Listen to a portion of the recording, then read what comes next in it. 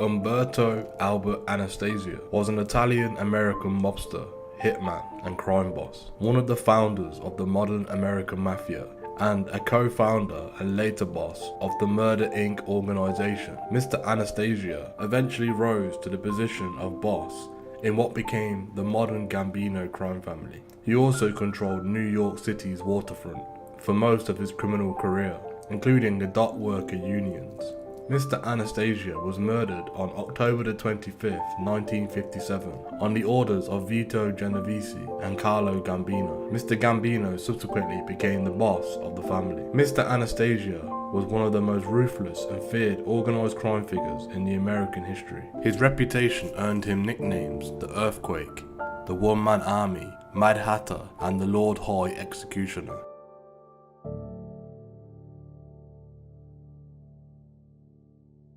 Mr. Anastasia was born Umberto Anastasio on September the 26th, 1902 in Paraglia, Calabria, Italy, to Bartolomeo Anastasio and Mariana Palestina.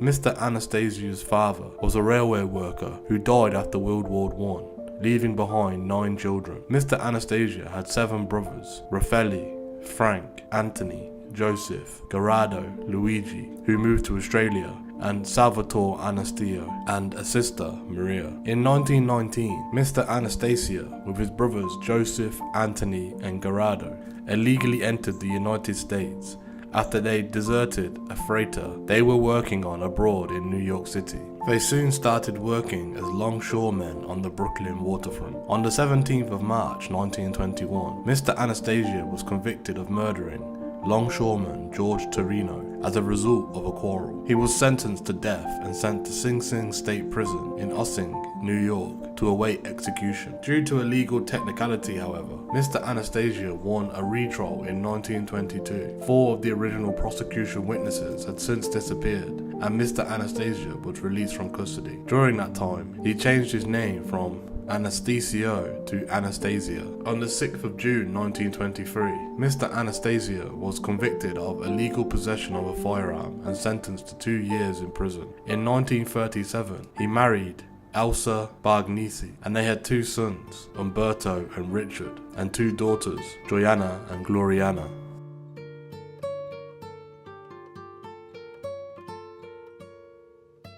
By the late 1920s, Mr. Anastasia had become a top leader in the International Longshoremen's Association, ILA, controlling 6 local chapters of the labor union in Brooklyn. Mr. Anastasia aligned himself with Giuseppe Joe the Boss Mazzero, a powerful mafia leader in Brooklyn.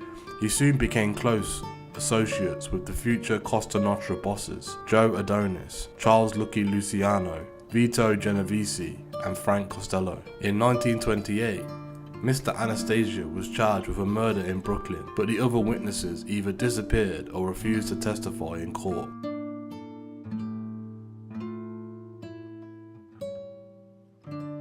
In early 1931, the Castellammarese War broke out between Joe Masseria and Salvatore Maranzano. In a secret deal with Mr. Maranzano, Mr. Luciano agreed to engineer the death of his boss, Mr. Masserino, in return for receiving Mr. Masseria's rackets and becoming Maranzano's second in command.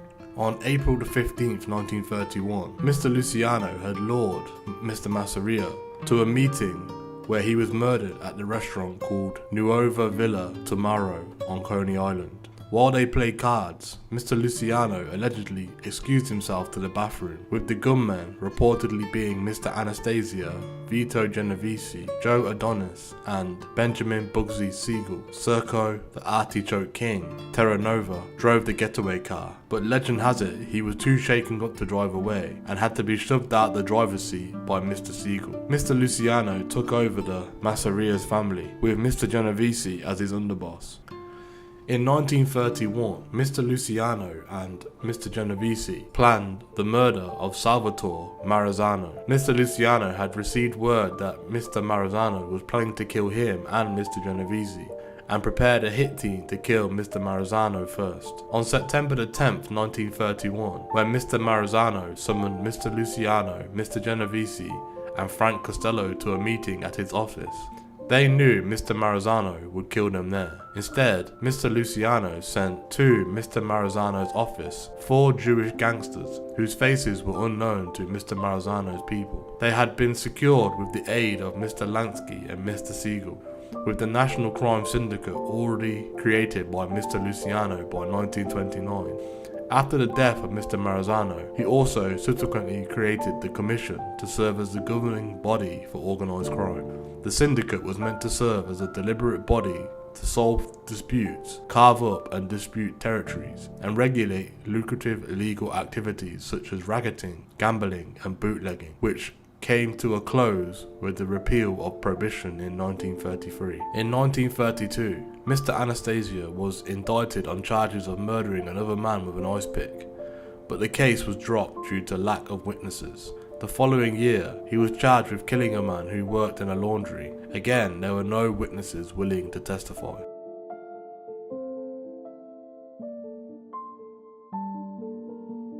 To reward Mr. Anastasia's loyalty, Mr. Luciano placed him and Louis Lepic Buchautla, the nation's leading labor racketeer, in control of the syndicate's enforcement arm, Murder Incorporated. The troupe, also known as the Brownsville Boys, was a group of Jewish and Italian contract killers which operated out of the back room of Midnight Roses, a candy store owned by mobster Louis Capone in the Brownsville neighborhood of Brooklyn. During its 10 years of operation, it is estimated that Murder Inc. committed thousands of murders, many of which were not solved.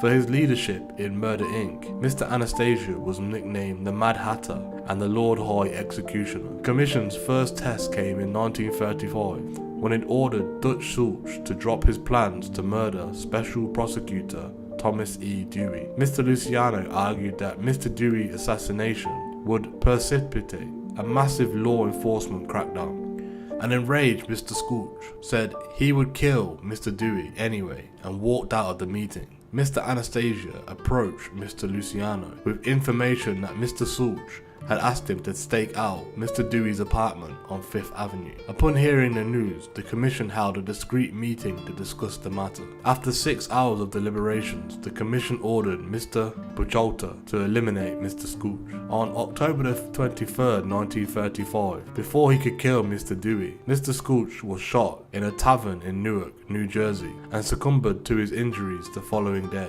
On June 7th, 1936, Mr. Luciano was convicted of 62 counts of forced prostitution. On the 18th of July 1936, he received a 30 to 50 year sentence in state prison. Mr. Genovese became the acting boss, but he was forced to flee to Italy in 1937 after being indicted on a 1934 murder. Mr. Costello now became the acting boss of the Luciano crime family. In 1939, Mr. Anastasia allegedly ordered the murder of Morris Diamond, a Teamster Union official in Brooklyn, who had opposed Mr. Buchautla's attempts to maintain control of the garment district of Manhattan.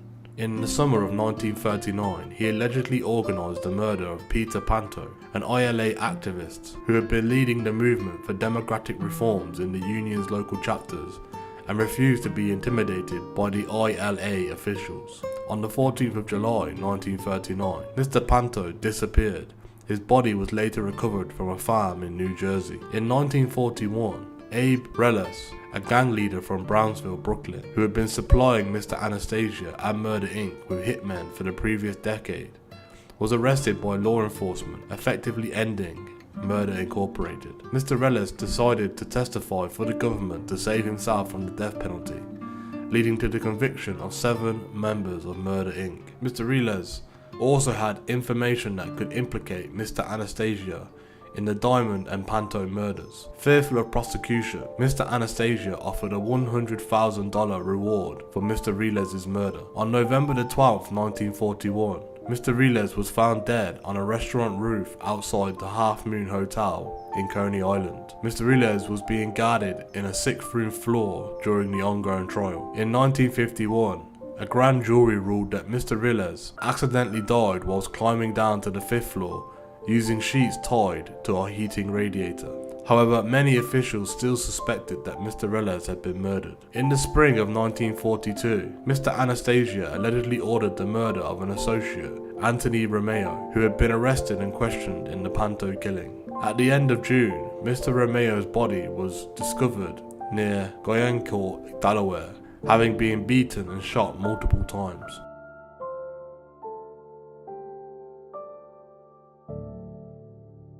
During World War II, Mr. Anastasia reportedly conceived a plan to win a pardon for the imprisoned Mr. Luciano by helping the war effort, with America needing allies in Sicily to advance the invasion of Italy, and the desire of the US Navy to dedicate its resources to the war. Mr. Anastasia orchestrated a deal to obtain lighter treatment and eventual parole for Mr. Luciano, in exchange for the mafia's protection of the waterfront and Mr. Luciano's assistance with his associates in Sicily. In 1942, Mr. Anastasia joined the US Army, likely motivated by a desire to escape the criminal investigations that were dismantling Murder Incorporated. Attaining the rank of technical sergeant, he trained soldiers to be longshoremen at Fort Indianatown Gap in Pennsylvania. In 1943, as a reward for his military services, he received US citizenship. The following year, Mr. Anastasia was honorably discharged and moved his family to a ranch house on Bluff Road in Fort Lee, New Jersey. In 1945, US military authorities in Sicily returned Mr. Genovese to the US to be tried for the murder of Ferdinand Bossia in 1934. However, after the death of the main prosecution witnesses, all charges were dropped against Mr. Genovese. In 1946, New York Governor Thomas E. Dewey commuted Mr. Luciano's sentence, and the federal government immediately deported him to Italy. In 1948, Mr. Anastasia bought a dressmaking factory in Hazleton, Pennsylvania, and left his waterfront activities in the control of his brother, Anthony.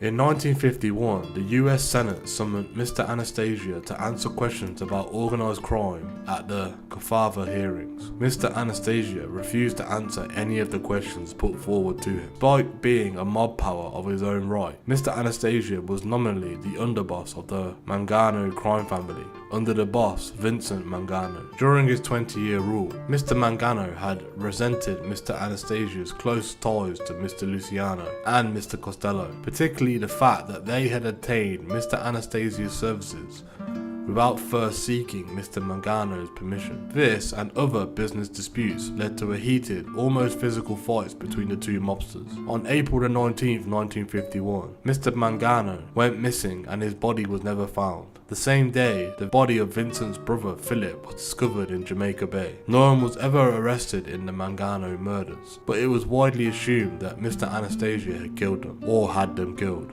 After the death of the Manganos, Mr. Anastasia, who had been serving as the acting boss of their family, met with the commission, claiming that the brothers wanted to kill him, yet did not admit to killing them. With Mr. Costello's prodding, the commission confirmed Mr. Anastasia's assertion as boss of the renamed Anastasia family.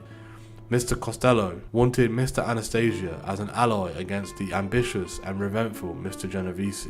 Mr. Anastasia was also supported by Joseph Bonanno, who simply wanted to avoid a gang war.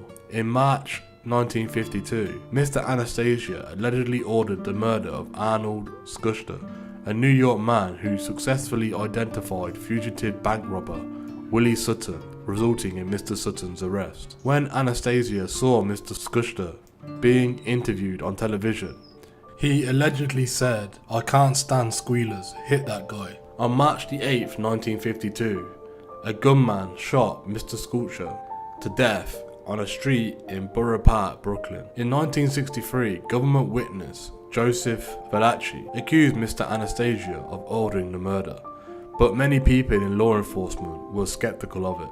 No one was ever arrested in the Sculpture murder. On December the 9th, 1952, the federal government filed a suit to denuclearize Mr. Anastasia and deport him because he lied on his citizenship application.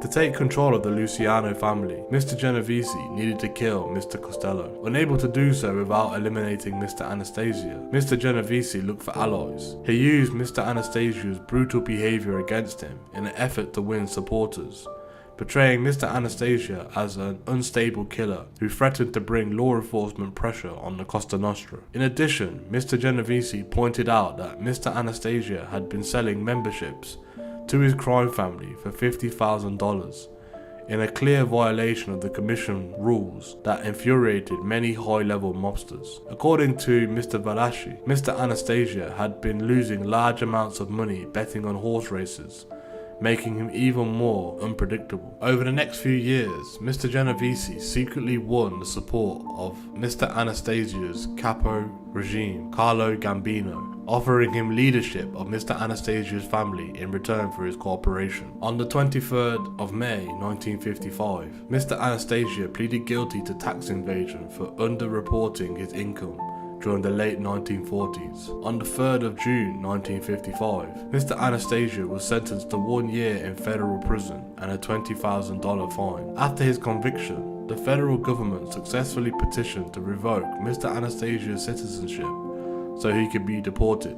However, on the 19th of September 1955, a higher court overturned this ruling. In early 1957, Mr. Genovese decided to move on Mr. Costello. On May 2nd, 1957, gunman Vincent Gigante shot and wounded Mr. Costello outside his building apartment.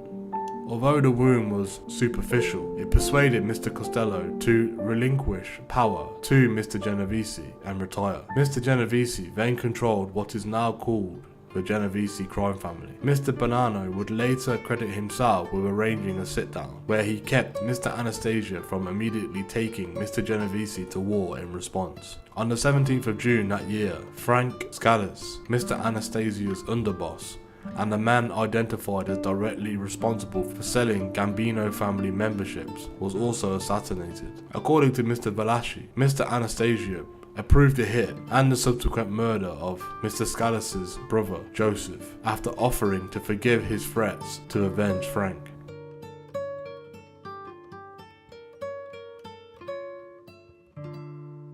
On the morning of October the 25th, 1957, Mr. Anastasia entered a barbershop of the Park Sheraton Hotel on 56th Street and 7th Avenue in Midtown Manhattan. Mr. Anastasia's driver picked up the car in an underground garage and then took a walk outside, leaving him unprotected. As Mr. Anastasia relaxed in the barber's chair, two men, scars covering their faces, rushed in, shoved the barber out of the way and fired at Mr. Anastasia.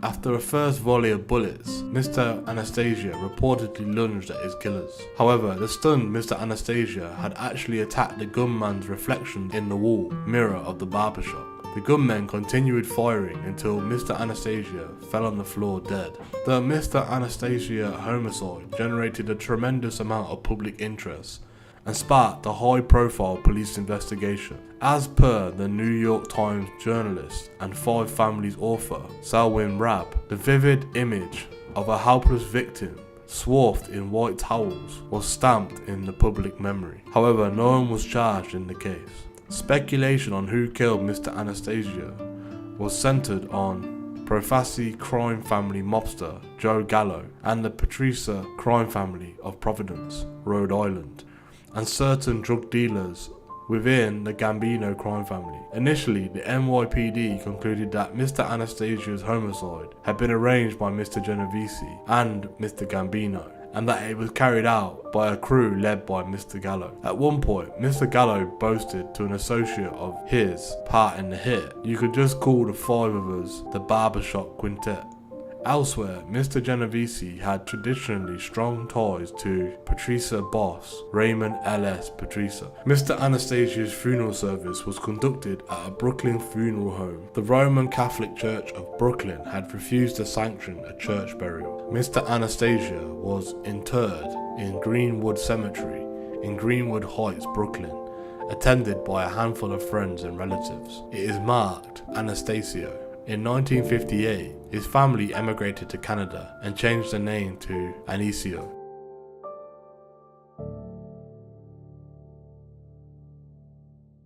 Mr. Gambino was expected to be proclaimed the boss of Mr. Anastasia's family on November 14, 1957, at a Palatine meeting called by Mr. Genovese to discuss the future of Costa Nostra in the light of his takeover. When the meeting was raided by the police, to the detriment of Mr. Genovese's reputation, Mr. Gambino's appointment was postponed to a later meeting in New York City. Under Mr. Gambino, Anthony Anastasio saw his power curtailed, and in frustration, he began passing information to the FBI shortly before his 1963 death. Mr. Genovese enjoyed a short reign as family boss. In 1957, after the disastrous Alapachin meeting, Mr. Luciano, Mr. Costello, and Mr. Gambino conspired to entrap Mr. Genovese with a narcotics conviction, bribing a drug dealer to testify he had personally worked with Mr. Genovese. On July 7, 1958, Mr. Genovese was indicted on narcotics trafficking charges.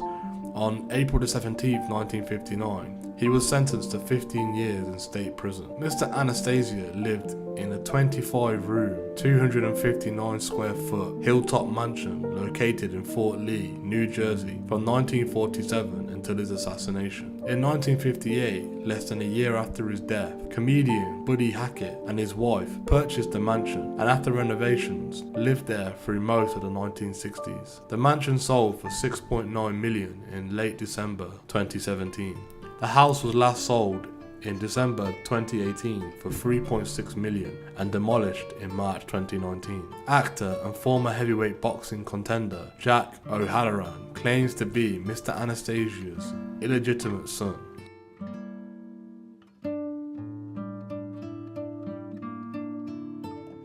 After Mr. Anastasia's assassination, the barber chairs in the Park Sheaton Hotel were repositioned to face away from the mirror. Mr. Anastasia's chair was later auctioned off for $7,000 in February 2012. The chair became an exhibit at the Mob Museum in Las Vegas.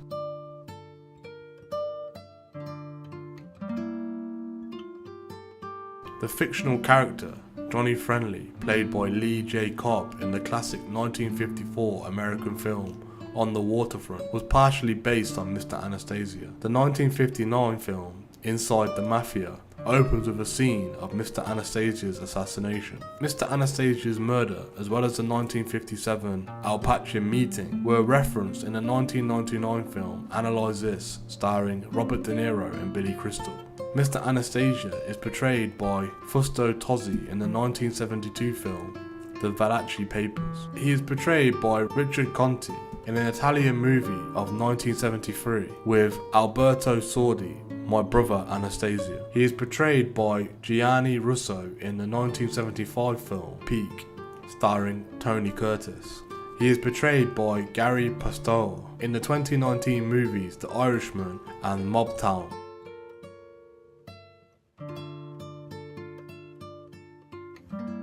TV series MASH makes reference to Mr. Anastasia's death anachronistically, as the Korean War had already been over for 4 years when Mr. Anastasia was killed. Season 4, Episode 12, Soldier of the Month, Hoyok Pierce sarcastically refers to sleeping soldier as Albert Anastasia's doorman. In the TV series The West Wing, Season 4, Episode 11, Holy Night, Jules Ziegler, the estranged father of the White House Communications Director Toby Ziegler, visits Toby at the White House. Following a query from the Justice Department, Toby asks his father, a former member of Murder Inc., when Albert Anastasia was killed. Jules answers October 1957, and later tells his son, "You should know when Anastasia was killed." Toby, who was still angry at his father for having been involved in organised crime, retorts, "I know when Anastasia was killed." In the episode of Sopranos, mob boss Junior Soprano tells his nephew Tony Soprano that he wishes problems were settled amicably, like when they were in the 1950s when it was peaceful. Tony replies he remembers seeing the picture of Anastasia all amicably in a pool of blood on the barbershop floor. "There were exceptions," Junior replied.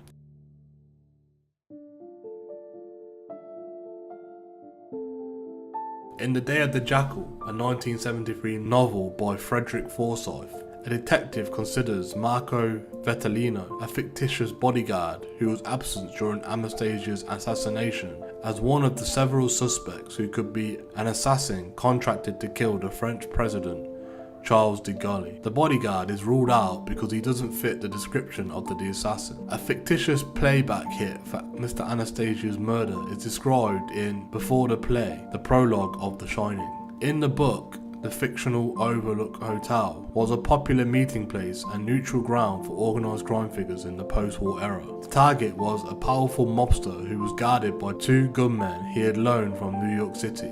Three hitmen with shotguns took out the bodyguards. They then shot down the target in his room and castrated his corpse as proof they had killed him. Mr. Anastasia's murder is mentioned in the Harold Robbins books The Raiders in 1995. In the book, the hit is carried out by an obfuscated assassin known only by the pseudonym Matilde Esther, Italian for greatly painful headache. Moira Matero's novel Sol del Almendra, meaning dancing to Almendra, is based on Mr. Anastasia's murder.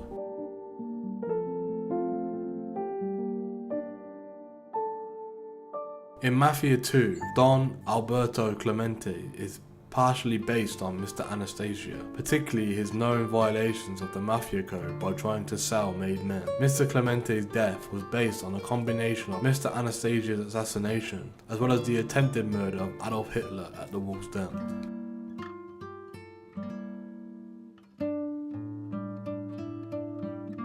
The rapper Rick Ross titled his 2010 mixtape the Albert Anastasia EP.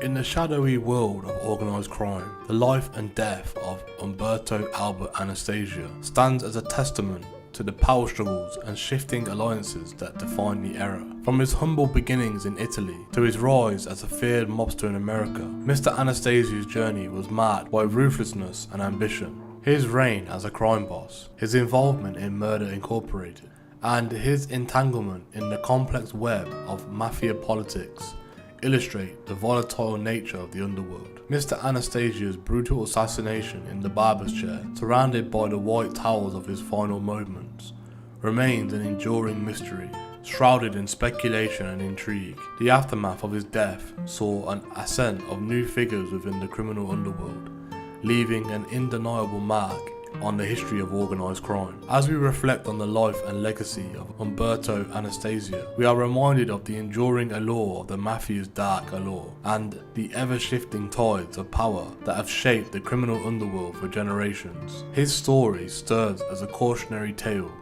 a glimpse into a world where power and violence walk hand in hand, and where the line between life and death is razor thin.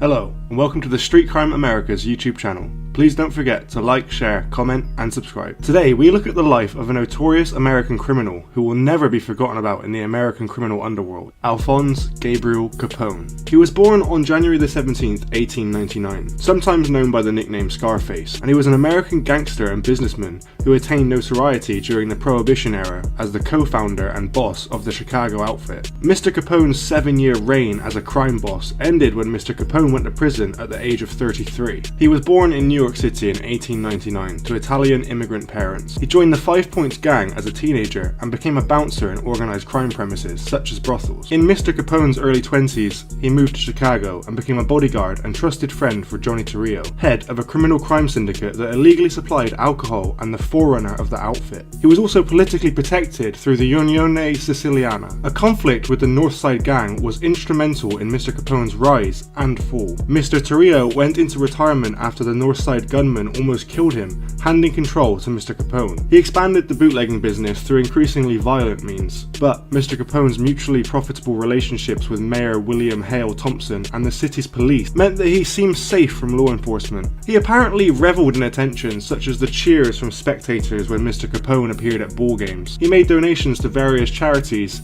and was viewed by many as a modern-day Robin Hood. However, the St. Valentine's Day massacre, in which 7 gang rivals were murdered in broad daylight, damaged the public image of Chicago and Mr. Capone. The federal authorities became intent on jailing Mr. Capone and charged him with 22 counts of tax evasion. He was convicted of 5 counts in 1931. During a highly publicized case, the judge admitted as evidence Mr. Capone's admissions of his income and unpaid taxes, made during prior and ultimately aborted negotiations to pay the government taxes that he owed. Mr. Capone was convicted and sentenced to 11 years in federal prison. After conviction, he replaced his defense team with experts in tax law, and Mr. Capone's grounds for appeal were strengthened by a Supreme Court ruling. But Mr. Capone's appeal ultimately failed. He showed signs of neurosyphilis early in his sentence and became increasingly debilitated before being released after almost 8 years of incarceration. On January 25th, 1947, Mr. Capone died of cardiac arrest after suffering a stroke. Mr. Capone was born in Brooklyn, New York on January 17th, 1899.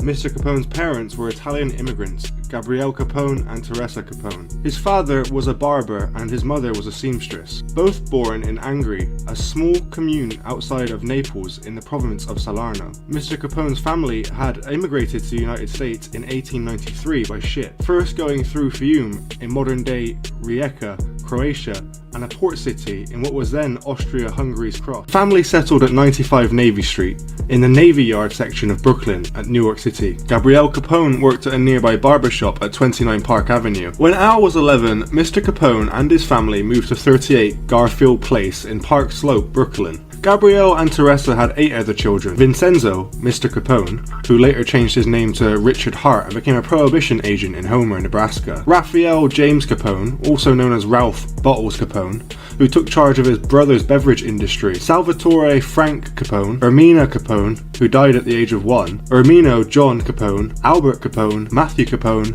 and Mafalda Capone. Ralph and Frank worked with Al Capone in his criminal empire. Frank did so until his death on April 1st, 1924. Ralph ran the bottling companies both legally and illegally early on and was also the frontman for the Chicago outfit for some time. Mr. Capone showed promise as a student but had trouble with the rules at Mr. Capone's strict Catholic school. His schooling ended at the age of 14 after he was expelled for hitting a female teacher in the face. He worked at odd jobs around Brooklyn, including a candy store and a bowling alley. From 1916 to 1918, Mr. Capone played semi-professional football. He was influenced by a gangster, Johnny, Mr. Torrio, whom Mr. Capone came to regard as a mentor. Mr. Capone married May Josephine Coughlin at age 19 on December 30th, 1918. May was Irish Catholic and earlier that month had given birth to their son, Albert Francis, or Sonny. Albert lost most of his hearing in his left ear as a child. Mr. Capone was under the age of 21 and his parents had to consent in writing to their marriage. By all accounts, the two had a happy marriage despite Mr. Capone's criminal lifestyle. Mr. Capone initially became involved with small-time gangs that included the Junior 40 Thieves and the Bowery Boys. Mr. Capone then joined the Brooklyn Rippers and then the powerful 5 Points Gang based in Lower Manhattan. During this time, Mr. Capone was employed and mentored by fellow racketeer Frankie Yale, a bartender in a Coley Island dance hall and saloon called the Harvard Inn. Mr. Capone inadvertently insulted a woman while working at the door, and Mr. Capone was slashed with a knife 3 times on the left side of his face by her brother, Frank Gluccio. The wounds led to the nickname Scarface, which Mr. Capone loathed. The date when this occurred has been reported with inconsistencies. When he was photographed, Scarface, or Mr. Capone, hit the scarred left side of his face, saying that the injuries were war wounds. Mr. Capone was called Snorky by his best friends, a term for a sharp dresser. In 1919, Mr. Capone left New York City for Chicago at the invitation of Johnny, or Mr. Torrio, who was imported by the crime boss James Big Jim Colissimo as an enforcer. Mr. Capone began in Chicago as a bouncer in a brothel, where he contracted syphilis. Timely use of Solvarsan probably could have cured the infection, but Mr. Capone apparently never sought treatment. In 1923, he purchased a small house at 7244 South Prairie Avenue in Park Manor neighborhood in the city's south side for $5,500. According to Chicago Daily Tribune, hijacker Joe Howard was killed on May 7th, 1923, after Mr. Howard tried to interfere with Mr. Capone and Mr. Torrio bootlegging their beer. In the early years of the decade, Mr. Howard's name began appearing in newspaper sport pages, where he was described as a boxing promoter. Mr. Torrio took over Mr. Calissimo's crime empire after the latter's murder on May 11th, 1920, in which Mr. Capone was suspected of being involved. The smaller North Side gang led by Dean O'Banion came under pressure from the Jenner brothers, who were allied with Mr. Torrio. Mr. O'Banion found that Mr. Torrio was unhelpful with the encroachment of the Jenners into the North Side,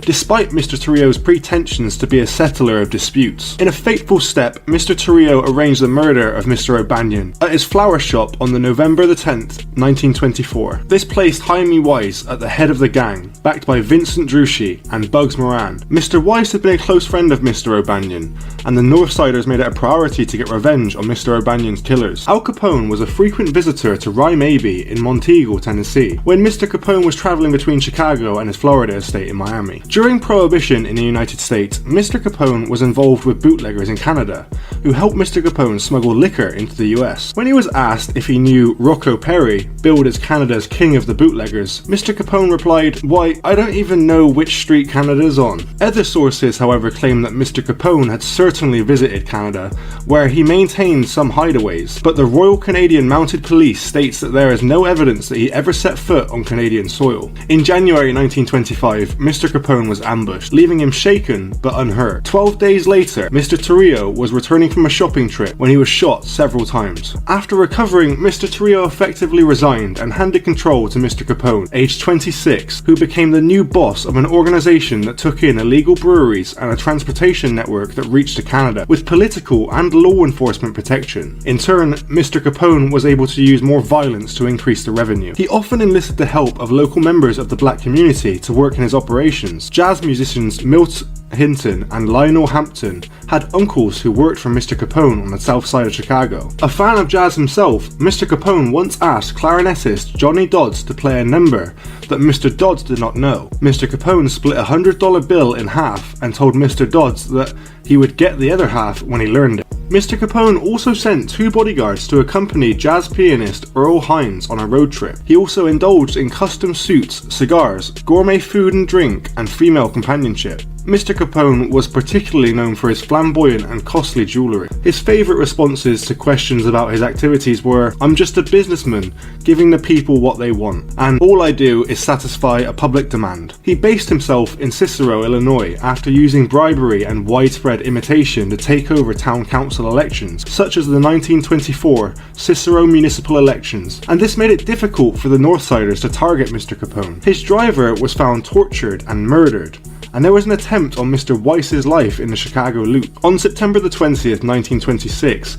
the Northside gang used a ploy outside Mr. Capone's headquarters at the Hawthorne Inn, aimed at drawing him to the windows. Gunmen in several cars then opened fire with Thompson submachine guns and shotguns at the windows at the first floor restaurant. Mr. Capone was unhurt and called for a truce, but the negotiations fell through. 3 weeks later, on October the 11th, Mr. Weiss was killed outside former Mr. O'Banion flower shop on the Northside headquarters. The owner of Hawthorne's restaurant was a friend of Mr. Capone's, and he was kidnapped and killed by Mr. Moran and Mr. Druschi in January 1927. Reports of Mr. Capone's intimidation became well known, to the point where it was alleged that some companies, such as the makers of Vine Glow, would use supposed Al Capone threats as a marketing tactic. Mr. Capone became increasingly security-minded and desirous of getting away from Chicago. As a precaution, Mr. Capone and his entourage would often show up suddenly at one of Chicago's train depots and buy up an entire Pullman sleeper car on a night train to Cleveland, Omaha, Kansas City, Little Rock, or Hot Springs, where they would spend a week in luxury hotel suites under assumed names. In 1928, Mr. Capone paid $40,000 to Clarence Bush of the Anheuser-Busch brewing family for a 10,000 square foot home at 93 Palm Avenue on Palm Island, Florida, in Biscayne Bay between Miami and Miami Beach. In November 1925, Antonio Lombardo was head of the Union Siciliana, a Sicilian-American benevolent society that had been corrupted by gangsters. An infuriated Joe Aelio, who had wanted the position himself, believed that Mr. Capone was responsible for Mr. Lombardo's ascension, and that Mr. Capone resented the non-Sicilians' attempts to manipulate affairs within the Union. Mr. Aiello then allied himself with several other Capone enemies, including Jack Zuta, who ran Vice and gambling houses together. Mr. Aiello plotted to eliminate both Mr. Lombardo and Mr. Capone, and starting in the spring of 1927,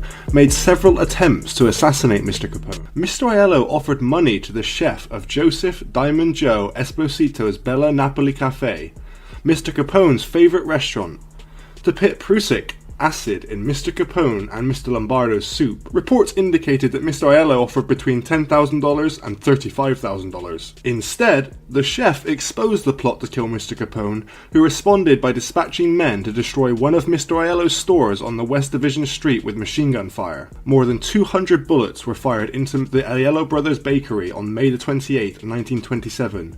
Wounding Joe's brother Antonio. During the summer and autumn of 1927, a number of hitmen Mr. Aiello hired to kill Mr. Capone were themselves killed. Among them were Anthony Russo and Vincent Spisuza, each of whom had been offered $25,000 by Mr. Aiello to kill Mr. Capone and Mr. Lombardo. Mr. Aiello eventually offered $50,000 reward to anyone who eliminated Mr. Capone. At least 10 gunmen tried to collect on Mr. Aiello's bounty, but ended up dead. Mr. Capone's ally, Ralph Sheldon, attempted to kill both Mr. Capone and Mr. Lombardo for Mr. Aiello's reward, but Mr. Capone's henchman Frank Nitti's intelligence network learned of the transaction and had Mr. Sheldon shot in front of a West Side hotel, although Mr. Sheldon did not die. In November 1927, Mr. Aiello organised machine gun ambushes across from Mr. Lombardo's home, and a cigar store frequented by Mr. Capone. But those plans were foiled after an anonymous tip led police to raid several addresses and arrest Milwaukee gunman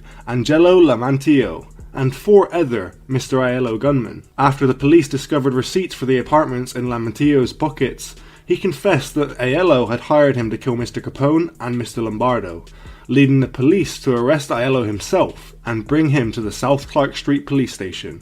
Upon learning of the arrest, Mr. Capone dispatched nearly 24 gunmen to stand guard outside the station and await Mr. Aiello's release. The men made no attempt to conceal their purpose there, and reporters and photographers rushed to the scene to observe Mr. Aiello's expected execution. The protagonists of Chicago's politics had long been associated with questionable methods, and even newspaper circulation wars. But the need for bootleggers to have protection in City Hall introduced a far more serious level of violence and graft. Mr. Capone is generally seen as having an appreciable effect in bringing about the victories of the Republican William Hale Thompson, especially in the 1927 mayoral race when Mr. Thompson campaigned for a wide open town, at one time hinting that he'd reopen illegal saloons. Such a proclamation helped Mr. Thompson's campaign gain the support of Mr. Capone, and Mr. Thompson allegedly accepted a contribution of $250,000 from the Gangster. In the 1927 mayoral race, Mr. Thompson beat William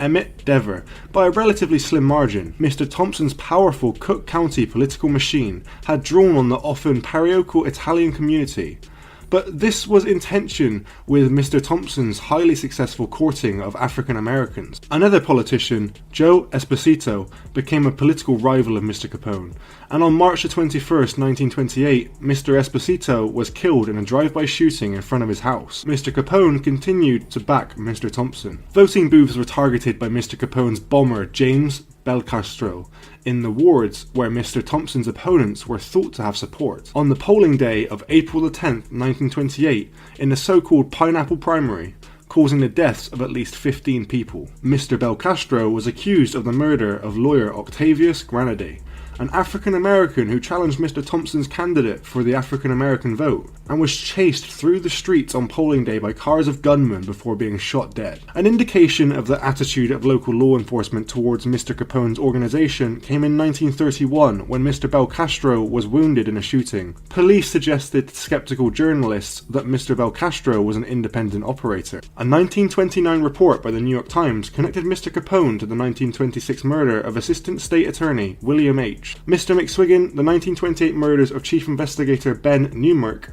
and the former mentor Frankie Yale. Mr. Capone was widely assumed to have been responsible for ordering the 1929 St. Valentine's Day massacre, Despite him being at his Florida home at the time of the massacre was an attempt to eliminate Bugs Moran, head of the Northside Gang, and the motivation for the plan may have been the fact that some expensive whiskey illegally imported from Canada via the Detroit River had been hijacked whilst it was being transported to Cook County, Illinois. Mr. Moran's secession had come about because his similarly aggressive predecessors, Mr. Weiss and Vincent Drucci, had been killed in the violence that followed the murder of the original leader, Dean O'Banion. To monitor their targets' habits and movements, Mr. Capone's men rented an apartment across from the trucking warehouse and garage at 2122 North Clark Street, which served as Mr. Moran's headquarters. On the morning of Thursday, February the 14th, 1929, Mr. Capone's lookouts signalled 4 gunmen disguised as police officers to initiate a police raid. The faux police lined the 7 victims along a wall and signalled for accomplices armed with machine guns and shotguns.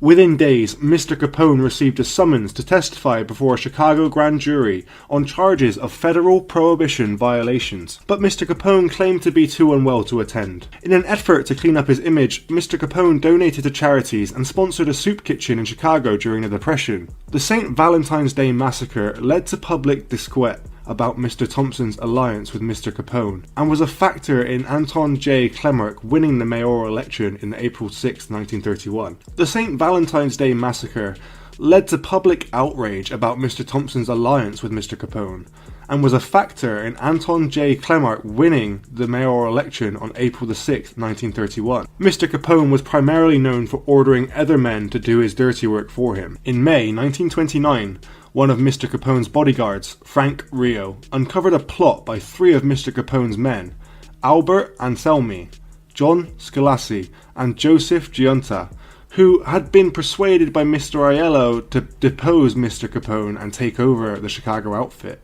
Mr. Capone later beat the men with a baseball bat and then ordered his bodyguards to shoot them, a scene that was included in the 1987 film The Untouchables. Deirdre Bair, along with writers and historians such as William Elliott Hazelgrove, have questioned the veracity of the claim. Mr. Bair questioned why 3 trained killers could sit quietly and let this happen, while Mr. Hazelgrove stated that Mr. Capone would have been hardly pressed to beat 3 men to death with a baseball bat. However, despite claims that the story was first reported by author Walter Noble Burns in his 1931 book, The One-Way Riddle, despite claims that the story was first reported by author Walter Noble Burns in his 1931 book, The One-Way Ride, The Red Trail, of Chicago Gangland from Prohibition to Jake Lingle, Mr. Capone biographers Max Allen Collins and A. Brad Schwartz have found versions of the story in press coverage shortly after the crime. Mr. Collins and Mr. Schwartz suggest that similarities among reported versions of the story indicate a basis in truth, and that the outfit deliberately spread the tale to enhance Mr. Capone's fearsome reputation. George Mayer, an associate of Mr. Capone's, also claimed to have witnessed both the planning of the murders and the event itself. In 1930, upon learning of Mr. Aiello's continued plotting against him, Mr. Capone resolved to finally eliminate Mr. Aiello. In the weeks before Mr. Aiello's death, Mr. Capone's men tracked him to Rochester, New York, where Mr. Aiello had connections through Buffalo crime family boss Stefano Magaddino, and plotted to kill Mr. Aiello there. But Mr. Aiello returned to Chicago before the plot could be executed. Mr. Aiello, angst-ridden from the constant need to hide out and the killings of several of his own men, set up residence in the Chicago apartment of the Unione Siciliana treasurer Pascal Patsy Presto at 205 N. Colmer Avenue. On October the 23rd, upon exiting Pascal's building to enter a taxicab, a gunman in a second-floor window across the street started firing at Mr. Aiello with a submachine gun. Mr. Aiello was said to have been shot at least 13 times before Mr. Aiello toppled off the building steps and moved around the corner, attempting to move out of the line of fire. Instead, Mr. Aiello moved directly into the range of a second submachine gun positioned on the 3rd floor of another apartment block and was subsequently gunned down. In the wake of the St. Valentine's Day massacre, Walter A. Strong, publisher of the Chicago Daily News, decided to ask his friend, President Herbert Hoover, for federal intervention to stem Chicago's lawlessness. He arranged a secret meeting at the White House just 2 weeks after Mr. Hoover's inauguration. On March 19, 1929, Mr. Strong, joined by Frank Loesch of the Chicago Crime Commission and Laird Bell, made their case to the president. In Mr. Hoover's 1952 memoir, the former president reported that Mr. Strong argued, "Chicago was in the hands of the gangsters. that the police and the magistrates were completely under their control, that the federal government was the only force by which the city's ability to govern itself could be restored. At once, Mr. Hoover directed that all the federal agencies concentrate upon Mr. Capone and his allies. That meeting launched a multi-agency attack on Mr. Capone. Treasury and Justice Departments developed plans for income tax prosecutions against Chicago gangsters, and a small elite squad of Prohibition Bureau agents, whose members included Elliot Ness, were deployed against bootleggers. In a city used to corruption, these lawmen were incorruptible. Charles Schwartz, a writer for the Chicago Daily News, dubbed them untouchables. To support federal efforts, Mr. Strong secretly used his newspaper's resources to gather and share intelligence on the Mr. Capone outfit. On March 27, 1929, Mr. Capone was arrested by FBI agents as Mr. Capone left the Chicago courtroom after testifying to a grand jury that was investigating violations of federal prohibition laws. Mr. Capone was charged with contempt of court for feigning illness to avoid an earlier appearance. On May 16, 1929, Mr. Capone was arrested in Philadelphia, Pennsylvania, for carrying a concealed weapon. On May 17, 1929, Mr. Capone was indicted at a grand jury, and a trial was held before Philadelphia Municipal Court. Following the entering of a guilty plea by Mr. Capone's attorney, he was sentenced to a prison term of 1 year. On August 8, 1929, Mr. Capone was transferred to Philadelphia's Eastern State Penitentiary. A week after Mr. Capone's release in 1930, Mr. Capone was listed as the #1 public enemy on the unofficial Chicago Crimes Commission widely publicized list. In April 1930, Mr. Capone was arrested on vagrancy charges when visiting Miami Beach. The governor had ordered sheriffs to run Mr. Capone out of the state. Mr. Capone claimed that Miami police had refused him food and water and threatened to arrest his family. Mr. Capone was charged with perjury for making these statements. In September, a Chicago judge issued a warrant for Mr. Capone's arrest on charges of vagrancy, and then used the publicity to run against Mr. Thompson in the Republican primary. In February 1931, Mr. Capone was tried on the contempt of court charge. In court, Judge James Herbert Wilkerson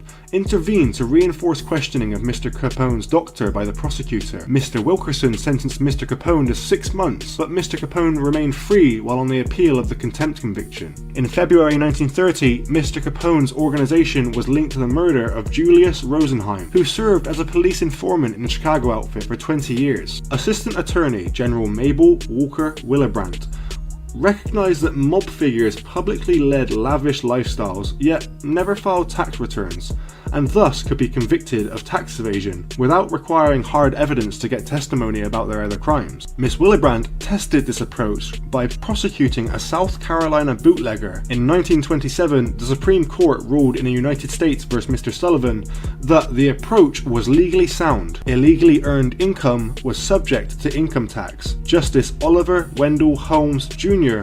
rejected the argument that the Fifth Amendment protected criminals from reporting illegal income. The IRS Special Investigation Unit chose Frank J. Wilson to investigate Mr. Capone. The key to Mr. Capone's conviction on tax charges was proving his income, and the most valuable evidence in that regard originated in Mr. Capone's offer to pay tax. Mr. Ralph, his brother and a gangster in his own right, was tried for tax evasion in 1930. Mr. Ralph spent the next 3 years in prison after being convicted in a 2-week trial over which Miss Wilkerson presided. Mr. Capone ordered his lawyer to regularize his tax position. Crucially, during the ultimately abortive negotiations that followed, Mr. Capone's lawyer stated the income that Mr. Capone was willing to pay tax on for various years, admitting income of $100,000 for 1928 and 1929, for instance. Hence, without any investigation, the government had been given a letter from a lawyer acting for Mr. Capone, conceding Mr. Capone's large taxable income for certain years. On March 13, 1931, Mr. Capone was charged with income tax evasion for 1924 in a secret grand jury. On June 5,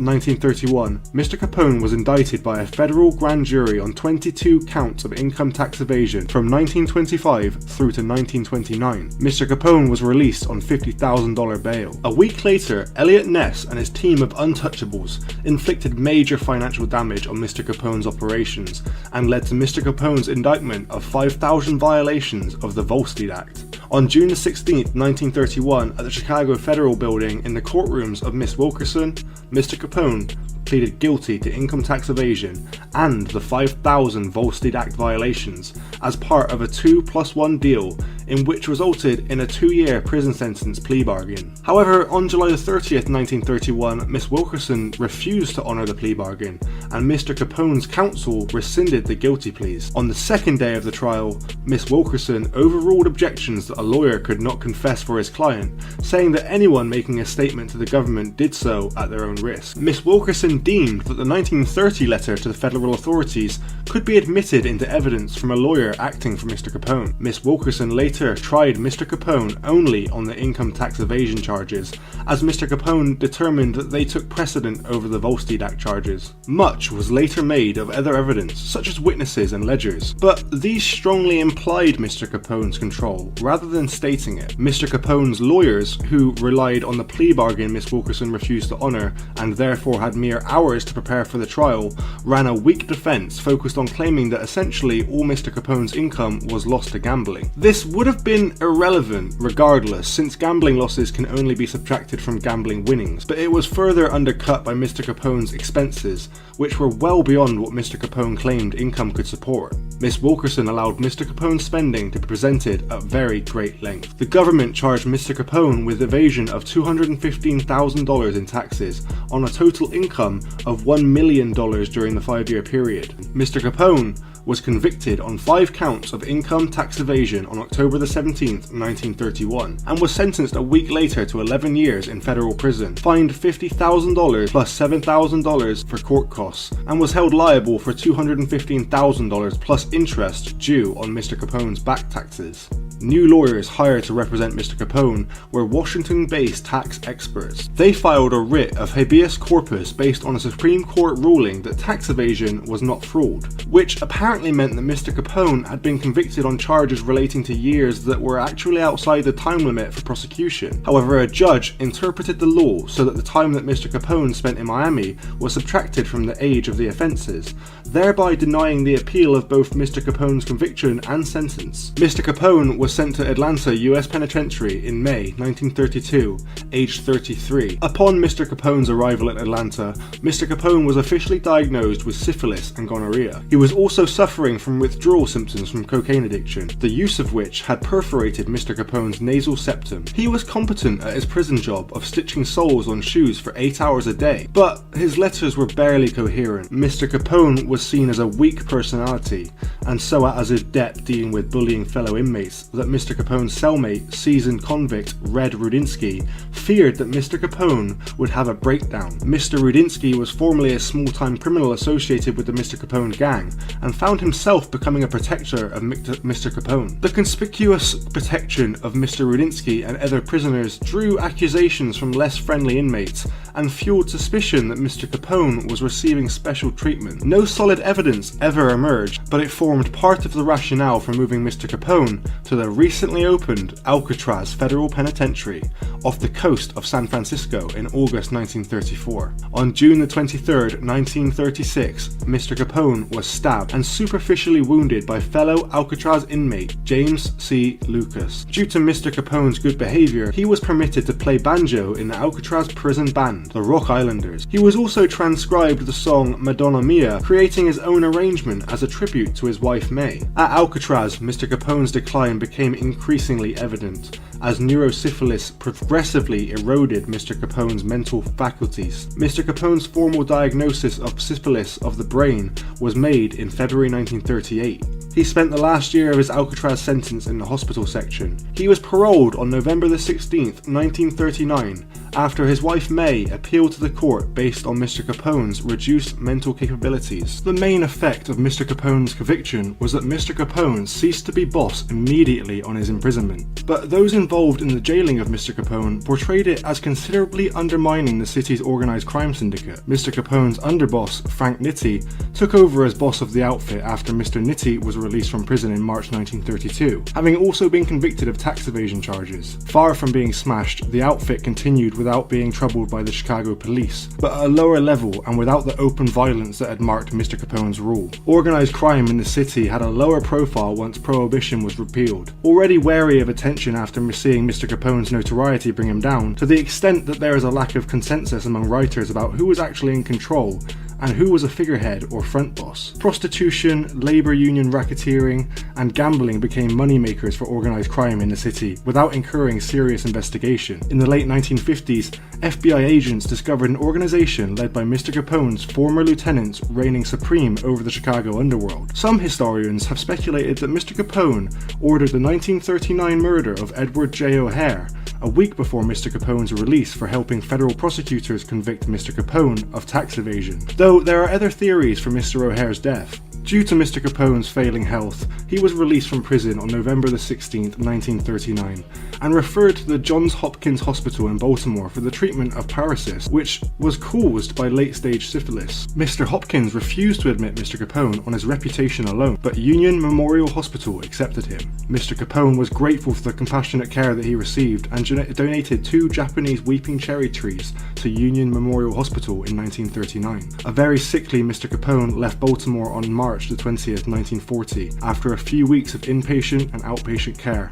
for Palm Island, Florida. In 1942, after mass production of penicillin was started in the United States, Mr. Capone was one of the first American patients treated by the new drug. Though it was too late for Mr. Capone to reverse the damage to his brain, it did slow down the progression of the disease. In 1946, Mr. Capone's physician and a Baltimore psychiatrist examined him and concluded that he had the mentality of a 12-year-old child. He spent the last years of his life at his mansion in Palm Island, Florida, spending time with his wife and grandchildren. On January the 21st, 1947, Mr. Capone had a stroke. He regained consciousness and started to improve, but contracted bronchopneumonia. He suffered a cardiac arrest on January the 22nd, and on January the 25th, surrounded by his family in his home, Mr. Capone died after his heart failed as a result of apoplexy. Mr. Capone had his body transported back to Chicago a week later and a private funeral was held. He was originally buried at Mount Olivet Cemetery in Chicago. In 1950, his remains, along with those of his father Gabriel and his brother Salvatore, were moved to Mount Carmel Cemetery in Hillside, Illinois. Mr. Capone is one of the most notorious American gangsters of the 20th century and has been the major subject of numerous articles, books, and films, particularly from 1925 to 1929. Shortly after Mr. Capone relocated to Chicago, he enjoyed status as the most notorious mobster in the country. He cultivated a certain image of himself in the media that made him a subject of fascination. His personality and character have been used in fiction as a model for crime lords and criminal masterminds ever since his death. The stereotypical image of a mobster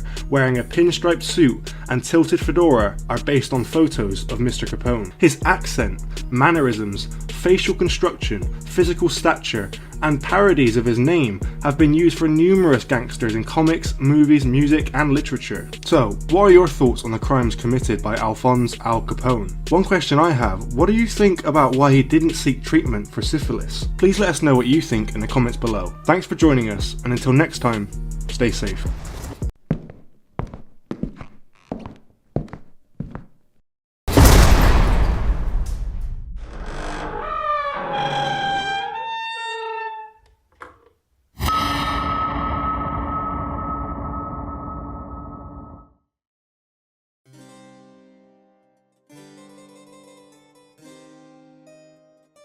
In the annals of American organized crime, Benjamin Bugsy Siegel stands as a legendary figure whose name is synonymous with the transformation of the Las Vegas Strip. Charismatic and strikingly handsome, Bugsy Siegel was not merely a mobster, but a trailblazing force who left an undeniable mark on the criminal underworld. Born in 1906 to a struggling Ashkenazi Jewish family that had immigrated from the Galicia region of Austria in Hungary, Bugsy's upbringing in the rough neighbourhoods of New York shaped his path. He left school at a young age, becoming entangled with street gangs on the Lower East Side. His criminal career began with petty thefts, but it was his encounter with Mo Sedway that set him on a more sinister course. Together, they initiated a protection racket, terrorising pushcart owners into paying for their safety. As Bugsy Siegel's criminal record grew, it included offences ranging from armed robbery to murder. His reputation for violence and audacity caught the attention of influential figures within both the Jewish mob and the Italian-American mafia. Alongside his close friend, Meyer Lansky, Bugsy Siegel formed the Bugs and Meyer mob, specializing in everything from gambling to car theft. They were pioneers, predating the infamous Murder Inc., in handling hits for various bootlegging gangs. Prohibition, which banned alcohol in the United States, opened new avenues for organized crime, and Bugsy Siegel seized the opportunity, becoming a bootlegger during this era. However, with the repeal of Prohibition in 1933, he transitioned to gambling, marking a significant shift in his criminal pursuits. In 1936, Bugsy left New York for California, where his role primarily shifted to that of a hitman and an enforcer, earning a fearsome reputation for his prowess with firearms and violence. He faced trial for the murder of fellow mobster Harry Greenberg, ultimately being acquitted the following year. The next chapter of Bugsy Siegel's life took him to the burgeoning desert oasis of Las Vegas, Nevada. Here he played a pivotal role in handling and financing some of the original casinos, notably assisting developer William R. Wilkerson with the troubled Flamingo Hotel project. Taking charge of the final construction stages, Bugsy envisioned a luxurious establishment offering gambling, fine dining and entertainment. The Flamingo Hotel opened its doors on December 26, 1946, but initially faced a lukewarm reception. Undeterred, Bugsy Siegel persevered, making renovations and improving the hotel's reputation. By March 1947, the Flamingo was finally a success, but time was running out for its visionary founder.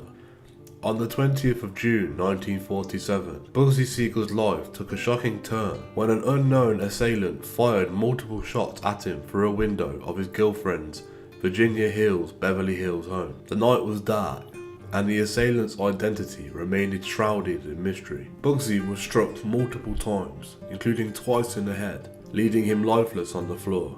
The crime, a brazen and audacious hit, sent shockwaves through the criminal underworld. Bugsy Siegel, the charismatic mobster who had played a pivotal role in shaping the future of Las Vegas, lay dead, his legacy hanging in the balance. As the investigation into Bugsy's murder began, questions swirled. Who had ordered this shocking hit? Was it a power play from within the syndicate? Or perhaps revenge from a forgotten enemy? The answer to these questions would uncover a web of deception, betrayal, and dark secrets, leaving the world to wonder about the true story behind the demise of Benjamin Bugsy Siegel, the man who forever changed the course of the Las Vegas Strip.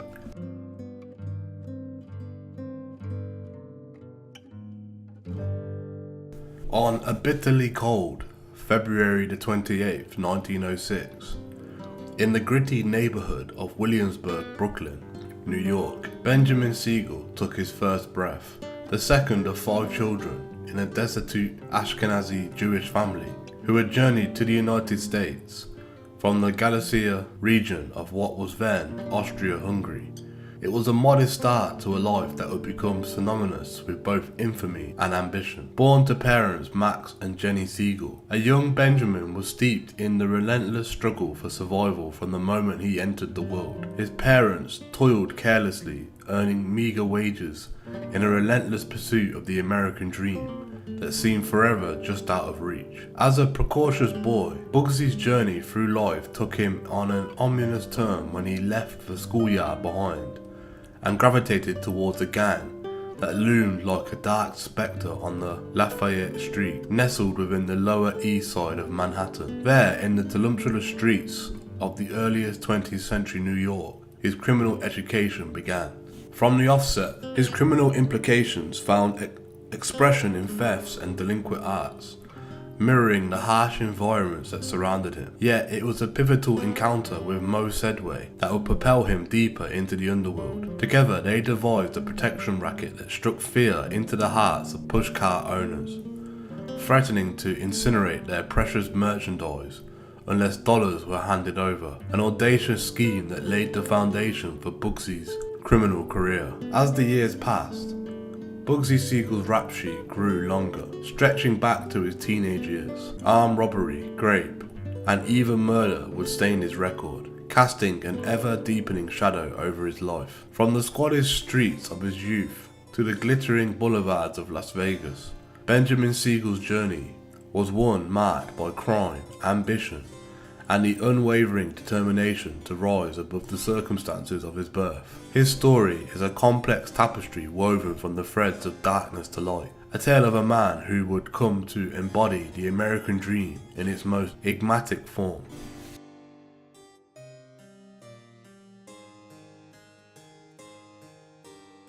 In the tumultuous years of adolescence, Benjamin Siegel forged a friendship with Meyer Lansky that would forever change the course of their lives. Their alliance would give rise to a formidable criminal enterprise known as the Bugs and Mayer Mob, a name that would strike fear into the hearts of their adversaries and resonate in the annals of the underworld lore. Meyer Lansky, already a man with a storied past, had a vision. He saw a need for the Jewish boys of their Brooklyn neighborhood to organize just as effectively as their Italian and Irish counterparts. His first recruit into the fledgling criminal brotherhood was none other than Benjamin Siegel, whose quick wit and audacious nature made him an invaluable asset. Their early exploits centered around gambling and car theft, but it didn't take long for the duo to recognize the boundless opportunities that Prohibition had unleashed.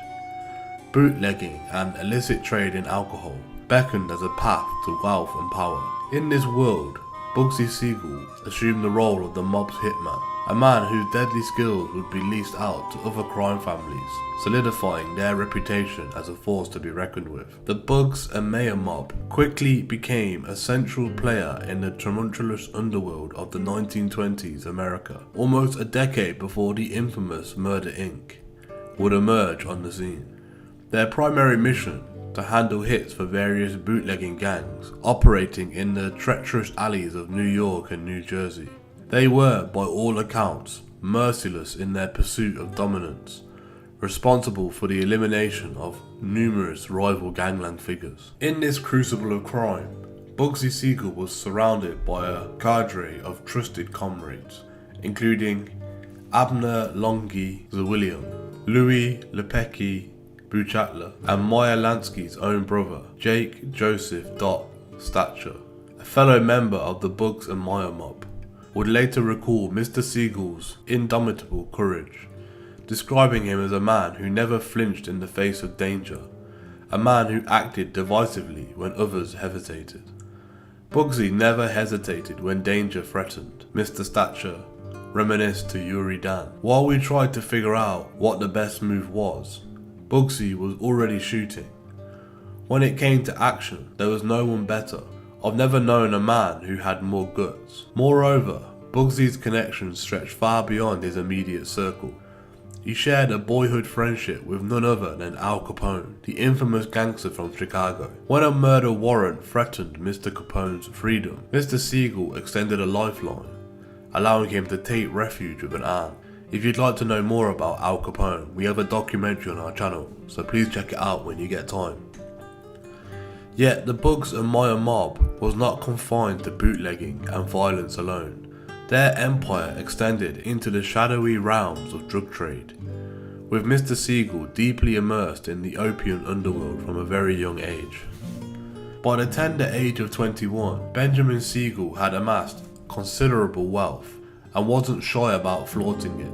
He acquired opulent residences, including an apartment at the prestigious Waldorf Austria Hotel and a Tudor home in the upscale enclave of Scarsdale, New York. His wardrobe was as flashy as his reputation, and he was a fixture in the vibrant nightlife of New York City. Their ascent reached a pivotal moment in May 1929, when both Meyer Lansky and Bugsy Siegel, the Bugs and Mayer Mob, at the Atlantic City Conference, held at the opulent Ritz-Carlton Hotel in Atlantic City, New Jersey. The conference hosted luminaries of organized crime, including Charles Lucky Luciano and former Chicago Southside gang leader Johnny Torrio. We have a documentary on Johnny Torrio on our channel, so please check it out if you get some time. It was a watershed moment, a gathering that discussed the future of organised crime and the structural changes within the mafia crime families. At this conference, Benjamin Siegel made a statement that resonated. The Yids and the Dagos will no longer fight each other. This was but the beginning of a journey that would take Bugsy Siegel from the dark alleys of Brooklyn to the neon-lit boulevards of Las Vegas, leaving an undeniable mark on the American criminal landscape. His story, entwined with that of Meyer Lansky, is one of ambition, audacity, and unyielding determination. A tale that will forever define the legacy of Benjamin Bugsy Siegel.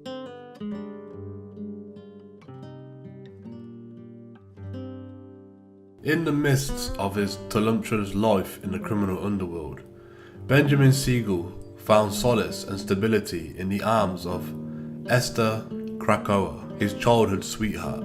On a winter's day in January the 28th, 1929, they exchanged their vows, marking the beginning of their journey of husband and wife. From this union blossomed a family that would bear witness to both the glitz and the shadows of their patriarch's life. Benjamin and Esther Siegel welcomed two daughters into their world, Millicent Siegel, who would later become Millicent Rosen, and Barbara Siegel, who would take the name Barbara Stapperstein.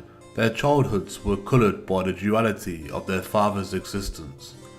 A man celebrated in some circles and feared in others. Yet, amidst the complexities of their family life, Bugsy Siegel's reputation as a womanizer cast a long shadow. His extramarital affairs and involvement with other women strained the bonds of his marriage, ultimately leading to its dissolution in 1946. The end of their union marked a pivotal moment in the family's history. Esther, along with their teenage daughters, made the difficult decision to relocate to New York City, distancing themselves from the turbulent life that had come to define Benjamin Siegel.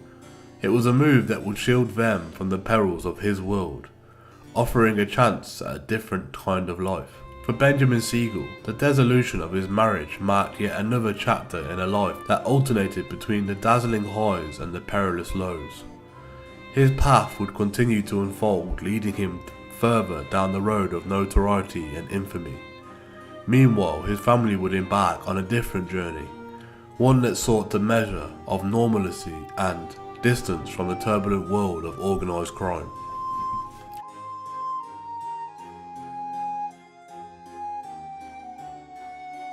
As the late 1920s dawned, Meyer Lansky and Benjamin Siegel's rise in the criminal world brought them into close contact with figures who would come to define the future of organised crime. These included Charles Lucky Luciano and Frank Costello, who would eventually become the boss of the formidable Genovese crime family.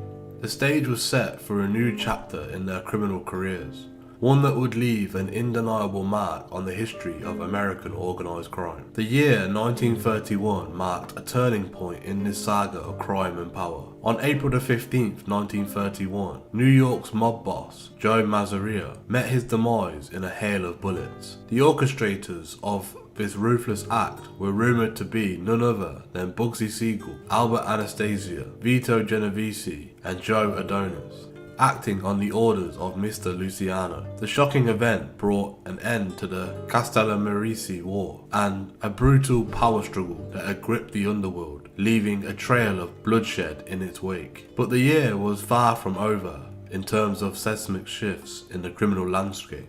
On September 10th, 1931, Mr. Luciano took another decisive step, hiring 4 gunmen from the Bugs and Mayer mob, although some sources point to Bugsy Siegel as one of the gunmen, to eliminate Salvatore Maranzano in his New York office. This audacious act not only solidified Mr. Luciano's ascendancy within the ranks of the mafia, but also marked the dawn of the modern American organised crime as we know it.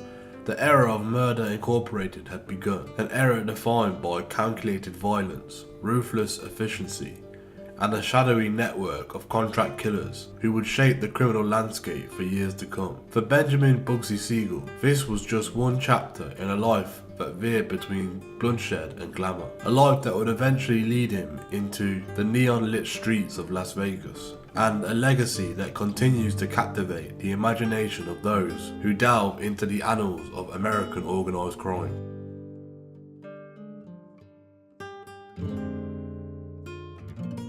In the wake of Salvatore Maranzano's demise, Charles Lucky Luciano and Meyer Lansky seized the opportunity to reshape the criminal landscape. They coalesced various crime families into what would become the National Crime Syndicate, wielding formidable power behind the scenes to maintain order and prevent the violent gang wars that had plagued the underworld. They established the Commission, a body tasked with dividing mafia territories and resolving disputes. During this pivotal period, Benjamin Bugsy Siegel, together with his associates, played a central role in the creation of Murder Inc. This clandestine organisation was a shadowy network of contract killers, ensuring that Mr. Luciano and Mr. Lansky's vision was enforced with ruthless efficiency. Although Mr. Siegel and Mr. Lansky would eventually shift their focus, control over Murder Inc. passed into the hands of Albert Anastasia and Louis Lepecki Bolcher. Nonetheless, Bugsy Siegel continued to ply his deadly trade as a hitman, leaving a trail of violence in his wake. Remarkably, Bugsy Siegel's only conviction during this tumultuous period only occurred in Miami. On February 28, 1932, he found himself in legal trouble, arrested for gambling and vagrancy. Swiftly, he produced a roll of bills, paying a $100 fine, and was back on the streets. Yet Bugsy's life was far from free of conflict. He found himself embroiled in a bitter dispute with the Fabrizio brothers, associates of the notorious Waxy Gordon. Mr. Gordon had hired the Fabrizio brothers after Mr. Lansky and Mr. Siegel provided crucial information to the IRS, leading to Mr. Gordon's imprisonment for tax evasion in 1933. This vendetta spiraled out of control when the Fabrizios attempted to assassinate Bugsy Siegel and Meyer Lansky. In a gruesome turn of events, Mr. Siegel hunted down and murdered the Fabrizio brothers, quashing their assassination plot. Tony Fabrizio had begun writing a memoir that detailed the nationwide kill for hire squad led by Bugsy Siegel. Alarmed by these revelations, the mob acted swiftly, discovering Fabrizio's intentions before he could execute them. In 1932, Bugsy Siegel devised a cunning plan. After checking into a hospital to establish an alibi, he, along with two accomplices, approached Tony Fabrizio's house, posing as detectives to lure him outside. They ambushed and gunned him down in cold blood. But Mr. Siegel's violent tendencies extended beyond personal vendettas. In 1935, he played a pivotal role in Charles Luciano's alliance with Dutch Sulch, leading to the murders of rival loan sharks Louis Petty Amberg and Joseph C. Amberg. Bugsy Siegel's life was a labyrinth of treacherous alliances, deadly conflicts, and underworld machinations.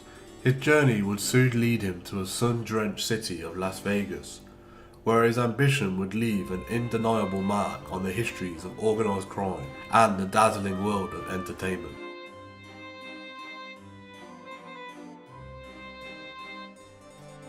As the shadows of danger closed in on him, Bugsy Siegel received a chilling message from his associates. His hospital alibi was unravelling, and his enemies were closing in on the murderous intent. Faced with the looming threats to his life, Mr. Siegel made a strategic move that would forever change his criminal trajectory. He relocated to the sun-soaked shores of California in the late 1930s. Mr. Siegel had been no stranger to the West Coast, having made several trips there since 1933. However, his mission in California was now to develop syndicate sanctioning gambling rackets in collaboration with Los Angeles family boss Jack Dragna. The East Coast mob recognized the potential in the California dream, and they entrusted Bugsy Siegel with the task of expanding their criminal enterprises. Upon his arrival in Los Angeles, Mr. Siegel swiftly recruited the formidable gang boss Mickey Cohen as his chief lieutenant.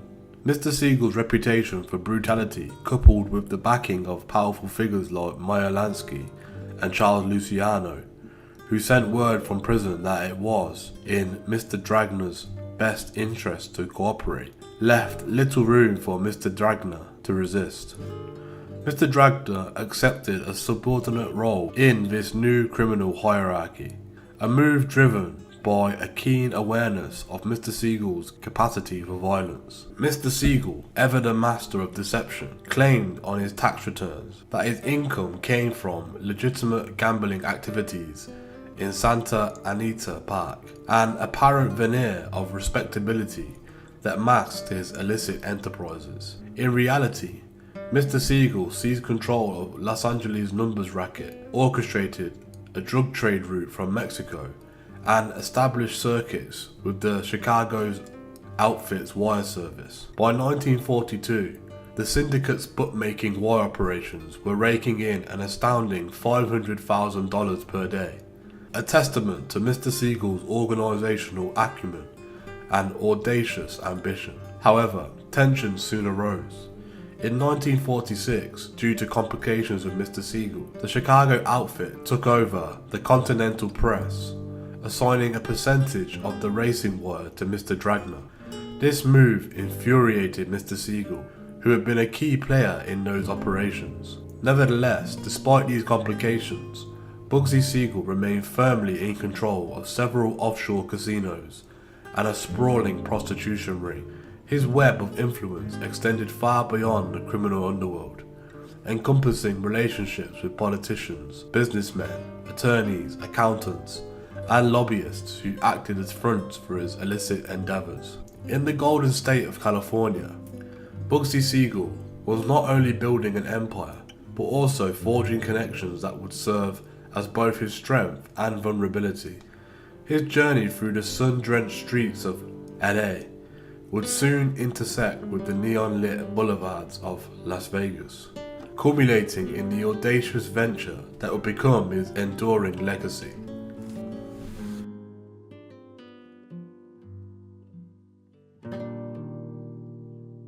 In the dazzling realm of Hollywood, Bugsy Siegel was not just a criminal mastermind, but a charismatic figure who effortlessly infiltrated the highest echelons of society, forging bonds with some of the biggest names in the movie industry. Among his illustrious circle of friends were Hollywood legends like George Raft, Clark Gable, Gary Cooper, and Cary Grant. Studio executives Louis B. Mayer and Jack L. Warner were counted as his associates. Actress Jean Harlow, in particular, held a special place in Mr. Siegel's life, serving as a friend and even becoming the godmother of his daughter, Millicent. Mr. Siegel's lavish Beverly Hills home played host to extravagant parties that were the talk of the town, drawing the creme de la creme of the entertainment industry. Young celebrities at the time, including Tony Curtis, Phil Silvers, and Frank Sinatra, admired and looked up to Bugsy Siegel, drawn by his enigmatic allure and audacious lifestyle. Mr. Siegel's romantic entanglements were equally captivating. He had relationships with prominent women, including the socialite Countess Dorothy DeFrasso. His alliance with the Countess took him on a journey to Italy in 1938, where he encountered Benito Mussolini. In a daring move, Mr. Siegel attempted to sell weapons to the Italian dictator. During this time, he also crossed paths with Nazi leaders from Hermann Göring and Joseph Goebbels. An aversion to these high-ranking Nazis led Mr. Siegel to making an astonishing offer. He volunteered to assassinate them. Only the Countess's fervent pleas prevented him from following through on this dangerous proposition. However, in Hollywood, Bugsy Siegel wasn't merely a socialite. He was a shrewd operator. He worked in tandem with the syndicate to establish illegal rackets within the movie industry. One of his cunning schemes involved extorting movie studios. Mr. Siegel took control of local trade unions, including the Screen's Extra Guild and the Los Angeles Teamsters. He would then stage strikes, effectively halting studio productions until they paid him off to ensure that the unions resumed work. It was a lucrative venture, one that exploited the very heart of Hollywood's economic engine. Mr. Siegel's audacity extended to his financial dealings. He borrowed significant sums of money from celebrities and never bothered to repay them, confident that they would never dare demand the funds. In his first year in Hollywood alone, he managed to secure over $400,000 in loans from movie stars. Bugsy Siegel's life in Hollywood was a heady mix of glamour, crime, and audacious manipulation. He had not only infiltrated the upper echelons of the entertainment world, but had also harnessed its power and resources for his own criminal enterprises. It was a time when the line between the silver screen and the shadows of organised crime blurred, and Bugsy Siegel stood firmly at the intersection of these two worlds.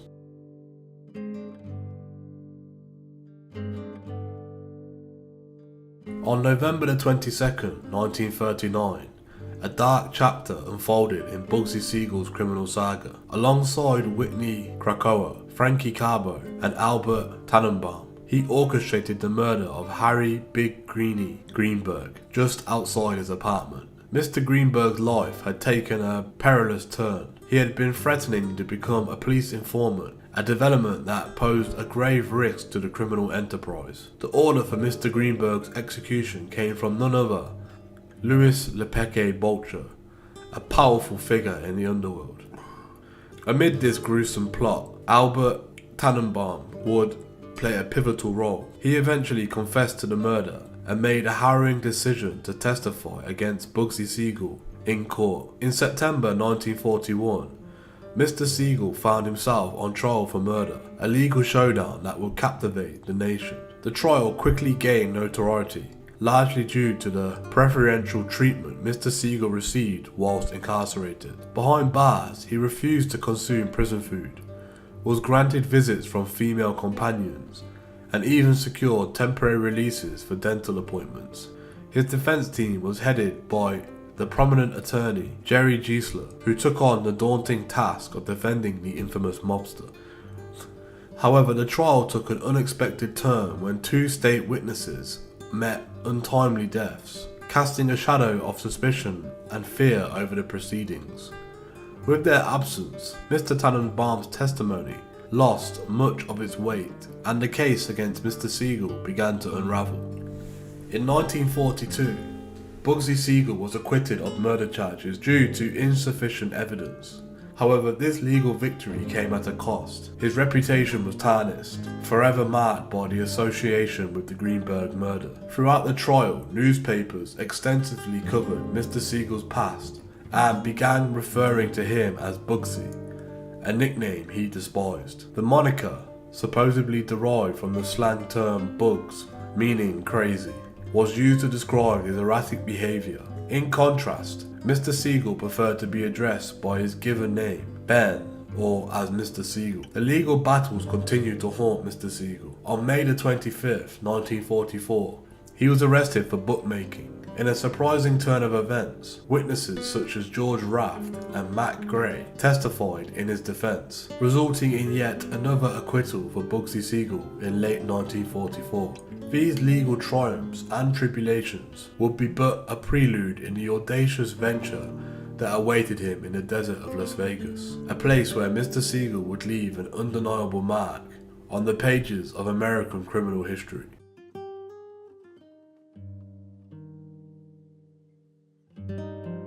In 1945, Bugsy Siegel glimpsed a chance to shred his criminal notoriety and venture into legitimate business territory. The opportunity presented itself in the form of the Flamingo Hotel, a project helmed by William R. Wilkerson. It was here in the arid expanse of Las Vegas that Mr. Siegel would embark on a transformation that would forever alter the course of his life and leave an undeniable mark in American criminal history. Mr. Siegel's interest in the potential of southern Nevada had taken root in the 1930s when he and Mo Sedway had ventured there to explore new opportunities. Their initial foray centered around providing illicit services to crews constructing the Boulder Dam. However, Mr. Siegel soon passed the reins of these operations to Mr. Sedway and departed for the allure of Hollywood. As the mid-1940s rolled around, Mr. Siegel was busy setting the stage in Las Vegas while his trusted lieutenants crafted a business strategy aimed at monopolizing all gambling activities in LA. In May 1946, he made a pivotal decision to alter the agreement with Mr. Wilkinson in a way that would grant him control of the Flamingo Hotel. With the Flamingo firmly under his sway, Mr. Siegel envisioned transforming it into a hub of entertainment and opulence.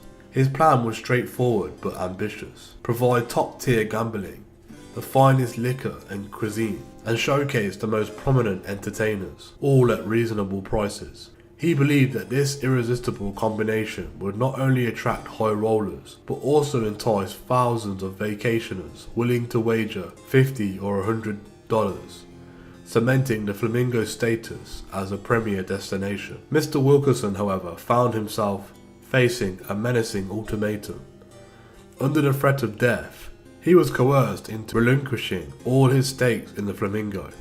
In the aftermath of this high-stakes power play, Mr. Wilkerson sought refuge in the safety of Paris. From that point forward, the Flamingo Hotel became a syndicate-run establishment, a testament to Bugsy Siegel's determination and audacity.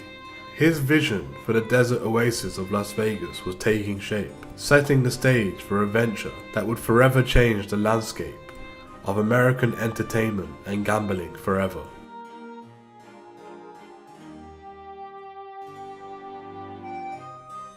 With the Flamingo Hotel project in full swing, Bugsy Siegel embarked on an extravagant spending spree that would come to define the very essence of Las Vegas. He was determined to construct the grandest and most opulent building imaginable, a bold vision that defined the post-war shortages at the time. As the construction progressed, Mr. Siegel's demands pushed the project's costs to astronomical levels. His insatiable appetite for luxury led to his checks bouncing, raising eyebrows and concerns. By October 1946, the Flamingo's expenses had already eclipsed the $4 million mark.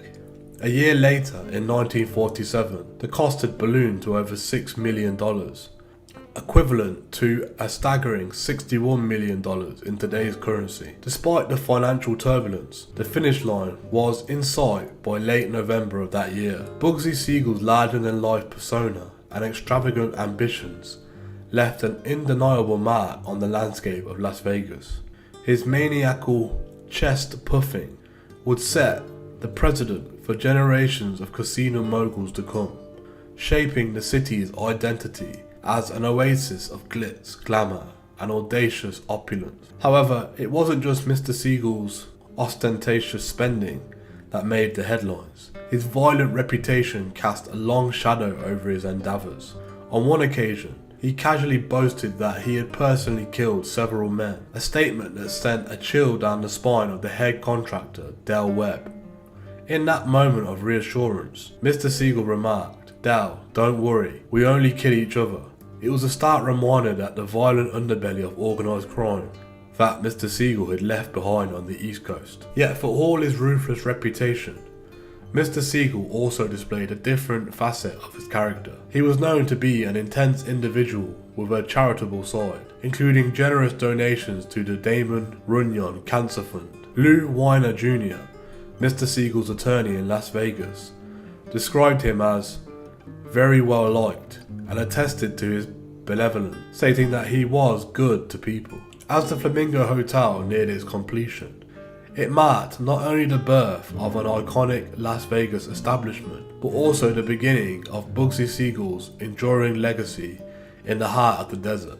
His ambition and audacity had set the stage for a new era in American entertainment and gambling, one that would forever transform the city and its allure.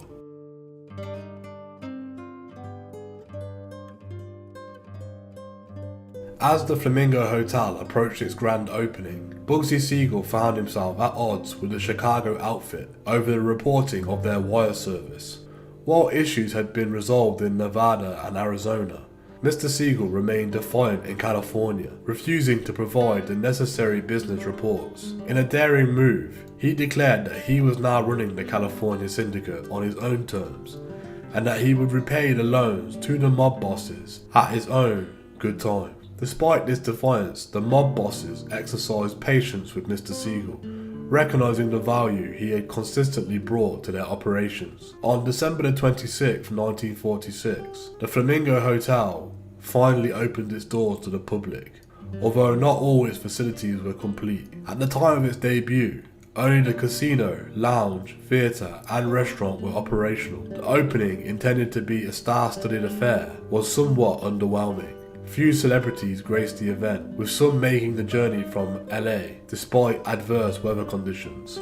Among these presents were George Raft, June Haver, Vivian Blaine, Sonny Tufts, Brian Donlevy and Charles Colburn. They were greeted by the sounds of ongoing construction and a lobby adorned with a protective drop cloths. The desert's first air conditioning system proved to be unreliable. While the gambling tables were in operation, the luxurious rooms that were meant to entice guests to stay and gamble were not yet ready. As news of mounting losses reached Mr. Siegel throughout the evening, his frustration boiled over, leading to irate outbursts and even the ejection of at least one family from the premises. After just 2 weeks, the Flamingo's gambling tables were in the red by a staggering $275,000, prompting the complete shutdown of the operation in late January 1947. Granted a second chance, Bugsy Siegel embarked on a determined effort to salvage the Flamingo's prospects.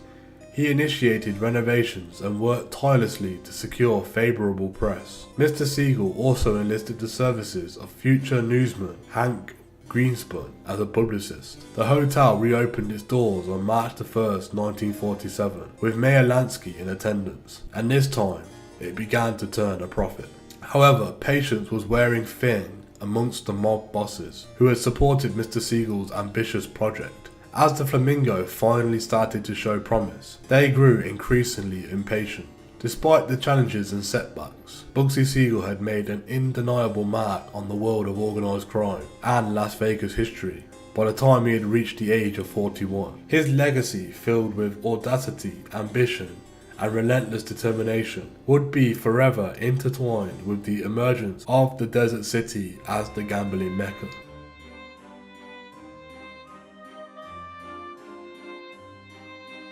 The night of June the 20th, 1947 would forever be etched in history as the evening when Bugsy Siegel's life came to a violent and abrupt end. Seated in the Beverly Hills home of his associate Alan Smiley, and in the company of Virginia Hill, Mr. Siegel was leisurely reading the LA Times when an unknown assailant fired upon him through a window. The weapon of choice was a .30 caliber military M1 carbine, and the attacker's aim was deadly accurate. Multiple bullets struck Mr. Siegel, with 2 piercing his head. Despite the immediate response from law enforcement investigators, no one was ever officially charged with the murder of Bugsy Siegel. The crime remains a haunting, unsolved enigma. Various theories have emerged over the years in an attempt to decipher the motives behind Mr. Siegel's assassination. One theory suggests that his extravagant spending and alleged misappropriation of mob funds may have sealed his fate. In 1946, during a meeting of the syndicate's board of directors in Havana, Cuba, a contract was reportedly placed on Mr. Siegel's life. Mayor Lansky, though reluctantly, was said to have concurred with this decision.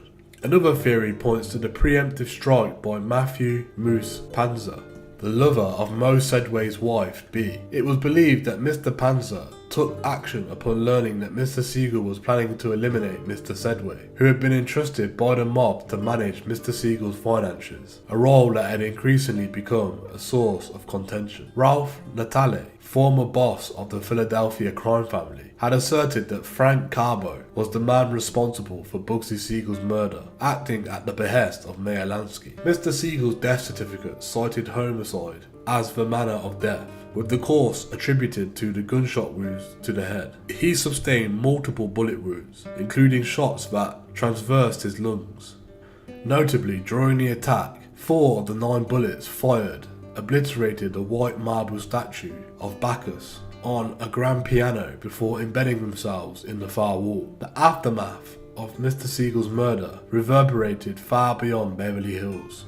The Los Angeles Herald-Express ran a front-page photograph of his lifeless right foot, complete with a toe tag, despite the crime occurring in Beverly Hills. Las Vegas was thrust into a national spotlight as newspapers across the country published photographs of Mr. Siegel's lifeless body. The day following Mr. Siegel's murder, David Berman, along with his Las Vegas mob associates Mo Sedway and Gus Greenbaum, strode into the Flamingo Hotel. In a swift and calculated move, they assumed control of the hotel and casino, marking a turning point in the history of Las Vegas. The legend of Bugsy Siegel, a complex and controversial figure, had come to an end, but his legacy continued to cast a long shadow over the desert city and the world of organized crime.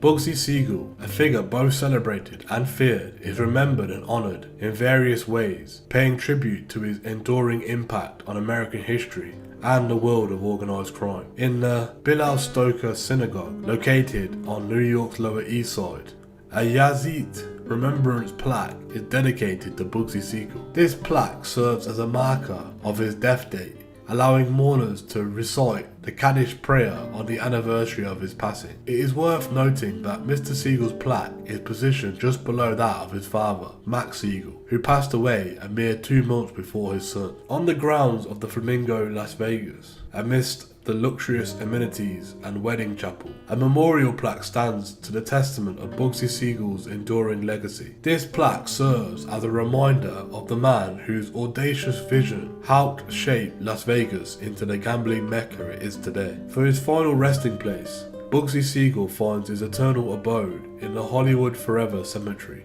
located in the heart of Hollywood, California. Here his memory lives on, offering a glimpse into the complex and controversial figure who made an undeniable mark on the annals of organised crime and the history of Las Vegas.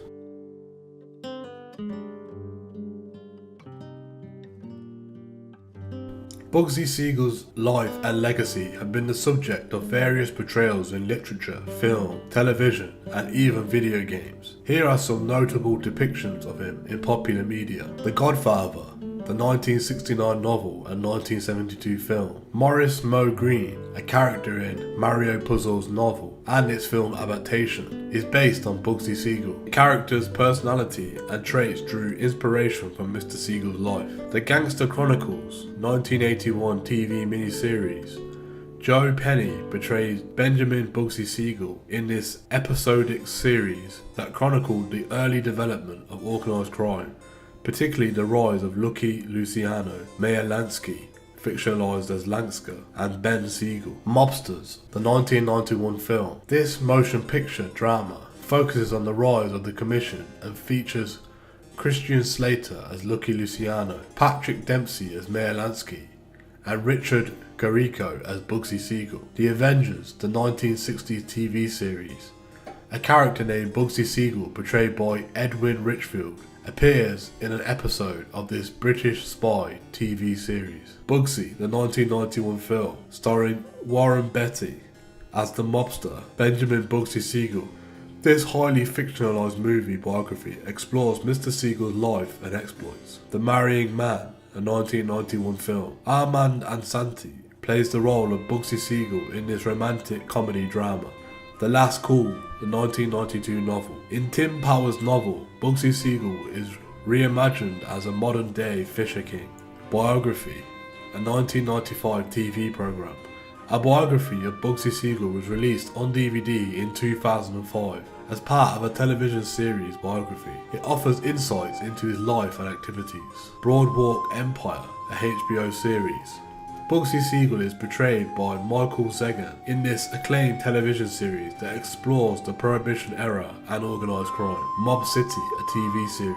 Edward Burns portrays Bugsy Siegel in Frank Darabont's television series Mob City, which delves into the world of organised crime. Making the Mob, New York, AMC series. Bugsy Siegel is portrayed by Jonathan Stewart in this docudrama series that focuses on the history of the mob, with the first season exploring the life of Charles Lucky Luciano. Kill Me Deadly, a 2015 film. Joe Mantegna portrays Bugsy Siegel in this film, offering a portrayal of the mobster's character. Music mention. Bugsy Siegel is mentioned in the song titled Two of America's Most Wanted by Tupac Shakur and Snoop Dogg in the album All Eyes on Me. DC Legends Tomorrow, a TV series. Jonathan Sadowski, portrays a heavily fictionalized Bugsy Siegel in an episode where he is resurrected after his assassination, only to meet his end in hell by the character John Clandestine. Fallout New Vegas, a video game. This RPG video game features an antagonist named Benny, who is based on Bugsy Siegel. These portrayals in various forms of media offer different perspectives of life, personality, and influence of Bugsy Siegel, leaving a lasting impression on popular culture.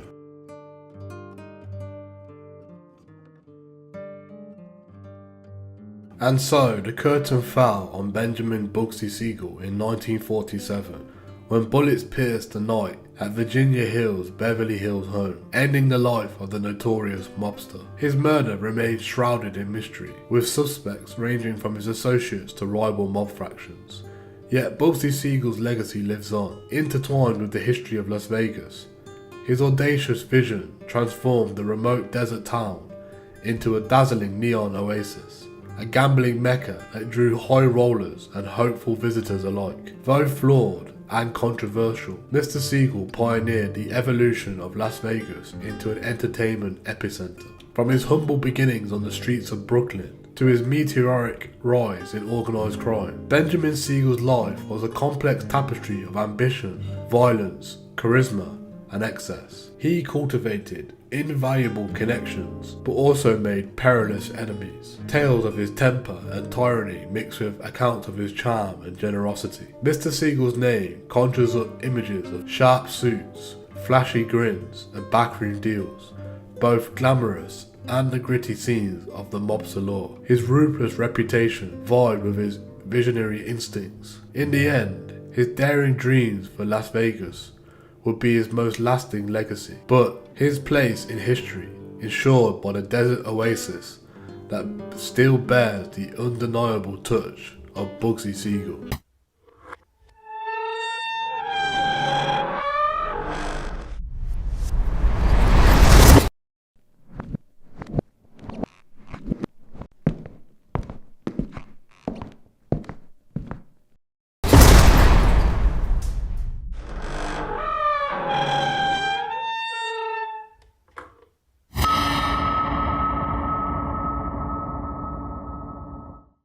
Hello and welcome to the Street Crime USA YouTube channel. Please don't forget to like, share, comment and subscribe. Born in 1905, Ellsworth Raymond Bumpy Johnson was a notorious gangster and crime boss who operated in Harlem, New York during the 20th century. Known as the Harlem Godfather, Bumpy was a prominent figure in the city's underworld, with a reputation for being both feared and respected. Bumpy grew up in poverty and turned to a life of crime at a young age, eventually rising to power as a leader of a gang in Harlem. He was known for his strategic mind and his ability to navigate the complex web of relationships and rivalries which existed in the Harlem criminal underworld. He was known for being a notorious and fearsome crime boss. Mr. Ellsworth Raymond Bumpy Johnson had ruled with an iron grip the Harlem neighborhood of New York City and had rose to power in the mid-20th century. For more than 30 years, Bumpy Johnson was famous for being one of New York City's most revered and feared crime bosses of Harlem. His wife said she and everyone in the local area had called him the Harlem Godfather, and it was for good reason. Known for ruling Harlem with an iron fist, he had dealt with anyone who dared to challenge him with a brutal and vicious fashion.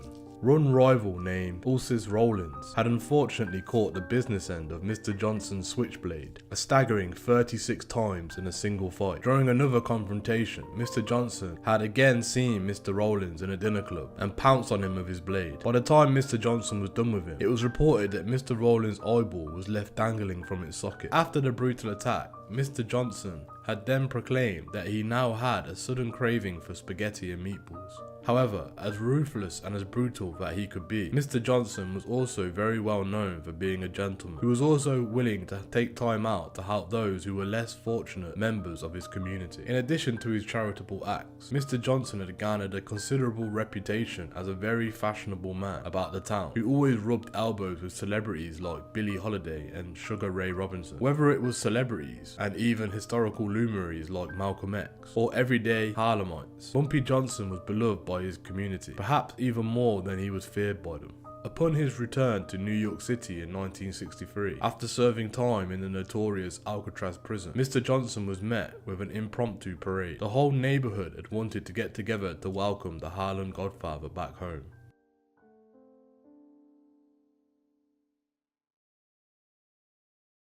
Ellsworth Raymond Bumpy Johnson was born in Charleston, South Carolina on October 31st, 1905 to Margaret Moultrie and William Johnson. Due to a slight deformation of his skull, he was given the nickname Bumpy at a young age, and from then on it stuck. When Bumpy was 10, his older brother Willie was accused of killing a white man from the local community in which they lived. Afraid of a possible lynch mob on the family, his parents had decided to remortgage their tiny home to try and raise enough money to move most of their 7 children to Harlem, which at the time was kind of a safe haven for the black community in the early 20th century. Once there, a young Mr. Johnson was told he would have to move in with his older sister. Because of his bumpy head, thick southern accent and short stature, Mr. Johnson was picked on by the other local children. But many theorise that this may be how Mr. Johnson's skills for a life of crime had first developed. Instead of taking the beatings and taunts from others, a young Mr. Johnson had made a name for himself as a very able and willing fighter, who others began to realise was not someone who should be messed about with. Bumpy soon dropped out of high school and now decided it was time to start creating an income of his own. He started making money by pool hustling, selling newspapers, and sweeping the storefronts of restaurants. He did a very good job and was offered more work around the neighbourhood. His workload became so busy that he was even able to provide work for his gang of friends. This is how Bumpy had met William Bub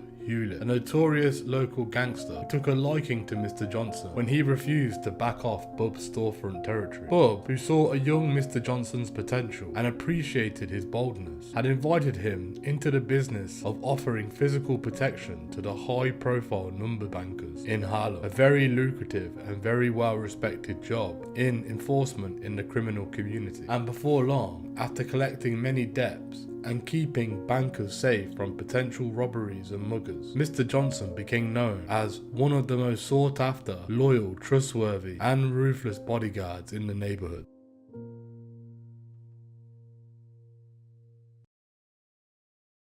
Now that he had gained a considerable reputation from his peers within the criminal community, Bumpy Johnson's criminal career itself soon flourished, as he had now graduated to planning and executing brutal armed robberies, as well as extorting local gangsters and businesses, and pimping the women of his community. Bumpy was a young man who had it all. It was his first time at experiencing such power and money at such a scale. Because of this, Bumpy had inevitably made mistakes on his path to understanding the game. This meant, like many before and after, he wasn't able to avoid being caught and thus received many punishments. Mr. Johnson was in and out of reform schools and prison for much of his 20s. After serving 2.5 years on a grand larceny charge, Bumpy Johnson had got out of prison in 1932 in great health and physical condition, but with no money or occupation to support himself in the unforgiving streets of Harlem. But once he was back on the streets of his local neighborhood, people began to talk about his return, and his name, as well as his reputation as being a loyal but fierce individual, had reached the ears of all the gangsters who now controlled the streets of Harlem. Eventually, Bumpy was asked if he would accept an invitation to meet with Miss Stephanie St. Clair. At the time, Miss St. Clair was the reigning queen of several notoriously very effective criminal organizations, which was spread across Harlem. Miss St. Clair was the leader of a ruthless gang called the 40 Thieves, and was also a key investor in a number of lucrative betting and numbers rackets in the neighborhood. Miss St. Clair had taken a liking to Mr. Johnson's mannerisms, and was impressed with how he had dealt with previous situations that had occurred within the Harlem criminal underworld. She was certain that Bumpy Johnson would be her perfect partner in crime. Miss St. Clair had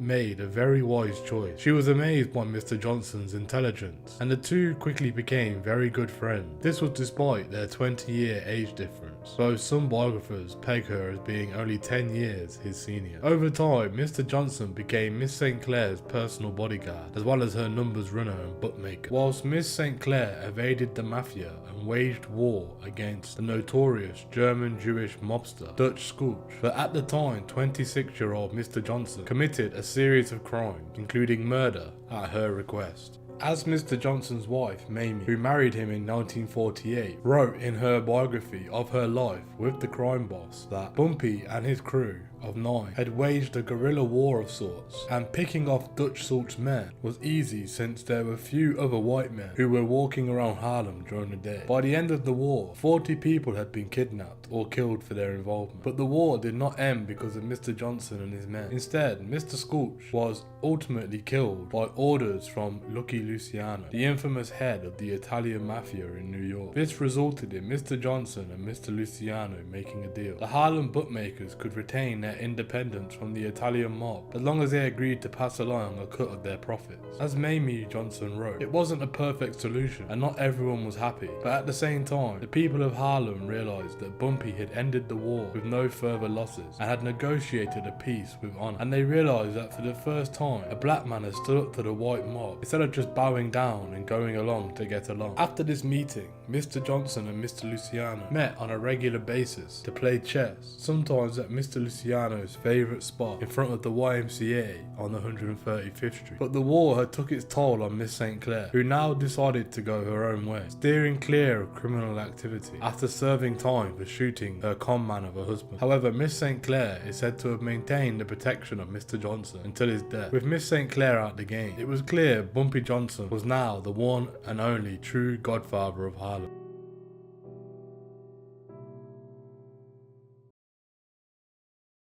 With Bumpy Johnson as the godfather of Harlem, anything that happened in the criminal underworld of the neighbourhood had to get his seal of approval first before it happened. As Mamie Johnson wrote, if you wanted to do anything in Harlem, and I mean anything at all, you better stop and see Bumpy first, because he ran the place. You want to open a spot on the avenue? Go and see Bumpy. Thinking of converting your brownstone into a speakeasy? Check with Bumpy first. And if anyone didn't come to see Bumpy first, they paid the price. But perhaps few paid the price as dearly as one of Mr. Johnson's rivals, Ulysses Rollins, did. As one chilling excerpt from Miss Johnson's biography reads, Bumpy had spotted Mr. Rollins. He pulled out a knife and jumped on Mr. Rollins, and the two men rolled on the floor for a few moments before Bumpy stood up and straightened his tie. Mr. Rollins remained on the floor, his face and his body badly gashed, and one of his eyeballs hanging from the socket by ligaments. Bumpy calmly stepped over the man, picking up the menu, and said he suddenly had a taste for spaghetti and meatballs. However, as merciless as he was known to be with anyone who opposed him, Mr. Johnson was also known to have a soft side. Some even compared him to the late great Robin Hood because of the way he used his money and power to help the impoverished communities of his neighbourhood. He had delivered gifts and meals to his neighbours in Harlem, and even supplied turkey dinners on Thanksgiving, and hosted a Christmas party every year for the local residents to enjoy. As his wife noted, he was known to lecture the younger generations about studying academics instead of crime, although he always maintained a sense of humour about his brushes with the law. Mr. Johnson was also a very fashionable man of the Harlem Renaissance. Known for his love of poetry, he got some of his poems published in the Harlem magazine. Being the head of a criminal organisation meant Bumpy attracted a lot of female attention. It was reported that he had affairs with many New York celebrities,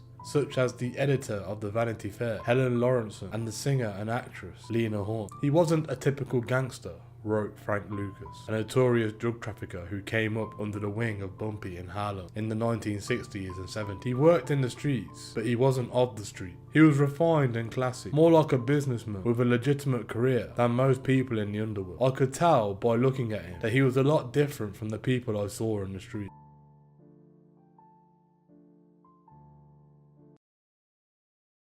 No matter how smoothly Mr. Johnson ran his crime business, he was never immune to the long arms of the law and had spent a fair share of time in prison. In 1951, Mr. Johnson received his longest prison sentence, a 15-year term for selling heroin in and around the streets of Harlem, a crime and sentence that eventually saw him sent to Alcatraz, arguably one of the most dangerous prisons in the country. In 1952, Mr. Johnson's activities were reported in the Celebrity People section of Jet. The magazine told of Mr. Johnson's criminal exploits, his flamboyant lifestyle, and how he was eventually sentenced to 15 years in prison for a drug conspiracy conviction related to heroin. 2 years later, the Jet reported in its crime section that Mr. Johnson had begun his sentence after losing an appeal in the court earlier that year. Bumpy served the majority of that sentence at Alcatraz prison in San Francisco Bay, California, as inmate 1117. and was released in 1963 on parole. Interestingly enough, Bumpy was still known on the inside as the Harlem Godfather and was 8 years into his prison sentence in Alcatraz in June 11, 1962, when Frank Morris and Clarence and John Anglin made the only successful escape that had ever taken place from the institution. Some suspect that it was more than just a coincidence that Mr. Johnson was in the facility when the escape took place, and suspect that he, at the very least, has something to do with the infamous escape. There have been unconfirmed reports that allege that Bumpy had in fact used his mob connections to help secure a boat that would be waiting outside the prison to take them to San Francisco. His wife theorized that Mr. Johnson himself didn't escape alongside them because of his desire to be a free man rather than a fugitive, and free he now finally was, for a few years at least anyway. Bumpy Johnson now once again returned to Harlem following his release in 1963. Upon his arrival to Harlem, he noticed that he felt something was not right. While he may have still had the love and respect of the neighborhood and his local community,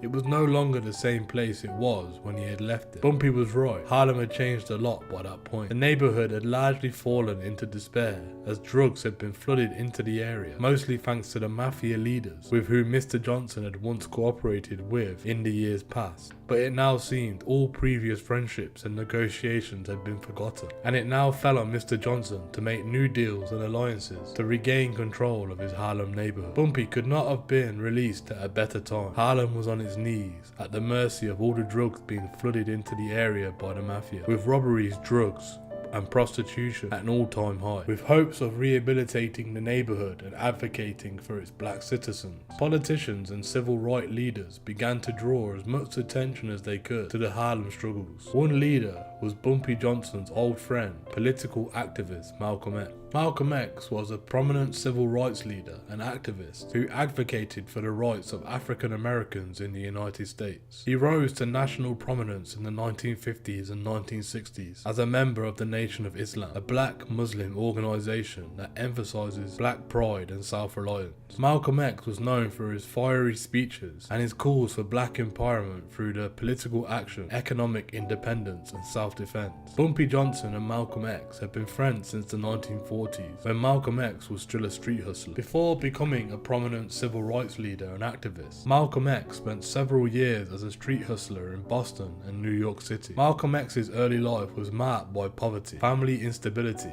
and his father's murder by white supremacists. After dropping out of school, Malcolm had moved to Boston and began hustling on the streets, engaging in petty crimes such as selling drugs, stealing, and running numbers. Malcolm X's hustling activities brought him into contact with the criminal underworld, and he eventually became a member of a burglary ring. In 1946, he was arrested and convicted of burglary and sentenced to 10 years in prison. While in prison, Malcolm X underwent a transformation, becoming a devoted reader and student of the teachings of Elijah Muhammad, the leader of the Nation of Islam. Malcolm X credited his time in prison with giving him an opportunity to educate himself and find a new sense of purpose. After his release from prison in 1952, Malcolm X became a prominent figure in the Nation of Islam and dedicated himself to advocating for the rights of African Americans. Spoke out against racial discrimination and segregation and called for black pride and self-reliance. Despite his early life as a street hustler, Malcolm X became a respected leader and a powerful voice for social justice. Now a powerful community leader, Malcolm X had asked Bumpy Johnson to provide him protection from his new enemies, the Nation of Islam. In 1964, Malcolm X had split from the Nation of Islam, the black Muslim organization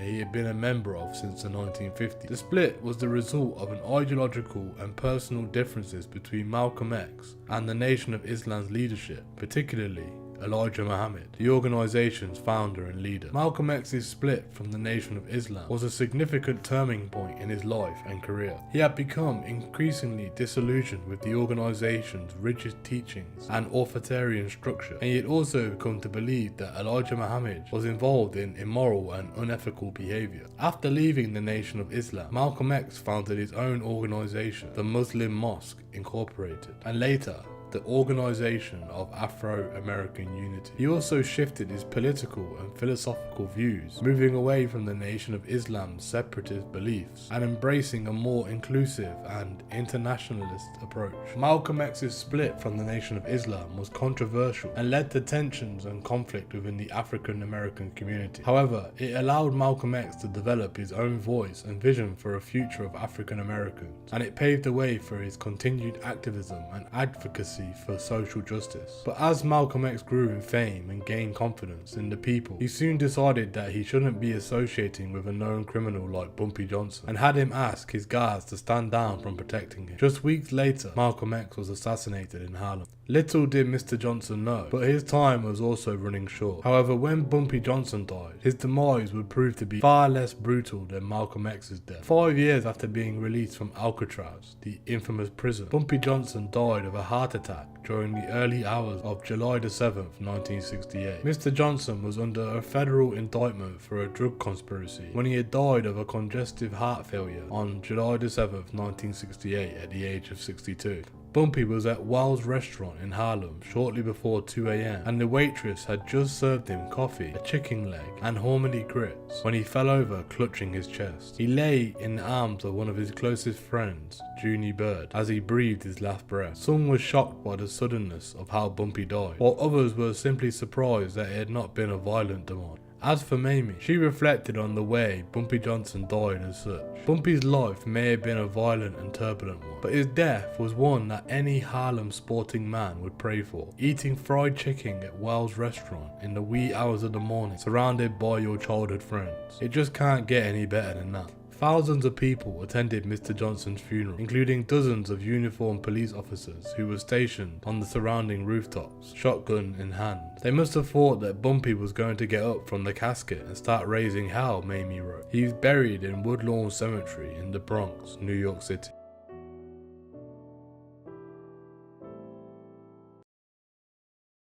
In the years after Bumpy Johnson had died, he remained an iconic figure, especially in the Harlem criminal history. But despite his massive influence and power, until recently, Bumpy Johnson has largely stayed out of the national public consciousness in a way that other infamous gangsters have not. So the real question is, why is that? Some people believe that Mr. Johnson has been brushed off because he had too much power and influence as a black man ruling an entire neighborhood in New York City during the mid-20th century. The danger of this was, if Bumpy Johnson's name became infamous, this might have encouraged other black criminals to rise up in their own areas and oppose the mafia who were controlling their neighborhood. However, in recent decades, Mr. Johnson's story has started to reach more people thanks to various films and television series. Lawrence Fishburne had played a Mr. Johnson-inspired character at the Cotton Club, which was directed by Francis Ford Coppola. He also portrayed Bumpy Johnson himself in Hoodlum, a goofy, historically set biopic in which the male lead delivered an even more inert performance, according to writer Joe Kuhn. Most famous, perhaps, is the crime boss's portrayal in American Gangster, a film that Mamie Johnson has refused to see herself. According to her, Denzel Washington's depiction of Frank Lucas was more fiction than fact. Mr. Lucas was not Mr. Johnson's driver for more than a decade, and he was not present when Bumpy Johnson died.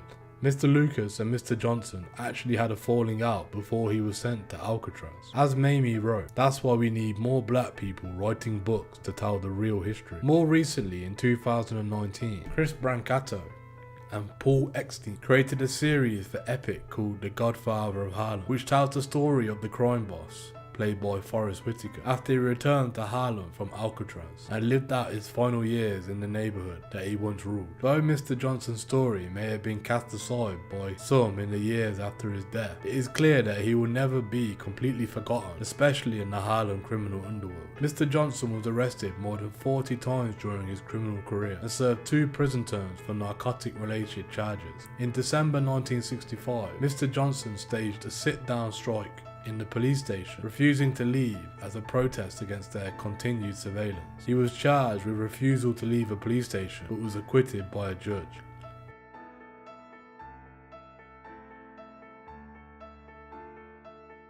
Bumpy Johnson married Mamie Hatcher in October 1948, just 6 months after their first meeting. Mr. Johnson had 2 daughters, Ruthie and Elise, the latter whom was born from another relationship. His wife died in 2009 at the age of 94.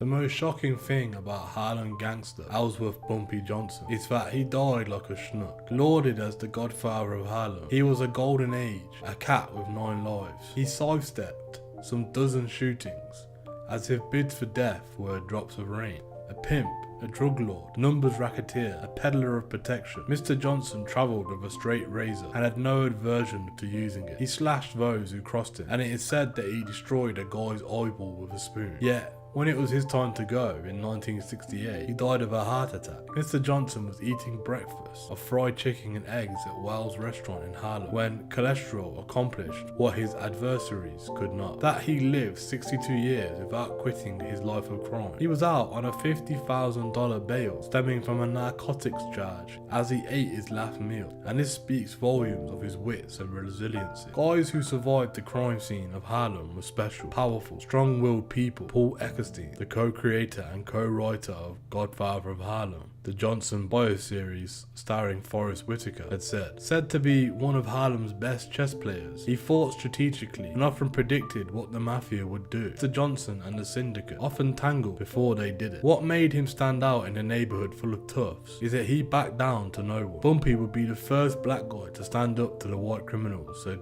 Chris Brancato, Dean's partner on the series. And for that, the citizens of Harlem loved him and feared him. Born in Charleston, South Carolina in 1905, Bumpy was sent by his banker father to Harlem in 1919 with a hope that he would have a better life there. According to Mr. Brancato, there was a fear that his inability to be subservient would eventually get him lynched. But the life envisioned by Mr. Johnson's father was not to be. By age 15, Mr. Johnson was already a prolific second-story man. 1 year later, Mr. Johnson and a ragtag gang were committing armed robberies, extorting and selling protection. By his 17th birthday, Bumpy was doing time at Elmira Reformatory. He spent his 20s in and out of jail, establishing himself as a ruthless criminal, squaring off against an enforcer by the name of Ulysses Rollins. Bumpy slashed a man 36 times. But it was not until 1932, after 2.5 years in Sing Sing, on a grand larceny conviction, that Johnson would earn his Godfather of Harlem name. He capitalised off the fact that the numbers game was a big business in the 30s. It was essentially an illegal lottery in which thousands of locals bet from a nickel to $1 on a 3-digit number from 000 to 999. It was such a major moneymaker that the Bronx mobster Dutch Sulch wanted his piece of the £50 million per year industry. Get it? He ran roughshod over the number bosses of Harlem, giving them the option of working for him or losing their business altogether. Most accepted the former and took the $200 per week salaries, forsaking the thousands they earned on their own. One who refused to buckle was Madame Stephanie St. Clair, the only female numbers runner in Harlem. The femme fatale from Martinique, she enlisted a freshly sprung Bumpy to provide protection and keep Mr. Scorch away from her coffers, even as Mr. Scorch's gunmen shot up her spots. Bumpy harnessed firepower of his own and operated strategically. Bumpy kept the war in Harlem, said Karen E. Quinnes Miller, who co-wrote the book Godfather of Harlem, which is of no relation to the series, with Bumpy's wife of over 20 years, Mamie Johnson. Because white men of Harlem were easily identified, he was able to go after Dutch's gang. Bumpy's men, on the other hand, blended in and could have been anywhere. The war lasted nearly 3 years. By the time Mr. Sulch got rubbed out in 1935, he was shot in the men's room of a Newark, New Jersey chop house by made men who caught wind he was plotting to kill a Fed and feared the blowback. Bumpy was now thriving in Harlem. In a torrid love affair with the sultry Vanity Fair editor Helen Lawrenson, the almond-eyed 5'7" Bumpy looked every part the crime boss. At her direction, he had suits custom made whilst purchasing shirts and ties from an elite haberdasher, Sulka. In her book, Stranger at the Party, Miss Lawrenson writes about the time he left a steak dinner for a shootout on the street. She sat nervously whilst hearing gunshots. 2 minutes later, Bumpy returned and Miss Lawrenson, a nervous wreck, asked what had happened. "Nothing," replied Bumpy. "We both missed. Now I'm gonna have to have a banana split. How about you?" He controlled much of Harlem and maintained a strong relationship with the mob kingpin, Charles Lucky Luciano. My grandfather and Lucky had respect for each other. Raymond Anthony Hatcher Johnson, a musician and Bumpy's great-grandson. They played chess together in public, outside the old YMCA on 135th Street. Bumpy's goddaughter, Verna Williams, said that she remembered seeing him mulling over a chessboard before looking up to tell her, "If you master the game of chess, you'll master the game of life." While Bumpy curried favour from the community, he is said to have paid rent for the down and out, bought school clothes for financially struggling children, including Arthur Miller, who grew up in Harlem, and put them through college, as he did for Eckstein's grandmother. Miller recounted a shootout on Lenox Avenue in which Bumpy chased the other guy as he drove away. Bumpy's car got disabled, so he jumped out and ran in the street, shooting his gun as he went. Another time, during an altercation with a pimp named New York Charlie, he tried to gorilla one of the prostitutes under Bumpy's protection, said Miller. Bumpy sliced him up with his straight razor. After the incident, Mr. Johnson took his victim to the hospital emergency room, where Charlie was put on a stretcher. He said, "That's the guy who did it," said Miller. Bumpy jumped on the gurney and started punching New York Charlie in the face. The police came, knocked Bumpy out, and arrested him. By the time Bumpy went to trial for the hospital assault and the stabbing, Charlie said he had no idea what the police were talking about. It's not for nothing that the assistant US attorney described Bumpy as the most vicious and dangerous criminal in Harlem. Bumpy Johnson's final stint in jail was a 10-year stretch for conspiracy and sale of narcotics, which eventually landed him in Alcatraz. He got out in 1963 at age 56. That was when his goddaughter, Verna, saw him for the first time. Everybody loved Uncle Bumpy, unless you did something to him. Then he went crazy on you. He could beat you up and beat you down. My mother said that he should have been a boxer. On the streets of Harlem, Bumpy came home to a world where the Italian mob had cut him out of his illegal enterprises. In a canny move, he aligned himself with Malcolm X and muscled back his power base, which included an extermination company called Palmetto Chemical. This was likely a front, even though he had legitimate customers, said Mr. Epstein. I heard from one of his guys that he distributed heroin in the spray containers. Friends and relatives maintain that Bumpy profited from the sales of heroin in Harlem, but that he personally did not handle the drugs. Before dying, he and the NYPD had their final run-in. It ended with the French Connection, worthy car chase that began in his Harlem apartment and ended on the Van Wyck Expressway in Queens. Police charged him with conspiracy to distribute narcotics and believed he was poised to catch a flight to the Caribbean. No drugs were found and Bumpy was cut loose on a $50,000 bail. He died before the case went to trial. A very complex man, Mr. Johnson leaves behind a very mixed legacy. He wasn't Robin Hood, Mr. Eckstein said. He lived off the poor, robbed from other gangsters, and helped where he could. But after him, the idea of Harlem criminals thinking that they had at least some responsibility to the community, well, it got lost.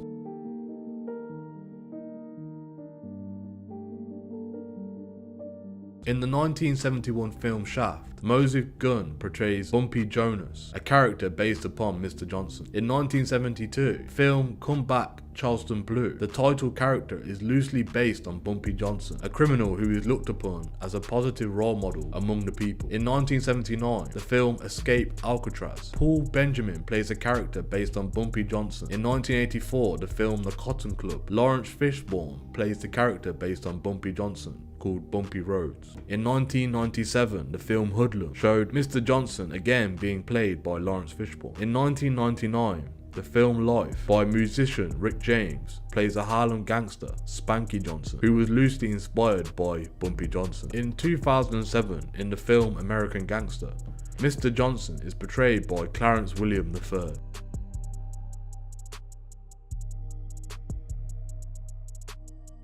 In an episode of Unsolved Mysteries, it is reported that Mr. Johnson allegedly helped the 3 escapees of Alcatraz get to the shores of San Francisco. It is said that he arranged for a boat to pick up the 3 men out of the bay. The boat then dropped the escapees off at Pier 13 in San Francisco's Hunters Point district. In the second episode of the 3rd season of HBO's The Wire, All Due Respect, Bumpy is mentioned just before Tree, the dealer for Cheese Wagstaff, kills Jelly over a dogfight in which Cheese's dog lost. 3 low-level gangsters discussed an incident when Bumpy allegedly attacked police stations single-handedly. This is expanded upon in Richard Price's audio commentary for that episode. The cable network Epic premiered the crime drama television series Godfather of Harlem in the fall of 2019. Forrest Whitaker Whitaker plays Mr. Johnson. The series was created by executive producer Macune Smith, Chris Bracanto, and Paul Eckstein, who are producing with the ABC Signature Studios.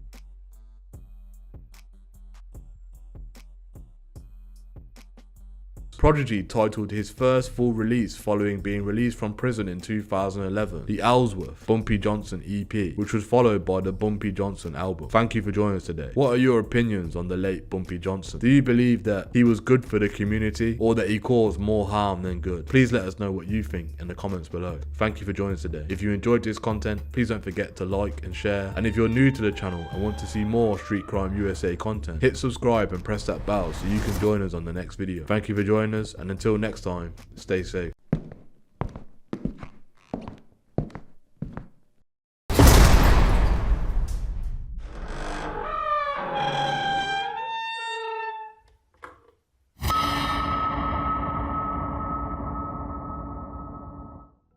Hello, and welcome to the Street Crime USA YouTube channel.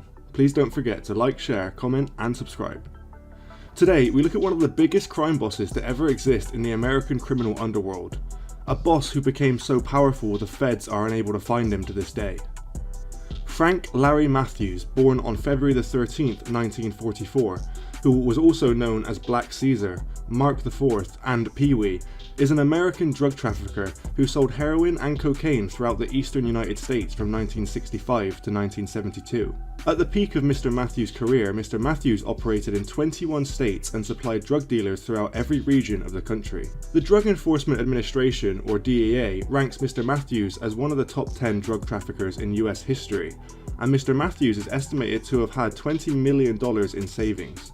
Mr. Matthews led a flamboyant lifestyle with luxury homes, vehicles, and clothing, along with prime seats at sporting events and regular trips to Las Vegas, Nevada to launder money and gamble. Mr. Matthews hosted an African American and Hispanic drug dealers summit in Atlanta, Georgia in 1971, and another in Las Vegas in 1972, to discuss how to break the American mafia control of heroin importation. Mr. Matthews was arrested in 1973 on tax evasion and drug charges, but disappeared, and has been a fugitive from justice ever since. Mr. Matthews was born on February the 13th in 1944 in Durham, North Carolina. Mr. Matthews' mother died when Mr. Matthews was just 4 years old, and he was raised by his aunt, Marzella Steele, the wife of a Durham police lieutenant. Mr. Matthews was nicknamed Pee-wee and attended the East End Elementary School, but dropped out of school in the 7th grade. At age 14, Mr. Matthews led a teenage gang in stealing chickens from local farms. When confronted by a farmer, Mr. Matthews assaulted the farmer with a brick. Mr. Matthews was arrested in October 1960 and served a year for theft and assault at the Raleigh State Reformatory for Boys in Raleigh, North Carolina. Upon his release, Mr. Matthews moved to Philadelphia, Pennsylvania, where Mr. Matthews worked as a numbers writer. In Philadelphia, he made contacts that would become his future Philadelphia drug connections, including Major Coxon and members of the Black Mafia. Mr. Matthews was arrested again in 1963 and avoided conviction by agreeing to leave Philadelphia. Mr. Matthews moved to New York City and became a barber, collecting numbers as he had in Philadelphia, as well as working as a collector and enforcer. In 1965, Mr. Matthews grew tired of the numbers game and began to transition into the heroin drug trade in order to make significantly more money. In the early 1960s, the main supply of wholesale heroin was the Italian Mafia through their famed French connection. Mr. Matthews attempted to partner with the Gambino family and the Bonanno family, both part of the 5 families that controlled organized crime in New York City since the 1930s. However, both organizations declined. From Mr. Matthews' days in the numbers game, he knew of Spanish Raymond Marquez, a prolific Harlem numbers operator. Mr. Marquez put him in contact with Al Padrino, the New York Cuban mafia godfather Rolando Gonzalez Nunez, a major Cuban cocaine supplier. Shortly before Mr. Gonzalez fled to Venezuela because of an upcoming indictment in the United States. Before fleeing, Mr. Gonzalez sold Mr. Matthews his first kilo of cocaine for $20,000, with a promise to supply more in the future. This relationship expanded into a lucrative and expansive drug trafficking network. Mr. Gonzalez began sending Mr. Matthews large loads of cocaine and heroin from South America. Mr. Gonzalez continued to be a major figure in the international cocaine trade, with bases in Miami, New Jersey, and New York, and partnerships with the Corsican Mafia, in particular Auguste Joseph Ricord of French Connection fame. Mr. Gonzalez was arrested in Caracas, Venezuela in the early 1980s, caught with 18 pounds of cocaine and served 5 years in prison. Retired from a life of crime, Mr. Gonzalez lived with his wife Esmeralda on a small farm near Caracas until his death in 1992. Mr. Matthews expanded on this and, within a year, was one of the major players in the New York drug business. Realizing the need for diversification, Mr. Matthews would continually seek out sources of supply for narcotics, willing to do business with anyone as long as the product was sufficiently pure. Mr. Matthews also developed a cocaine dependence that grew along with Mr. Matthews' business and power. By the early 1970s, Mr. Matthews' organization was handling multi-million-dollar loads of heroin. The IRS estimates that Mr. Matthews earned over $10 million in 1972. According to the DEA, Mr. Matthews controlled the cutting, packaging, and sale of heroin in every major East Coast city. In New York City, Mr. Matthews operated two massive drug mills in Brooklyn, one located at 925 Prospect Place, nicknamed the Ponderosa, and the other at 101 East 56th Street, nicknamed the OK Corral. Both locations were heavily fortified and secured, with walls reinforced with steel and concrete protected by guards with machine guns. Besides controlling the retail sale of heroin, the organization supplied other major dealers throughout the East Coast with multi-kilogram shipments for up to $26,000 per kilogram. Mr. Matthews purchased a house in the Mafia Enclave in Tot Hill, Staten Island, right across the street from the crime boss Paul Castellano. Mr. Matthews was known to supply heroin to Philadelphia through Major Coxon, who then sold it to the Black Mafia. Mr. Matthews would take multiple trips to Las Vegas with suitcases full of cash to have the drug money laundered at casinos for a fee of 15 to 18%. In 1971, Mr. Matthews invited major African American and Hispanic drug traffickers throughout the country to attend a meeting in Atlanta. The DEA became aware of the meeting and monitored who attended. The topic of the meeting was how to import heroin without the mafia. Those present decided to build stronger independent relationships with the Corsicans and possibly Cubans. In addition, they agreed to diversify their product to include cocaine, which was becoming available in massive quantities. This gathering of major drug traffickers throughout the United States is significant because it represented the changing nature of the drug business. Whereas previously the Italians controlled the importing and wholesaling of narcotics, therefore controlling who could and could not advance past them, now others were establishing their own pipelines. Before, the mafia asserted behind-the-scenes control of the business while African Americans sold and used the drugs in their cities. Now the black dealers established connections and took control of their neighbourhoods. This later evolved to include not just black people controlling their businesses, but also local gangs of black people eliminating out-of-town black suppliers trying to control their neighbourhoods from a distance. Mr. Matthews clashed with the Black Mafia, and on Easter Sunday in 1972 in Atlantic City, New Jersey, the Black Mafia killed Tyrone, Mr. Millionaire Palmer, Mr. Matthews' main dealer in Philadelphia. At the Club Harlem, packed with 600 people at the time, many innocent bystanders were shot during the shootout, with 5 people killed and 26 people injured.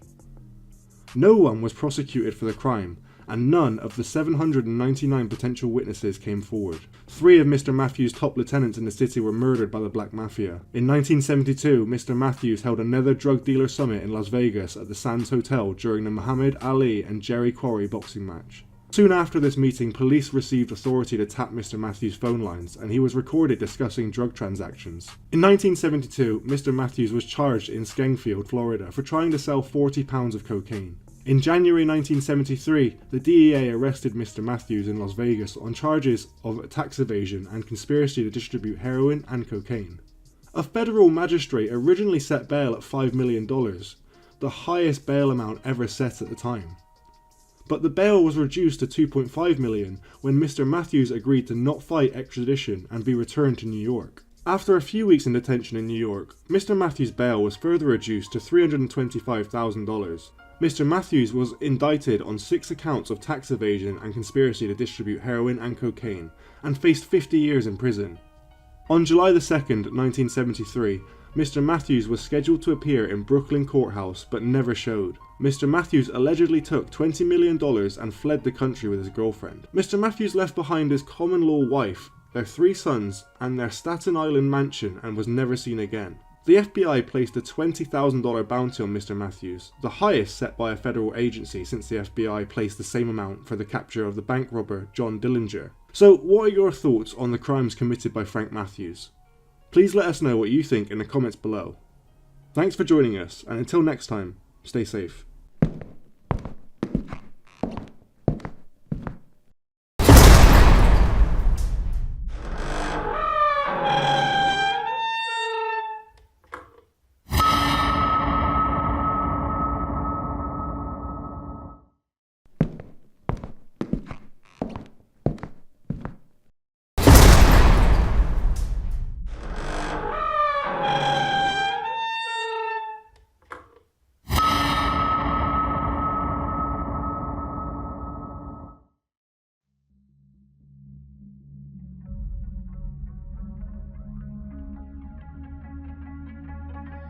Hello, and welcome to the Street Crime America's YouTube channel. Please don't forget to like, share, comment, and subscribe. Today, we take a look at the life of a notorious American criminal who will never be forgotten about in the American criminal underworld. Frank Lucas.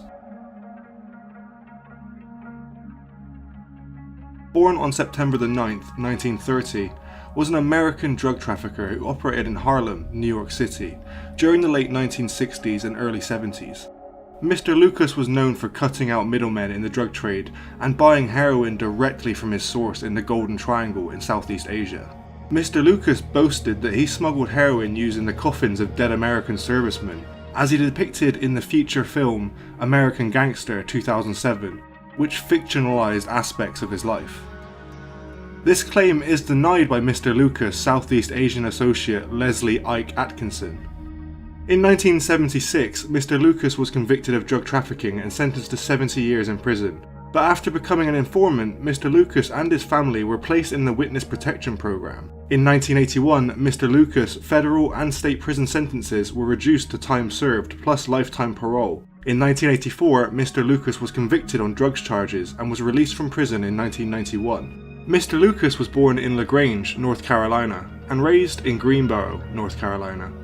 Mr. Lucas said that the incident that sparked his motivation to embark on a life of crime was having witnessed his 12-year-old cousin's murder at the hands of the Ku Klux Klan for apparently reckless eyeballing a Caucasian woman in Greensboro. Mr. Lucas drifted through a life of petty crime until one occasion when he got into a fight with a former employer, whose daughter Frank had been having an affair with. In the fight, Mr. Lucas hit the father on the head with a pipe, knocking him unconscious. Mr. Lucas then stole $400 from the company till and set the establishment on fire. Later, Frank fled to New York City at the behest of his mother, who feared that he would either be imprisoned for life or lynched. Once in Harlem, he quickly began indulging in petty crime and pool hustling before he was taken under the wing of gangster Bumpy Johnson. Mr. Lucas's connection to Johnson has since come under some doubt. He claimed to have been Johnson's driver for 15 years, although Johnson spent 5 years out of prison before his death in 1968. According to Johnson's widow, much of that narrative that Mr. Lucas has claimed has actually belonged to another young hustler named Zach Walker, who lived with Johnson and his family and later betrayed him.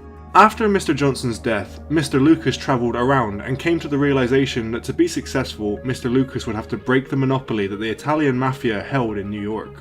Travelling to Bangkok, Thailand, Mr. Lucas eventually made his way to Jack's American Star Bar, an R&R hangout for black soldiers. It was here that Mr. Lucas met former US Army Sergeant Leslie Ike Atkinson, who was from Goldsboro, North Carolina, and married to one of Mr. Lucas's cousins. Mr. Lucas is quoted as saying, "Ike knew everyone over there, every black guy in the army, from the cooks on up." When interviewed for a New York Magazine article published in 2000, Mr. Lucas denied pitting the drugs among the corpses of American soldiers. Instead, Mr. Lucas flew with a North Carolina carpenter to Bangkok and, he said, "We did it alright. Who the hell is going to look in a dead soldier's coffin? We had him make up 28 copies of the government coffins, except we fixed them up with false bottoms. Big enough to load up to 6, maybe 8 kilos. It had to be snug. You couldn't have shit sliding around." Ike was very smart because he made sure we used heavy guys' coffins. He didn't pit them in no skinny guys' coffins. However, Mr. Atkinson, nicknamed Sergeant Smack by the Drug Enforcement Administration, or DEA, has said that he shipped drugs in furniture, not caskets. Whatever method Mr. Lucas used, he smuggled the drugs into the United States with this direct link from Asia. He said that he made $1 million per day selling drugs on 116th Street, though this was later discovered to be an exaggeration. Federal Judge Sterling Johnson, who was the special narcotics prosecutor for the city of New York at the time of Mr. Lucas's crimes, called Mr. Lucas's operation one of the most outrageous international dope smuggling gangs ever, an innovator who got his own connections outside the US and then sold the narcotics himself in the street. In an interview, Mr. Lucas said, "I wanted to be rich. I wanted to be Donald Trump rich, and so help me God I made it." Mr. Lucas only trusted relatives and close friends from North Carolina to handle his various heroin operations. Mr. Lucas thought that they were less likely to steal from him and be tempted by various vices in the big city. He stated that his heroin Blue Magic was 98% to 100% pure when shipped from Thailand. Mr. Lucas has been quoted as saying that his worth was something like $52 million, most of it in Cayman Island bank accounts. Added to this is maybe 1,000 kilograms or 2,200 pounds of dope on hand, with a potential profit of no less than $300,000 per kilo, or 2.2 pounds. This huge profit margin allowed him to buy property all over the country, including office buildings in Detroit and apartments in Los Angeles and Miami. Mr. Lucas also bought a ranch of several thousand acres in North Carolina, on which he ranged 300 head of Black Angus cattle, including a breeding bull worth $125,000. He rubbed shoulders with the elite of the entertainment, political and criminal worlds, stating later that he met Howard Hughes at one of Harlem's best clubs in his day. Though Mr. Lucas owned several mink and chinchilla coats and other accessories, he much preferred to dress casually and corporately so as not to attract attention to himself. When he was arrested in the mid-1970s, all of his assets were seized. The properties in Chicago, Detroit, Miami, North Carolina, Puerto Rico, they took everything. His lawyer told him that they couldn't take the money in the offshore accounts, so he had all his money stored in the Cayman Islands. But as he says, that was BS. They can take it. Take my word for it. If you've got something, hide it, because they can go to any bank and take it. In January 1975, Mr. Lucas's house in Teaneck, New Jersey was raided by a task force consisting of 10 agents from Group 22 of the US Drug Enforcement Administration and 10 New York Police Department detectives attached to the Organized Crime Control Bureau, or OCCB. In Mr. Lucas's house, authorities found $584,683 in cash, though Mr. Lucas contended that the officers executing the search departed with the full $11 million temporarily stored in his attic, and only documented 5% of the currency actually seized. Mr. Lucas was later convicted of both federal and New Jersey state drug violations. The following year, he was sentenced to 70 years in prison. Once convicted, he provided evidence that led to more than 100 further drug-related convictions. For his safety in 1977, he and his family were placed in the Witness Protection Program, and in 1981, after being in custody for 5 years, Mr. Lucas' 40-year federal term and 30-year state term was reduced to time served plus lifetime parole. And in 1984, Mr. Lucas was caught and convicted of trying to exchange 1 ounce of heroin and $13,000 for 1 kilogram of cocaine. Mr. Lucas received a sentence of 7 years and was released from prison in 1991. His life was dramatised in the Universal Pictures crime film American Gangster in 2007, in which he was portrayed by Denzel Washington. He was often on set during the filming providing advice on how he carried his gun, for example. In an interview with MSNBC, Mr. Lucas expressed his excitement about the film and amazement at Washington's portrayal. Though he admitted only a small portion of the film was true, much of it was fabricated for narrative effect. In addition, Mr. Lucas's former defense lawyer Richie Roberts criticised the film for portraying him in a custody battle, whilst in real life Mr. Roberts never had a child. He also criticised the portrayal of Mr. Lucas as a seemingly noble individual. Judge Sterling Johnson Jr. described the film as 1% reality and 99% Hollywood. In addition, Mr. Johnson described the real-life Mr. Lucas as illiterate, vicious, violent, and everything Denzel Washington was not. Former DEA agents Jack Toll, Gregory Korniloff, and Luis Diaz filed a lawsuit against Universal, saying the events in the film were fictionalized and that the film defamed them and hundreds of other agents. The lawsuit was eventually dismissed by US District Judge Colleen McMahon.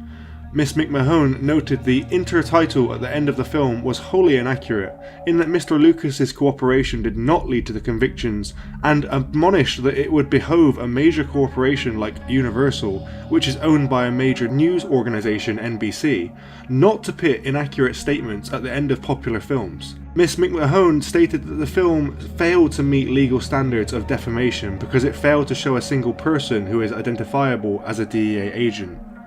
Many of Mr. Lucas's other claims, as presented in the film, have also been called into question, such as his being the right-hand man of Bumpy Johnson, rising above the power of the mafia, and being the mastermind behind the Golden Triangle heroin connection of the 1970s. The Associated Press entertainment writer Frank Coyle noted, "This mess happened partially because journalists have been relying on secondary sources removed from the actual events." American Gangster Season 2 Episode 5 featured Mr. Lucas. The Gangland episode American Gangster featured him with Nicky Barnes and the Council Drug Syndicate. He was featured in the third episode of the first season of the Netflix documentary series Drug Lords, in which he told his side of the story. His wife Julie was convicted for her role in her husband's criminal enterprise and spent 5 years in prison. After Julie was released, the couple lived separately for some years, and Miss Farray moved back to Puerto Rico. After several years, however, they reconciled, and according to a December 2007 Village Voice article, had been married for 40 years at the time. Mr. Lucas fathered 7 children, including a daughter, Francine Lucas Sinclair, and a son, Frank Lucas Jr. Mr. Lucas Sinclair entered the Witness Protection Program with Mr. Lucas in 1977 and has since started a website, Yellow Brick Road, containing resources for the children of imprisoned parents. In Mr. Lucas's last years, he was confined to a wheelchair due to a car accident which broke his legs. He died at the age of 88 on May the 30th, 2019, in Cedar Grove, New Jersey. So what are your thoughts on the crimes committed by Frank Lucas? Please let us know what you think in the comments below. Thanks for joining us, and until next time, stay safe.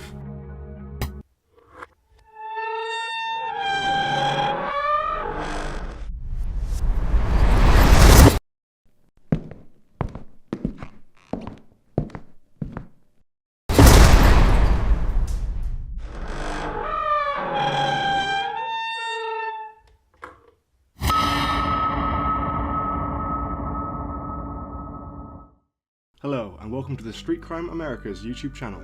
Please don't forget to like, share, comment, and subscribe. Today, we look at the life of a notorious American criminal who will never be forgotten about in the American criminal underworld. Frank Costello, born Francesco Castiglia, born on January 26, 1891, was an Italian-American crime boss of the Luciano crime family. In 1957, Mr. Costello survived an assassination attempt ordered by Vito Genovese and carried out by Vincent Gigante. However, the altercation persuaded Mr. Costello to relinquish power to Mr. Genovese and retire. He eventually died on February 18, 1973. Mr. Costello was born on January 26, 1891, in Loropoli, a frazione of the town of Cassano allo Lonione, in the province of Cosenza, in the Calabria region of Italy. In 1895, Mr. Costello boarded a ship to the United States with his mother and his brother, Edward, to join their father, who had moved to New York City's East Harlem several years earlier and opened a small neighborhood Italian grocery store. While Mr. Costello was still a boy, his brother introduced him to gang activities.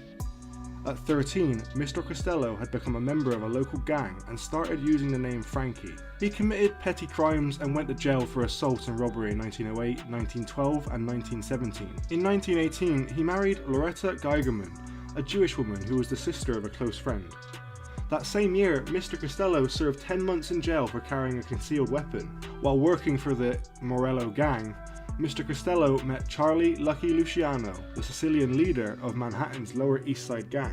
The two Italians immediately became friends and partners. Several older members of Luciano's family disapproved of this growing partnership. They were mostly old-school mafiosi who were unwilling to work with anyone who was not Italian. To Mr. Luciano's shock, they warned him against working with Mr. Costello, whom they called the Dirty Calabrian, along with the Italian-American associates Vito Genovese and Tommy Three Finger Brown, and Jewish associates Meyer Langsy and Benjamin Bugsy Siegel.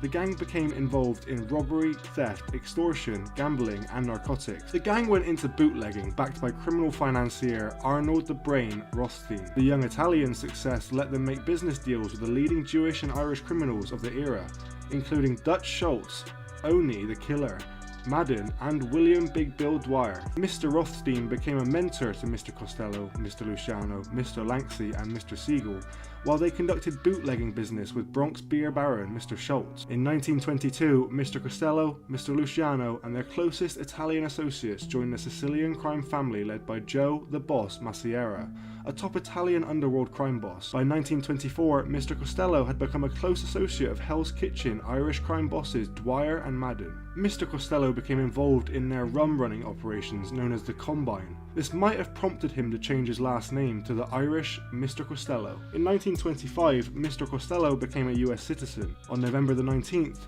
1926, him and Mr. Dwyer were indicted on federal bootlegging charges. They were accused of bribing two US Coast Guardsmen presumably so that they would not disturb the unloading of liquor from boats in New York Harbor.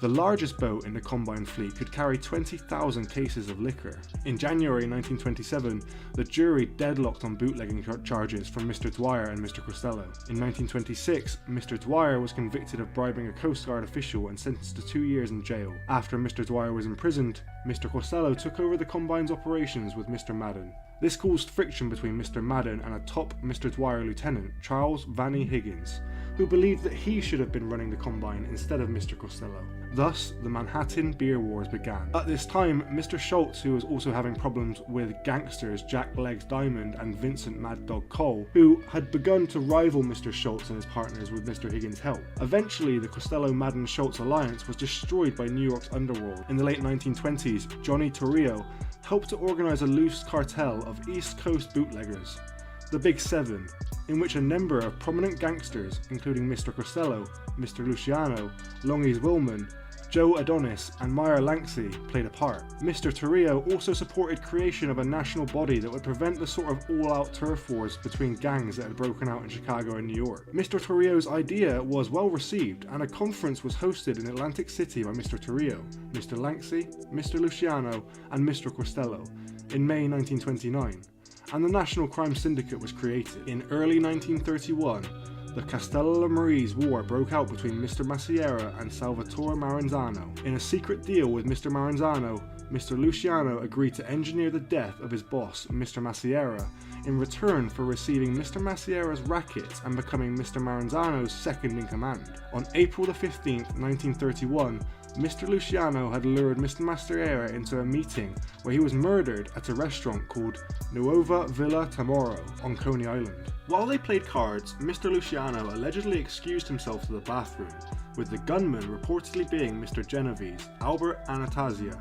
Joe Adonis and Benjamin Bugsy Siegel. Ciro, the Artichoke King, Terranova, drove the getaway car, but legend has it that he was too shaken up to drive away and had to be shoved out of the driver's seat by Siegel. In September 1931, Mr. Luciano and Mr. Genovese planned the murder of Mr. Maranzano. On September the 10th, 1931, when Mr. Maranzano summoned Mr. Luciano, Mr. Genovese and Mr. Costello to a meeting at his office, they knew Mr. Maranzano would kill them there. Instead, Mr. Luciano sent to Mr. Maranzano's office 4 Jewish gangsters whose faces were unknown to Mr. Maranzano's people. They had been secured with the aid of Mr. Langsey and Mr. Siegel. After assassinating Mr. Maranzano, Mr. Luciano subsequently created the Commission to serve as the governing body for organised crime. In 1931, after the Mr. Massiera and Mr. Maranzano's murders, Mr. Luciano became the leader of the new Luciano crime family, with Mr. Genovese as underboss and Mr. Costello as consigliere. He controlled the slot machine and bookmaking operations for the family,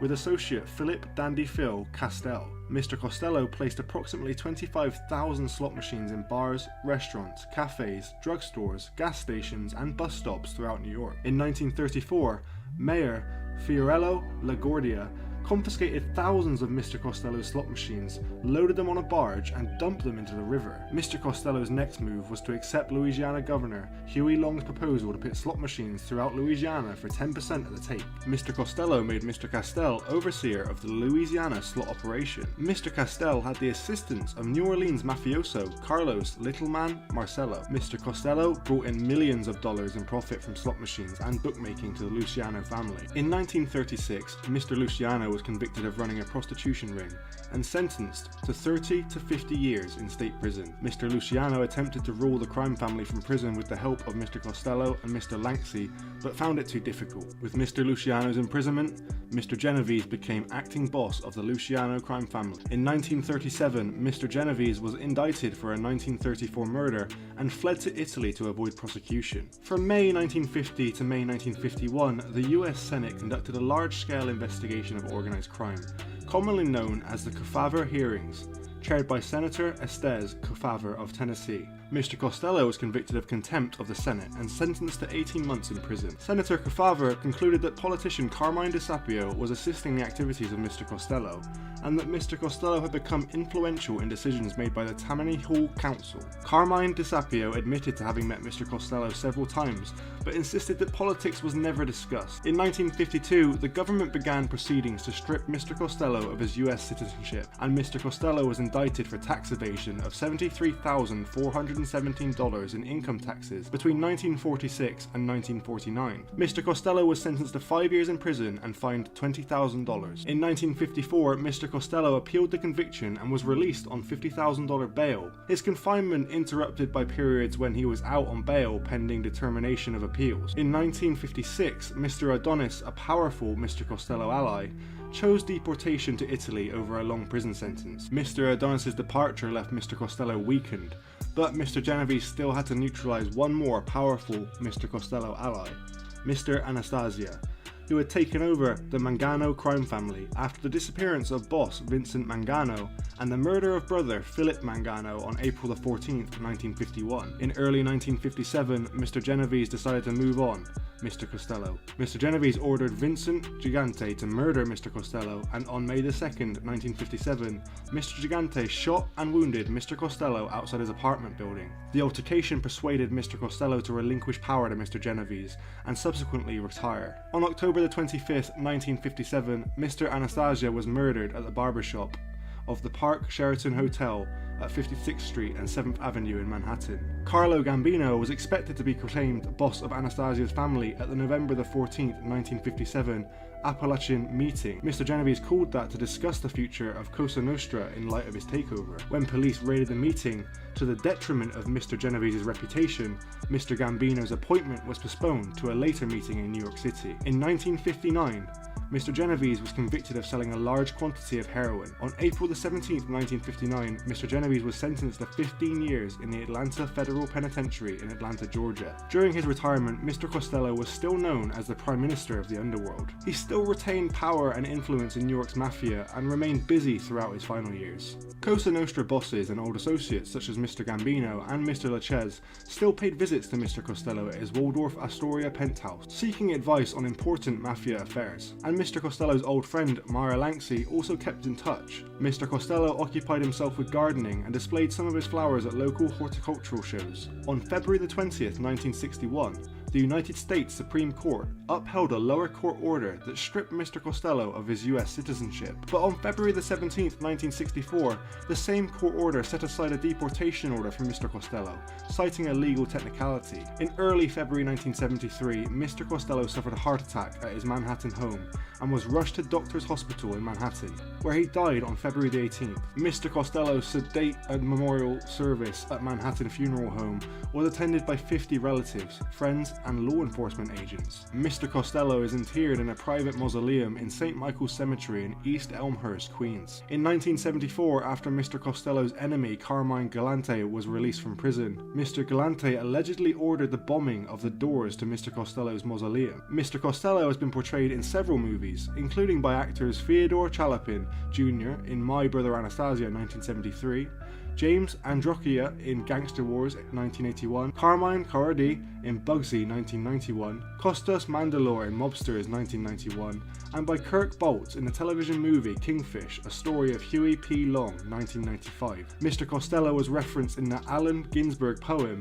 Had I Be Playing on the Jukebox. The line is written, "It had to be the FBI chief, J. Edgar Hoover, and Frank Costello, syndicate mouthpiece, meeting in Central Park, New York weekends," reported Time magazine. The poem was later performed live with music by the band Rage Against the Machine on the album Live and Rare. The film The Departed features an Irish mob boss named Frank Costello, who is played by Jack Nicholson in present-day Boston. Mr. Nicholson's character is not related to the real-life Mr. Costello except in name. The character was based on Boston mobster Whitey Bulger, with the film plot based on Infernal Affairs, a Hong Kong thriller made in 2002. Mr. Costello was portrayed by Anthony DiCarlo in AMC's docudrama series The Making of the Mob, New York. He was portrayed by Paul Sorvino in the 2019 television series Godfather of Harlem. So what are your thoughts on the crimes committed by Frank Costello? Please let us know what you think in the comments below. Thanks for joining us, and until next time, stay safe.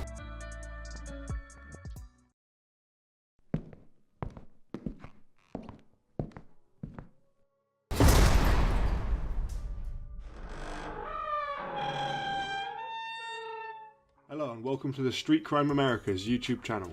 Please don't forget to like, share, comment, and subscribe. Today we look at the life of a notorious American criminal who will never be forgotten about in the American criminal underworld. John Donato Torrio, born Donato Torrio, was born on January the 20th, 1882, and was an Italian-American mobster who helped build the Chicago outfit in the 1920s. It was later inherited by Mr. Donato's protege, Al Capone. Mr. Torrio proposed a national crime syndicate in the 1930s and later became an advisor to Lucky Luciano and his Luciano crime family. Mr. Torrio had several nicknames, primarily the Fox for his cunning and finesse. Considered one of the most influential personalities in American organised crime, Mr. Torrio impressed the authorities and chroniclers with his business acumen and diplomatic skills. The US Treasury official Elmer Eyre considered Mr. Torrio the biggest gangster in America and wrote that he was the smartest and I dare say the best of all the hoodlums. Virgil W. Peterson of the Chicago Crime Commission stated that his talents as an organizational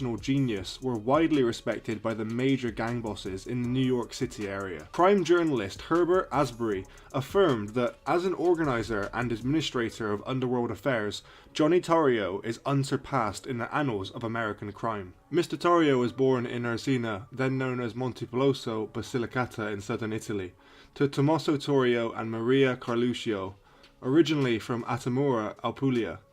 When Mr. Torrio was 2, Mr. Torrio's father, a railway employee, died in a work accident. Shortly after, Mr. Torrio immigrated to James Street on the Lower East Side of New York City with his widowed mother in December 1884. Mr. Torrio's first jobs were as a porter and bouncer in Manhattan. While Mr. Torrio was a teenager, he joined a street gang together with fellow James Street resident Robert Vanilla and became its leader. Mr. Torrio eventually managed to save enough money and opened a billiards parlour for the group, and from there grew illegal activities such as gambling and loan sharking. Mr. Torrio's business sense caught the eye of Paul Kelly, the leader of the infamous 5 Points gang. Mr. Torrio's gang ran legitimate businesses, but its main concern was the numbers game, supplemented by incomes from bookmaking, loan sharking, hijacking, prostitution and opium trafficking. Al Capone, who worked at Kelly's club, admired Mr. Torrio's quick mind and looked to him as his mentor. Mr. Capone had belonged to the Junior 40 Thieves, the Bowery Boys and the Brooklyn Rippers. They soon moved up to the 5 Points gang. Mr. Torrio eventually hired Mr. Capone to bartend at the Harvard Inn, a bar in the Coney Island section of Brooklyn, owned by Mr. Torrio's business associate Frankie Yale. Mr. Torrio was the nephew of Victoria Moresco and the wife and business partner of Big Jim Colosimo, who had become the owner of more than 100 brothels in Chicago. According to Lawrence Bergreen, Mr. Torrio is also described as Mr. Colosimo's nephew, but in the absence of any evidence to confirm the relationship, it's more likely their kinship was spiritual rather than familial. In 1909, Mr. Colosimo invited Mr. Torrio to Chicago to deal with extortion demands from the Black Hand. Mr. Torrio eliminated the extortionists and stayed on. Mr. Torrio ran Mr. Colosimo's operation and organised the criminal muscle needed to deal with the threats to them. In 1919, Mr. Capone also left New York for Chicago at the invitation of Mr. Torrio. Mr. Capone began in Chicago as a bouncer in a brothel.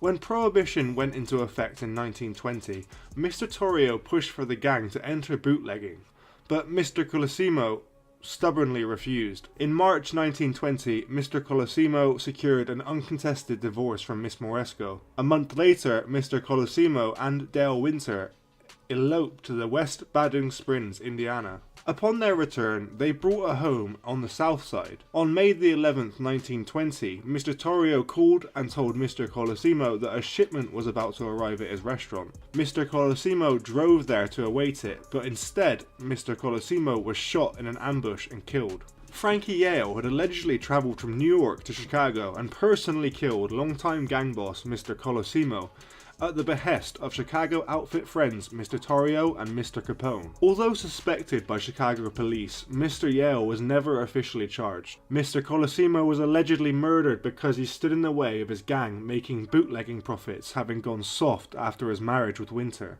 Al Capone has also been suggested as the gunman. Mr. Colosimo's ex-wife, unhappy with the financial arrangements of the divorce, is also theorized to have arranged the murder. Mr. Torrio was wary of being drawn into gang wars and tried to negotiate agreements over territory between rival crime groups. The smaller Northside gang led by Dean O'Banion, was also known as Dion O'Banion, was of mixed ethnicity, and it came under pressure from the Jenner brothers, who were allied with Mr. Torrio. Mr. O'Banion found that Mr. Torrio was unhelpful with the encroachment of the Jenner brothers into the North Side, despite his pretensions to be a settler of disputes. This placed Jaime Weiss at the head of the gang, backed by Vincent Drucci and Bugs Moran. Mr. Weiss had been a close friend of Mr. O'Banion, and the Northsiders made it a priority to get revenge on his killers. Assassination attempts and handover to Capone in January 1925. Mr. Capone was ambushed, leaving Mr. Capone shaken but unhurt. 12 days later, on January 24th, Mr. Torrio was returning from a shopping trip with his wife Anna when Mr. Torrio was shot several times. After recovering, Mr. Torrio effectively resigned and handed control to Al Capone, aged 26, who became the new boss of an organisation that took in illegal breweries and transportation networks that reached Canada with political and law enforcement protection. In turn, Mr. Capone was able to use more violence to increase revenue. An establishment that refused to purchase liquor from Mr. Capone often got blown up, and as many as 100 people were killed in such bombings during the 1920s. In late 1925, Mr. Torrio moved to Italy, where he no longer dealt directly in mob business with his wife and mother. Mr. Torrio gave total control of the outfit to Mr. Capone and said, "It's all yours, Al.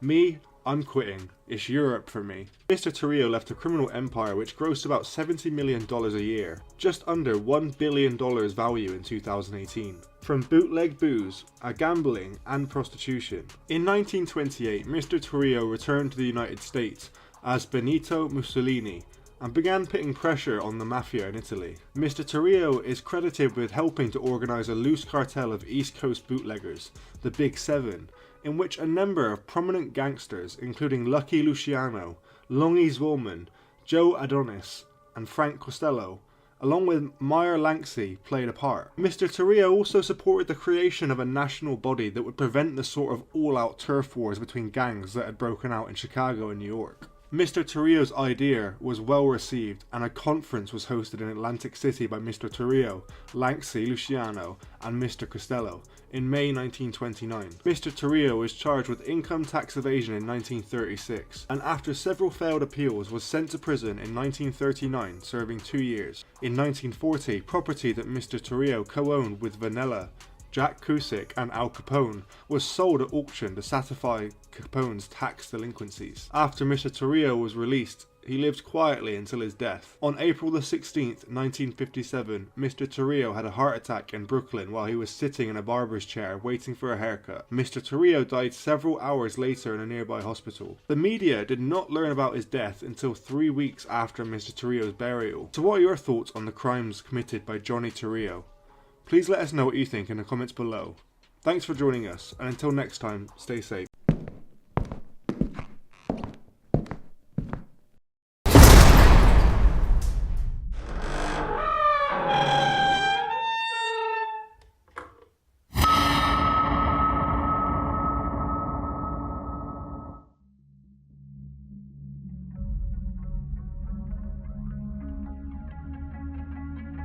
Hello, and welcome to the Street Crime America's YouTube channel.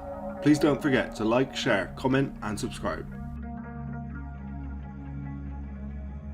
Joseph Anthony Colombo. Joseph Anthony Colombo Sr. was born June 16, 1923, and was the boss of the Colombo crime family, one of the 5 families of the American Mafia in New York City. Mr. Colombo was born in New York City, where his father was an early member of what was then the Profaci crime family. In 1961, the first Colombo War unfolded, instigated by the kidnapping of 4 high-ranking members in the Profaci family by Joe Gallo. Later that year, Mr. Gallo was imprisoned, and in 1962, family leader Joe Profaci died of cancer. In 1963, the Bonanno crime family boss, Joseph Bonanno, made plans with Joseph Malleocco to assassinate several rivals in the commission. When Mr. Mariocco gave the contract to one of his top hitmen, Mr. Colombo revealed the plot to its targets. As a reward for turning on his boss, Mr. Colombo was awarded the Profaci family. Mr. Colombo's only jail term would come in 1966, when Mr. Colombo was sentenced to 30 days in jail for contempt by refusing to answer questions from a grand jury about his financial affairs. In 1970, he created the Italian-American Civil Rights League. Later that year, the first Italian Unity Day rally was held in Columbus Circle to protest the federal persecution of all Italians everywhere. In 1971, Mr. Gallo was released from prison, and Mr. Colombo invited him to a peace meeting with an offering of $1,000, to which Mr. Gallo refused, instigating the Second Colombo War. On June 28, 1971, Mr. Colombo was shot 3 times by Jerome A. Johnson, one being in the head. At the second Italian Unity Day rally in Columbus Circle, sponsored by the Italian-American Civil Rights League, Johnson was immediately killed by Mr. Colombo's bodyguards. But Mr. Colombo was paralysed from the shooting. On May 22, 1978, Mr. Colombo died of cardiac arrest. Joseph Colombo Sr. was born into an Italian-American family on June 16, 1923 in Brooklyn. In 1938, Mr. Colombo was found strangled in a car with his mistress. Joe Colombo attended New Utrecht High School in Brooklyn for 2 years, and then dropped out to join the US Coast Guard.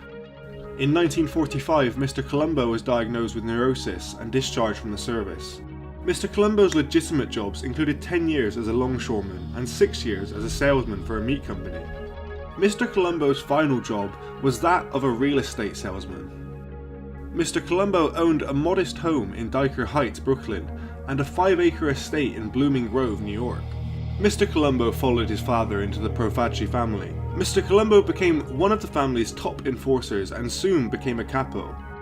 On February 27, 1961, the Gallos kidnapped 4 of Mr. Profaci's top men: underboss Mr. Magliocco, Frank Profaci, who was Joe Profaci's brother, capo Salvatore Musacchia, and soldier John Shimone. Mr. Profaci himself eluded capture and flew to sanctuary in Florida. While holding the hostages, Larry and Albert Gallo sent Joe Gallo to California. The Gallos demanded a more favourable financial scheme for the hostages' release. Mr. Gallo wanted to kill one hostage and demand $100,000 before negotiations, but his brother Larry overruled him. After a few weeks of negotiation, Mr. Profaci made a deal with the Gallos. Mr. Profaci's concierge Charles Desage Lociero negotiated with the Gallos and all the hostages were peacefully released. However, Mr. Profaci had no intention of honouring this peace agreement. On August 20th, 1961, Joseph Profaci ordered the murder of Gallo members Joseph Joe Jelly Gioeli and Larry Gallo. Gunmen allegedly murdered Joseph Gioeli after inviting him to go fishing. Larry Gallo survived a strangulation attempt in the Sahara Club of East Flatbush by Carmine Persico and Salvatore Sale di Ambrosio after a police officer intervened. The war continued on, resulting in 9 murders and 3 disappearances. With the start of the gang war, the Gallo crew retreated to the dormitory. In late November 1961, Joe Gallo was sentenced to 7 to 14 years in prison for murder. On June 6, 1962, Profaci died and was succeeded by longtime underboss Joseph Magliocco. In 1963, Joseph Bonanno, the head of the Bonanno crime family, made plans to assassinate several rivals on the Mafia Commission. Bosses Tommy Lucchese, Carlo Gambino and Stefano Magadino, as well as Frank De Simone. Mr. Bonanno sought Mr. Magliocco's support, and Mr. Magliocco readily agreed.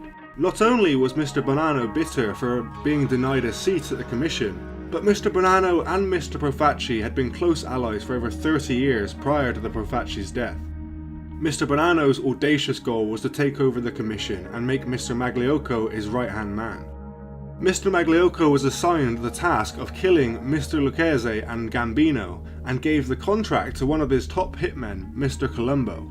However, the opportunistic Mr. Colombo revealed the plot to its targets.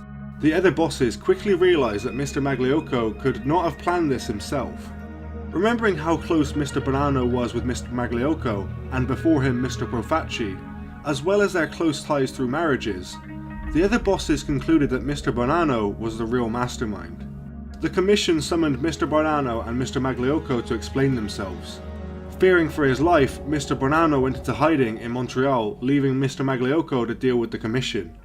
Badly shaken and in failing health, Mr. Magliocco confessed his role in the plot. The commission spared Mr. Magliocco's life but forced him to retire as Profaci family boss and pay a $50,000 fine. As a reward for turning on his boss, Mr. Colombo was awarded the Profaci family. At the age of 41, Mr. Colombo was one of the youngest crime bosses in the country. He was also the first American-born boss of a New York crime family. When New York police detectives Albert Seidman and later the NYPD chief of detectives called Mr. Colombo in for questioning about the death of one of his soldiers, Mr. Colombo came to the meeting without a lawyer. He told Mr. Seidman, "I am an American citizen, first class. I don't have a badge that makes me an official good guy like you, but I work just as honest for a living." On June the 29th, 1970, 50,000 people attended the first Italian Unity Day rally in Columbus Circle in New York City. In February 1971, Mr. Colombo Jr. was acquitted of the charge after the chief witness in the trial had been arrested on perjury charges. Unlike other mob leaders who shunned the spotlight, Mr. Colombo appeared on television interviews, fundraisers, and speaking engagements for the League. At one point, Mr. Colombo posted bail for 11 jailed JDL members. In the spring of 1971, Paramount Pictures started filming The Godfather with the assistance of Mr. Colombo and the League. Due to its subject matter, the film originally faced great opposition from Italian Americans to filming in New York. However, after producer Albert Ruddy met with Mr. Colombo and agreed to excise the terms mafia and Cosa Nostra from the film, the League cooperated fully. In early 1971, Joe Gallo was released from prison. As a supposedly apologetic gesture, Mr. Colombo invited Mr. Gallo to a peace meeting with an offering of $1,000. Mr. Gallo refused the invitation, wanting $100,000 to stop the conflict, which Mr. Colombo refused to pay. At that point, acting boss Vincenzo Aloi issued a new order to kill Mr. Gallo. On March the 11th, 1971, after being convicted of perjury for lying on his application to become a real estate broker, Mr. Colombo was sentenced to 2.5 years in state prison. On June 28, 1971, Mr. Colombo was shot 3 times by Jerome A. Johnson, with 1 bullet hitting him in the head. Mr. Colombo was paralysed from the shooting. On August 28, 1971, after 2 months at Roosevelt Hospital in Manhattan, Mr. Colombo was moved to his estate at Bloomberg Grove. In 1976, there were reports that he could recognise people and utter several words. On May 22, 1978, Mr. Colombo died of cardiac arrest at St. Luke's Hospital in New York. Mr. Colombo's funeral was held at St. Bernadette's Catholic Church in Bensonhurst, and he was buried in St. John's Cemetery in the Middle Village section of Queens. Although many in the Mr. Colombo family blamed Joe Gallo for the shooting, the police eventually concluded that Johnson was a lone gunman after they had questioned Mr. Gallo. Since Johnson had spent time a few days earlier at a Gambino club, one theory was that Carlo Gambino organised the shooting. Mr. Colombo refused to listen to Mr. Gambino's complaints about the League, and allegedly spat in Mr. Gambino's face during one argument. However, the Colombo family leadership was convinced that Joe Gallo ordered the murder after his falling out with the family. Mr. Gallo was murdered on April 7, 1972. After the Colombo shooting, Joseph Iacovelli became the acting boss for 1 year before Carmine Persico took over. In popular culture, Mr. Colombo features in the first episode of UK history TV channel's Yesterday's documentary series Mafia's Greatest Hits. In Christopher, an episode of The Sopranos, Silvo Dante claims that Mr. Colombo was the founder of the first Italian-American anti-defamation organization. However, the American-Italian Anti-Defamation League was founded before Mr. Colombo's Italian-American Civil Rights League. In 2015, Joe Colombo's oldest son, Anthony Colombo, authored Colombo, The Unsolved Murder, a biography/memoir with co-author Don Capiera.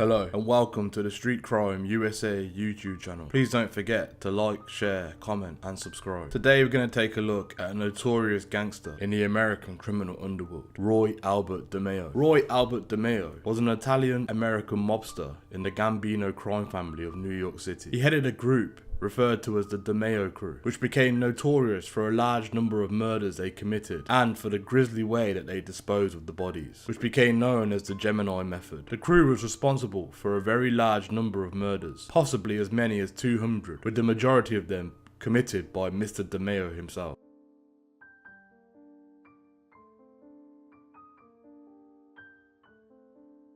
Roy Albert DeMeo was born on September 7th, 1940 in Flatlands, Brooklyn, to a working-class immigrant Italian family of Neapolitan origin, the fourth of 5 children of Eleanor, a housewife, and Anthony DeMeo, a laundry company delivery man. A young Mr. DeMeo graduated from James Madison High School in 1959, during which time he began earning money as a loan shark. The economist Walter Block and future presidential candidate Bernie Sanders were among his graduating year classmates. Between the ages of 15 to 22, he also worked at a local grocery shop where he trained as an apprentice butcher. Roy's older brother, Anthony Frank Chubby DeMeo, a US Marine Corps corporal, was killed in action during the Korean War on April 23rd, 1951, aged 20. His father died of a heart attack on the 12th of December 1960 when Roy was 19. His mother subsequently returned to Italy with Roy's youngest brother to live with their relatives near Naples.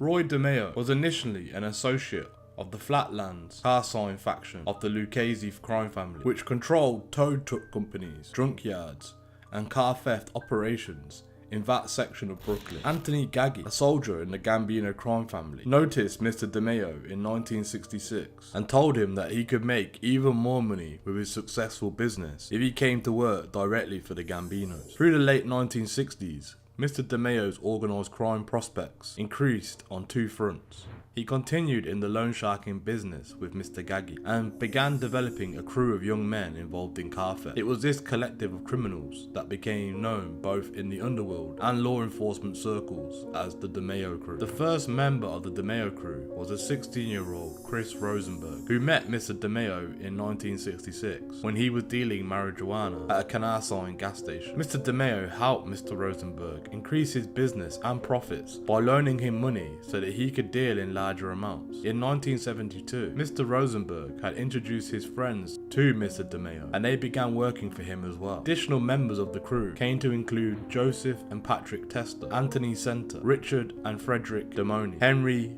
Borelli, Joseph Dracula Guillermo, Mr. DeMeo's cousin, and later Vito Arena and Carlo Profita. Mr. DeMeo joined a Brooklyn credit union that same year, gaining a position on the board of directors shortly afterwards. He utilized his position to launder money earned through his illegal ventures. He also introduced colleges at the credit union to a lucrative side of the businesses, laundering the money of drug dealers he had become acquainted with. Mr. DeMeo also built up his loan sharking businesses with funds stolen from credit union reserves. Mr. DeMeo's collection of loan shark customers, while still primarily those in the car industry, soon included other businesses such as dentist offices, abortion clinics, restaurants, and flea markets. He was also listed as an employee for a Brooklyn company named S&C Sportswear Corporation and frequently told his neighbors he worked in construction, food and retailing, and the used car business. Bonanno underboss Salvatore Vitali claimed to the FBI that in 1974 he was ordered to deliver the corpse of a man who had just been murdered to a garage in Queens so that it could be disposed of by Mr. DeMeo. In late 1974, a conflict that had erupted between the DeMeo crew and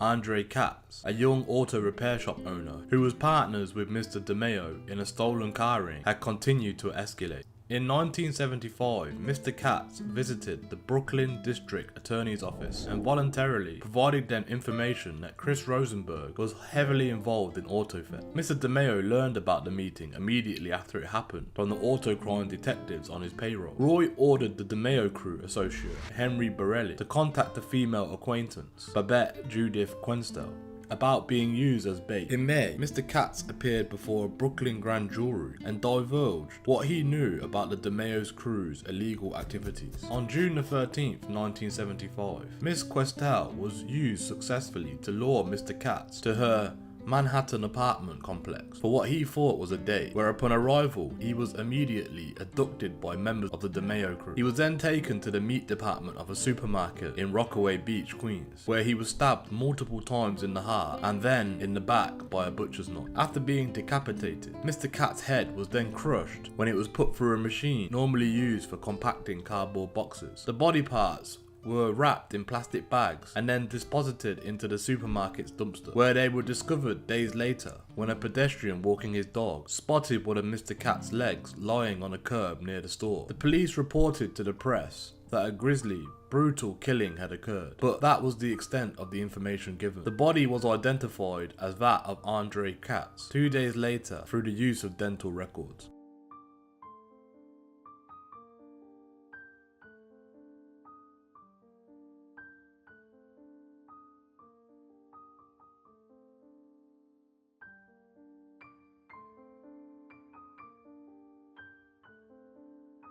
As the 1970s continued, Mr. DeMeo cultivated his followers into a crew experienced with the process of murdering and dismembering its victims. With the exception of killings intended to send a message to anyone who would hinder their criminal activities, or murders that presented no other alternative, a set method of execution was established by Mr. DeMeo and the crew to ensure that victims would be dispatched quickly and then made to disappear. The style of the execution was dubbed the Gemini method, after the Gemini Lounge, a primary hangout for the DeMeo crew, as well as the site as most of the crew's victims were killed. The process of the Gemini method, as revealed by multiple crew members and associates who became government witnesses in the early 1980s, was to lure the victim through a side door of the lounge and into the apartment in the back portion of the building. At this point, a crew member, almost always Mr. DeMeo, according to crew member turned government witness Frederick DeMeo, would approach with a silenced pistol in one hand and a towel in the other, shooting the victim in the head, then wrapping the towel around the victim's head like a turban to staunch the blood flow. Immediately after, another member of the crew, originally Chris Rogenberg, up until his 1979 murder, according to the government witness testimony, would stab the victim in the heart to prevent more blood from pumping out of the gunshot wound. By then, the victim would be dead, at which point the body would be stripped of clothing and dragged into a bathroom, where the remaining blood drained out or coagulated in the body. This was to eliminate the messiness of the next step, when the crews would place the body onto plastic sheets laid out in the main floor and proceed to dismember it, cutting off the arms, legs and head. The body parts would then be put into bags, placed in cardboard boxes and sent to the Fountain Avenue dump in Brooklyn. So many tons of garbage were dumped each day at the dump that it would be nearly impossible for the bodies to be discovered. During the initial stages of an early 1980s federal state task force targeting the DeMeo crew, a plan by authorities to excavate sections of the dump to locate the remains of victims was aborted when it was deemed too costly and unlikely to locate any meaningful evidence. The landfill opposite the Starrett City apartment complex of Pennsylvania Avenue in the heavily African American East New York section of Brooklyn across the Belt Parkway was closed in 1985, capped over since. All signs and odours that landfill had existed gone and replaced by a parkland. Some victims were killed in other ways for varying reasons. At other times, suspected informants or those who committed an act of disrespect against members of the crew or their superiors had their bodies left in the streets of New York to serve as a message and warning. There were also associates where it would not be possible to lure the intended victim into the Gemini Lounge, in which case other locations would have to be used. A cabin cruiser owned by Richard O'Mara was used at least one occasion to dispose of remains. In the latter half of 1975, Mr. DeMeo became a silent partner in a peep show prostitution establishment in Bricktown, New Jersey, after the owner of the business became unable to pay his loan sharking debts. Mr. DeMeo also began dealing in bestiality and child pornography. She sold to his New Jersey establishment, as well as the connections he had in Rhode Island. When Mr. Gaggy found out about Mr. DeMeo's involvement in such taboo films, he ordered Mr. DeMeo to stop under the threat of death. However, Mr. DeMeo defied Mr. Gaggy and continued the practice. Mr. Gaggy did not retaliate, and according to his nephew, Dominic Monteguillo. The subject was never mentioned again, as long as DeMeo continued making payments to Mr. Gaggi. Mr. DeMeo also doubted narcotics despite the Gambino's family strictly forbidding such activity. He financed a major operation importing Colombian marijuana, which was unloaded from an offshore freighter and sold at various auto shops in Canarsie, and also sold cocaine out of the Gemini Lounge. As 1975 drew to a close, Mr. DeMeo was the subject of an Internal Revenue Service investigations into his income. Months earlier, the Borough of Brooklyn Credit Union had been pushed into insolvency as a result of Mr. DeMeo and his colleagues plundering of its finances. As a result, Mr. DeMeo quit the credit union before an indictment could be handed down against him. He utilized false affidavits from the business owned by friends and acquaintances, claiming that he was on their payrolls as an employee. These affidavits served to account for some of his income, allowing him to reach a settlement with the IRS. Mr. DeMeo's sources of income, as well as his crew, continued to grow. By July 1976, Mr. DeMeo added an automobile firm by the name of Team Auto Wholesalers to his loan shark customers. The owner of Team Auto, Matthew Redger, also purchased stolen vehicles from the crew and sold them off at a New Jersey car lot that he owned. He also involved himself with hijacking delivery trucks from JF Kennedy International Airport. His crew now included Edward Danny Grillo, a hijacker who had just been released from prison. In the fall of 1976, the Gambino family went through a massive change when its boss, Carlos Gambino, died of natural causes. Paul Castellano was named the boss, with Anelio Diella Croak retaining the position of underboss. The implications of this were twofold for DeMeo. Mr. Gaggi was elevated to the position of capo regime, taking over the crew of men Mr. Castellano previously headed. The promotion was beneficial for Mr. DeMeo, whose mentor was now even closer to family leadership. Another advantage was that, with Mr. Gambino now deceased, new associates would now be eligible for membership into the family. Mr. Castellano did not immediately open the books for new members, opting instead to promote existing members and shuffle around the crew's leaders. He also allegedly opposed the idea of Mr. DeMeo being made. Mr. Castellano involved himself in white-collar crime and looked down on street-level members such as Mr. DeMeo. Additionally, Mr. Castellano felt Mr. DeMeo was uncontrollable. Mr. Gaggi's attempts at persuading Mr. Castellano to make Mr. DeMeo were continually rejected. By 1977, Mr. DeMeo became distraught by this situation and searched for opportunities that would ensure larger returns for his superiors.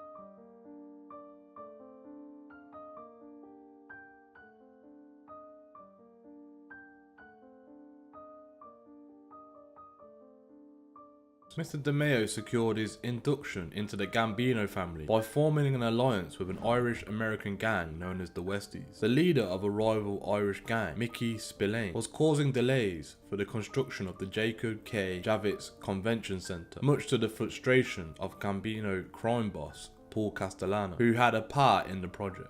After the unsolved murder of Mr. Spillane in May 1977, Westies leader James Coonan assumed control of the Irish mob rackets on the west sides of Manhattan. Mr. DeMeo, sensing an opportunity to create a vast source of income for the Gambino crime family, persuaded Mr. Gaggi to consider a partnership with the Westies. Shortly afterwards, Mr. Coonan and his second-in-command, Mickey Featherston, were called to a meeting with Mr. Castellano, in which they agreed to become a de facto arm of the Gambino crime family and share 10% of all its profits. In exchange, the Westies would be privy to several lucrative union deals and take on murder contracts for the family. It was his pivotal role in the Westie-Gambino alliance that reportedly convinced Mr. Castellano to give DeMeo his button, or formally induct him into the family. Mr. DeMeo was made in mid-1977 and put in charge of handling all the family's business with the Westies. He was ordered to get permission before committing any murders and to avoid drug dealing. Mr. DeMeo's crew, however, continued to sell large amounts of cocaine, marijuana, and various other narcotic pills. Mr. DeMeo also continued to commit unsanctioned killings, such as the 1977 double homicide of Jonathan Quinn a car thief suspected of cooperating with law enforcement, and Sherry Golden, Mr. Quinn's 19-year-old girlfriend. Mr. DeMeo's crew dumped the bodies in locations where they would be discovered to serve as a warning against cooperating with authority. In 1978, Frederick DeMont, previously Mr. DeMeo's chauffeur, joined the crew. Mr. DeMeo and his friends murdered Edward Grillo, who had fallen into heavy debt with Mr. DeMeo and was believed to be becoming susceptible to police coercion. Mr. Grillo, who was dismembered and disposed of like many of the crew's murder victims, was the first known occurrence of internal crew discipline. The next member to be killed was Mr. Rosenberg, who had set up a drug deal with a Cuban man living in Florida and then murdered him and his associate when they traveled to New York to complete the sale. The Cuban had connections with the Cuban drug cartel, raising the possibility of violence between the Gambino family and the Cubans, unless Mr. Rosenberg was dealt with. Mr. DeMeo was ordered to kill Mr. Rosenberg, but stalled for many weeks. During this period, Mr. DeMeo committed his most public murder. The victim was a college student with no criminal ties named Dominic Ragucci, who was paying for his tuition as a door-to-door salesman. Mr. DeMeo saw Mr. Ragucci parked outside his Massapequa Park, Long Island house and assumed he was a Cuban assassin. Mr. DeMeo and his crew members, Joseph Guillermo and Freddie DeMone, pursued Mr. Ragucci in a 7-mile car chase on Route 110 through Amityville and Farmingdale, after which the student was shot to death by Mr. DeMeo. After returning home and gathering his family, Mr. DeMeo drove them out to Long Island and left them at a hotel in upstate New York for 2 weeks. According to Mr. DeMeo's son, Albert, he started crying when he discovered that he had murdered an innocent teenager and did not eat for several days afterwards. The public execution of Mr. Ragucci also put a strain on Mr. DeMeo's relationship with his wife Gladys, who had previously been able to ignore her husband's criminal activities. Gaggy was infuriated by the murder of Mr. Ragucci and ordered Mr. DeMeo to kill Mr. Rosenberg before there were any other innocent victims. On May the 11th, 1979, Mr. Rosenberg reported to the Gemini Clubhouse for the crew's usual Friday night meeting. Shortly after his arrival, Mr. DeMeo quickly fired a single bullet into the unsuspecting Mr. Rosenberg's head. The usually ice-cold Mr. DeMeo hesitated when the still-living Mr. Rosenberg managed to rise off the floor to one knee, but Anthony Center then moved in and finished him off with 4 shots to the head. Unlike Mr. Grillo, Mr. Rosenberg's body was not dismembered or made to disappear. The Cubans had demanded that his murder make the newspapers. Mr. DeMeo's men placed Mr. Rosenberg's body in his car and left it on the side of Cross Bay Boulevard near the Gateway National Wildlife Refuge in Broad Channel, Queens, to be found. Albert DeMeo later recounted that Mr. Rosenberg's murder had affected his father deeply, and that when Mr. DeMeo came home after the killing, he went into his study room and didn't come out for 2 days. After Mr. Rosenberg's murder, Mr. DeMeo spent 6 weeks hiding out with Mr. Guillermo in a safe house near 42nd Street in Times Square, Manhattan, growing a full beard and disguising himself with a baseball cap and sunglasses when out in public.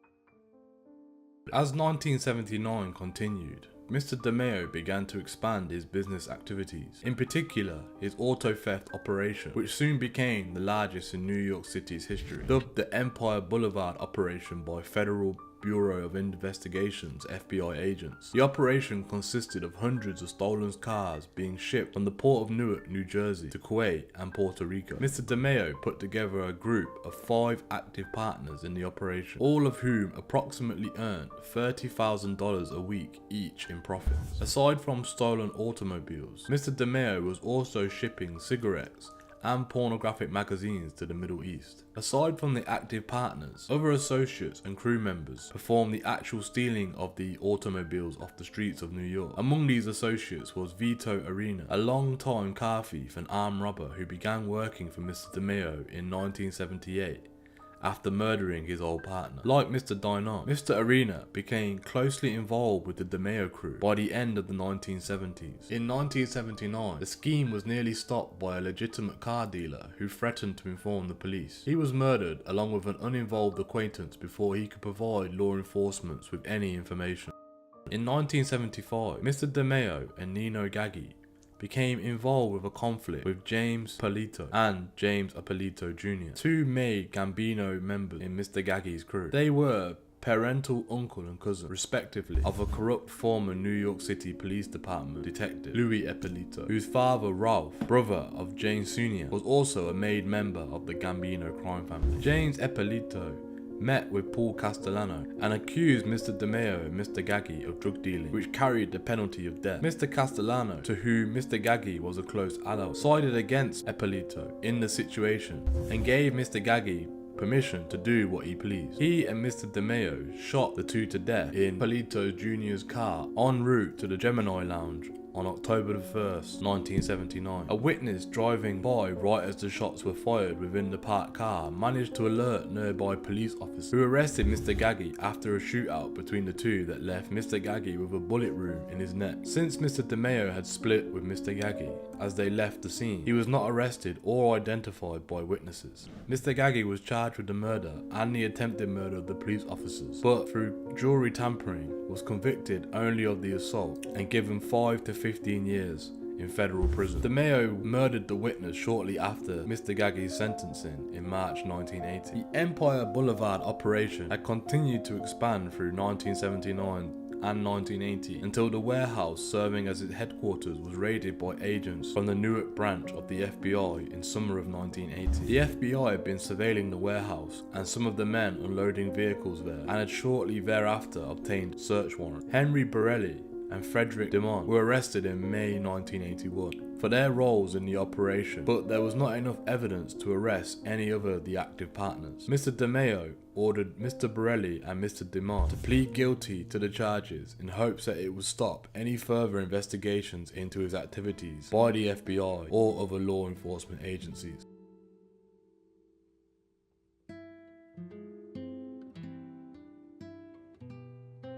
By 1982, the FBI was investigating the enormous number of missing and murdered persons who were linked to Mr. DeMeo, or had last been seen entering the Gemini Lounge. Around this time, the FBI bug in the home of Gambino family capo Angelo Ruggiero picked up a conversation between Mr. Ruggiero and Gene Gotti, the brother of John Gotti. In the conversation, it was discussed that Paul Castellano had put a hit out on Mr. DeMeo, but was having difficulty finding someone willing to do the job. Gene Gotti mentions that his brother John was wary of taking the contract, as DeMeo had an army of killers around him. It was also mentioned in this same secretly recorded conversation that, at that time, John had killed fewer than 10 people, while Mr. DeMeo had killed 37 that they had known about. According to the mob turncoat, Sammy Gravano, eventually the contract was given to Frank DeSico, but Mr. DeSico and his crew could not get to Mr. DeMeo either. DeSico allegedly handed the job to Mr. DeMeo's own men. Mr. DeMeo's son, Albert, wrote that in his final days, Mr. DeMeo was paranoid and knew that he would soon be killed. In his final days, Mr. DeMeo was seen wearing a leather jacket with a shotgun concealed underneath. Mr. DeMeo considered faking his own death by having his son shoot him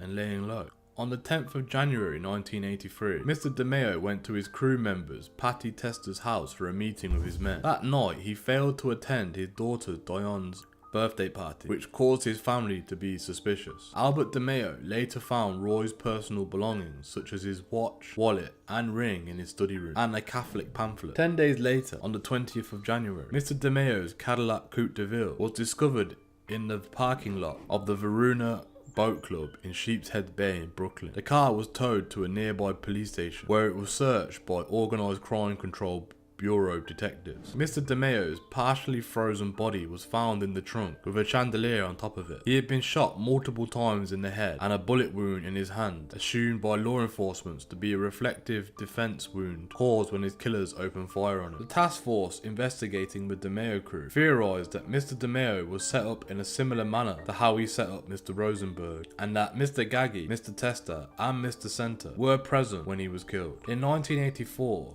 Colombo crime family soldier Ralph Scoppo was overheard explaining to an associate that Mr. DeMeo had been killed by his own family because they merely suspected that he would not be able to stand up to legal charges that resulted from his stolen car ring. According to Mr. Scoppo, Mr. Castellano also had put DeMeo away because he was crazy and had cast iron balls. Albert DeMeo believed that his father was killed by members of his own crew.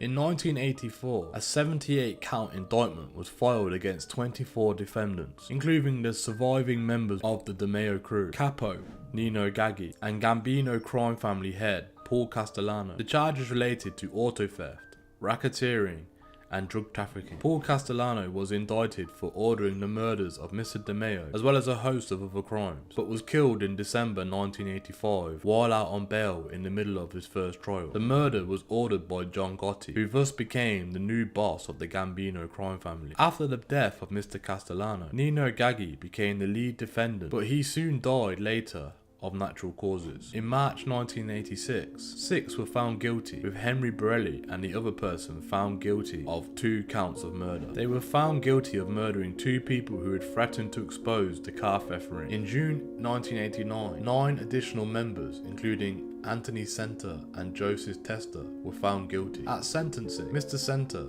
and Mr. Testa were given life sentences for murder with an additional 20 years for racketeering. Prosecutor William Mack Jr. said, "The Roy DeMeo crew is the most violent crew ever prosecuted in federal court as far as my knowledge." And he said that Mr. DeMeo engaged in wholesale slaughter. The convictions were secured in large part by testimony of former members Frederick Denon and Dominic Gillo, as well as Vito Arena. Mr. Montegillo turned when he learned that there was a contract on his life and was placed in witness protection program for 20 years for his testimony. Richard Demon was killed in 1984. Frederick Demon later died in what was ruled as a suicide. Vito Arena left New York in 1989 after serving 6 years of an 18-year sentence after his testimony. He was killed in a 1991 robbery in Texas. The Gemini Lounge later became a storefront church. Mr. DeMeo is the subject of the 1992 book Murder Machine by Jerry Pesci and Gene Mustaine. Roy DeMeo's son, Albert, also wrote a book about his life growing up called For the Sins of My Father, published in 2002. Mr. DeMeo is portrayed by Michael A. Miranda in the 2001 film Boss of Bosses. Ray Liotta plays Mr. DeMeo in the 2012 film adaptation of Anthony Bruno's book about Richard Kolunsky, the Iceman, the true story of the ice-cold blooded killer.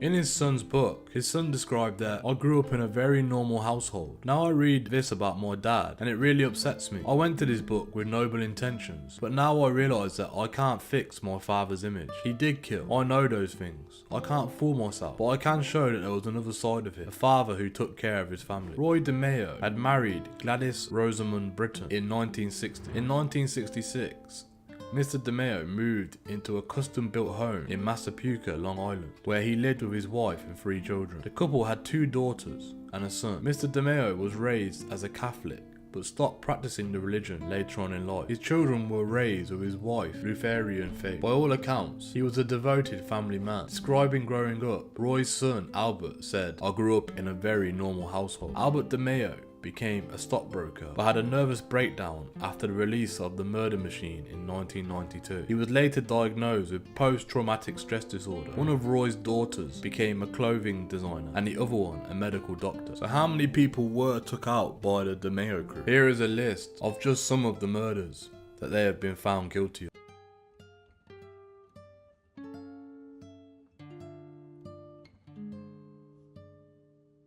Paul Rosenberg was killed on July the 29th, 1973. He was shot twice in the head in an alleyway in Flower Hill, New York by Nino Gaggi and Mr. DeMeo after being suspected of cooperating with the authorities. Andre Katz was killed on June the 13th, 1975. He was kidnapped in Manhattan, taken to the Pantry Prize supermarket in Rockaway, Queens, where he was stabbed to death and dismembered by Mr. DeMeo, Henry Borelli, Anthony Center, Joseph Testa, after Mr. Katz testified before a grand jury in May 1975. Vito Borelli, sometime in the mid-1975. Gambino boss Paul Castellano ordered his death after Mr. Borelli made a statement on Mr. Castellano's appearance and made a comparison to Frank Perdue in front of his daughter. He was shot in the face and body at a building in Manhattan owned by Anthony Rabito and former Banano underboss Salvatore Vitali allegedly drove his body to a garage in Queens where he saw Mr. DeMeo holding a knife to dismember Mr. Borelli.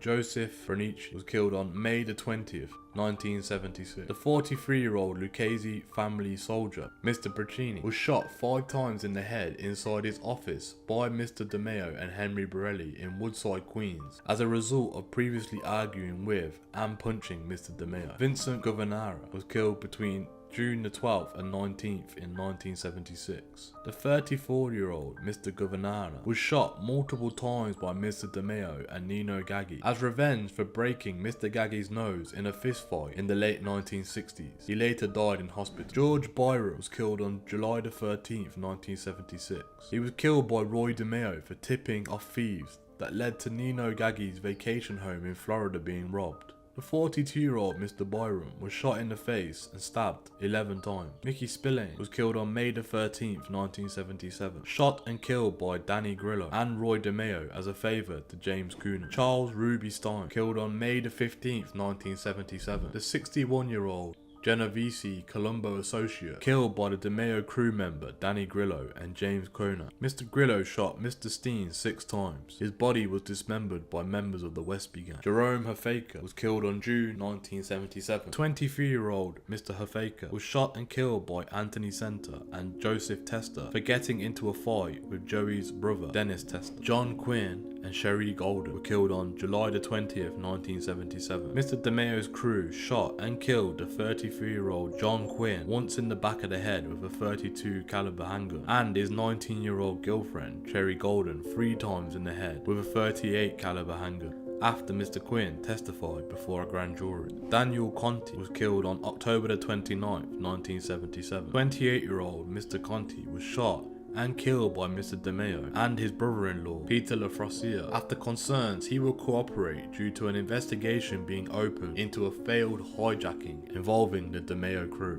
John Costello was killed in November 1977. The 20-year-old Mr. Costello was shot to death by Peter Frossia and Roy DeMeo after concerns he will cooperate with law enforcement into an illegal hijacking involving the DeMeo crew. Michael Mandolino and Nino Martini killed in March the 19th, 1978. Both were shot multiple times in the head by the DeMeo crew. 37-year-old Mr. Mandolino was accused of setting up Peter Frossia for robbery, and the 38-year-old Mr. Martini had no involvement. Patrick Crescenzano was killed on March the 23rd, 1978. The 31-year-old Bonanno associate and son of Bonanno family capo, Angelo Crescenzano, was beaten, shot and killed, then his throat slit ear to ear by Roy DeMeo after refusing to return stolen jewelry from an associate of Roy DeMeo's. Michael DiCarlo was killed on May the 16th, 1978. The Lucchese associate's death was ordered by a Lucchese capo for raping a young boy. He was shot, stabbed, beaten and sodomized by Mr. DeMeo, Joseph Gullimo, Danny Grillo and Henry Borelli, Anthony Scepter and Joseph Tefter. His body was dismembered. Kevin Guelli was killed on June the 9th, 1978. The 28-year-old cocaine dealer was shot and killed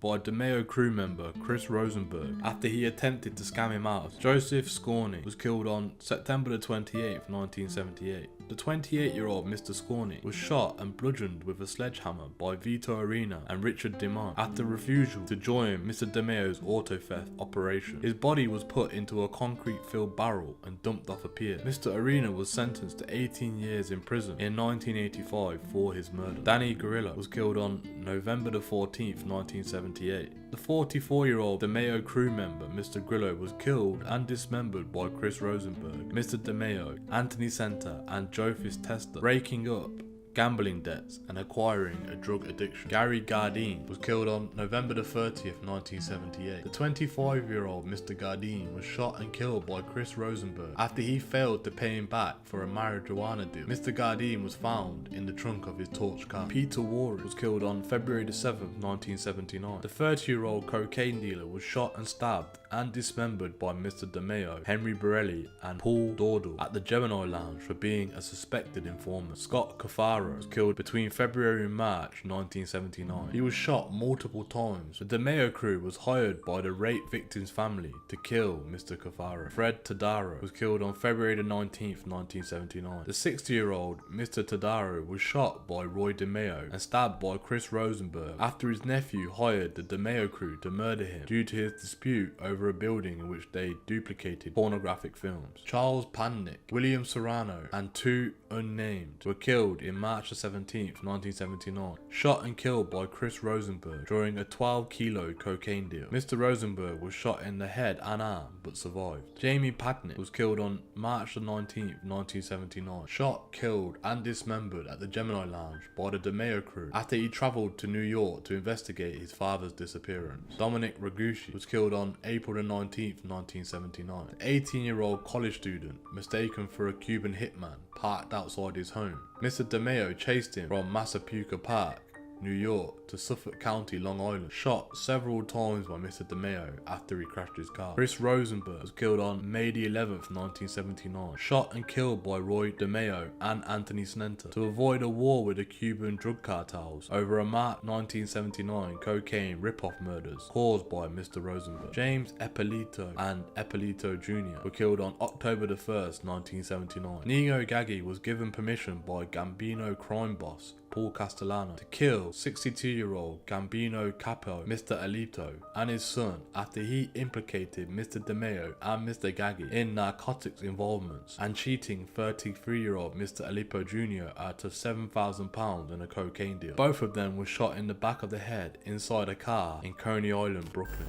Khalid Dowd and Ronald Vaccaro were killed in October 12, 1979. Both were lured to Frederick DeMone's auto shop in East Flatbush, Brooklyn, then shot, killed, and dismembered for being a competitor of stolen car rings and suspected of cooperating with law enforcement against Mr. DeMeo. Joseph Coppolino was killed on March 17, 1980. The 37-year-old Mr. Coppolino was stabbed and decapitated by Roy DeMeo after being suspected of implicating Mr. DeMeo, two in law enforcement, in a seized 23-ton marijuana ship. Patrick Penny was killed on May the 12th, 1980. 21-year-old Patrick Penny was shot 9 times in the head by Mr. DeMeo and Richard DeMone after he testified against Nino Gaggi. Charles Montegore and Daniel Zucataro were killed on June 5, 1980. The 30-year-old Mr. Mongentor was shot 14 times by Henry Borelli and Roy DeMeo, then slit his throat after he refused to drop an assault charge on the son of Gambino soldier Salvatore Mangalino. His friend, 25-year-old Daniel Zucataro, was killed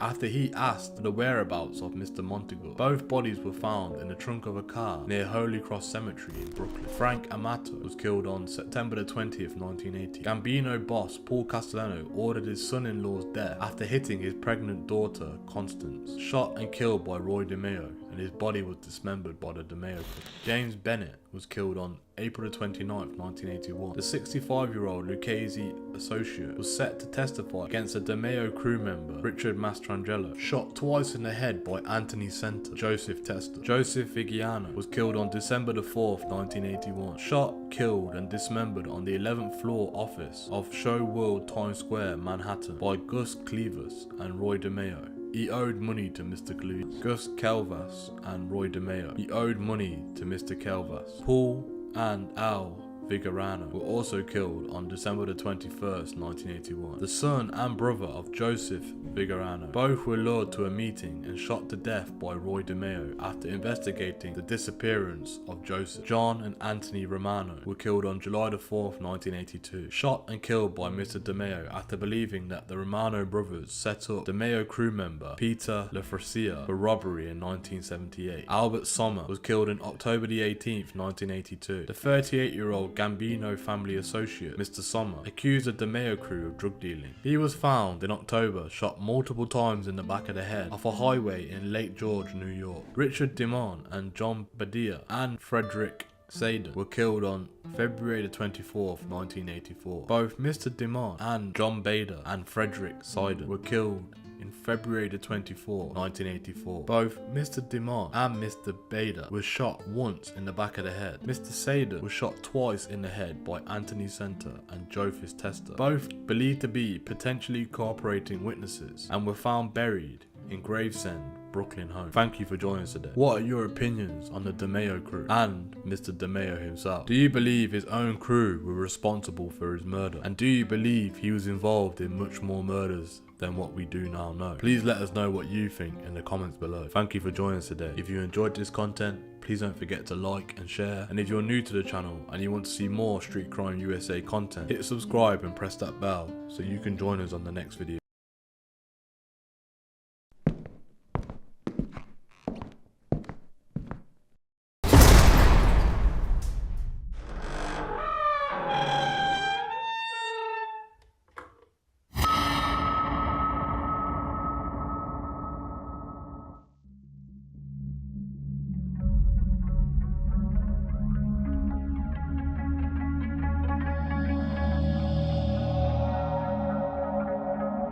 Hello, and welcome to the Street Crime America's YouTube channel.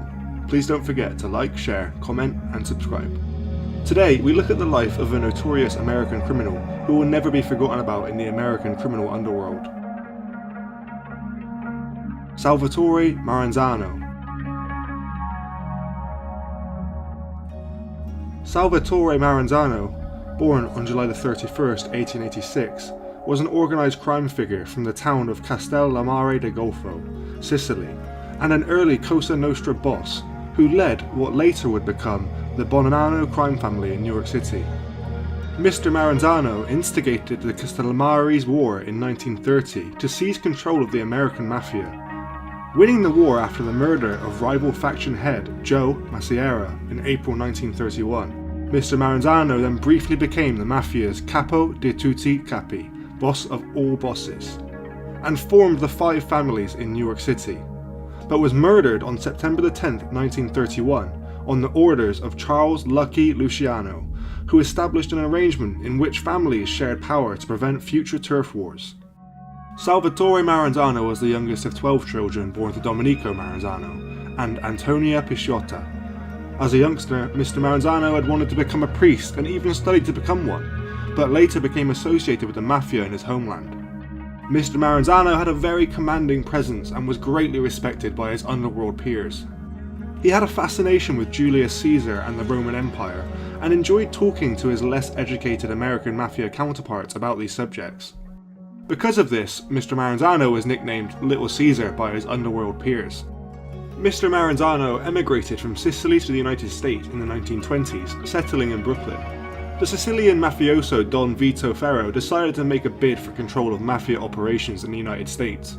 From his base in Castellammare de Golfo, Mr. Maranzano was sent to seize control. While building a legitimate business as a real estate broker, Mr. Maranzano also maintained a growing bootlegging business, using the real estate company as a front for his illegal activities. He soon became involved in prostitution and the illegal smuggling of narcotics. He also took a liking to young Joseph Bonanno and became his mentor. To protect the criminal empire that Mr. Maranzano had built up, he declared war on his rival Joe Maciera, the boss of all bosses, in 1930, by starting the Castellammare's War.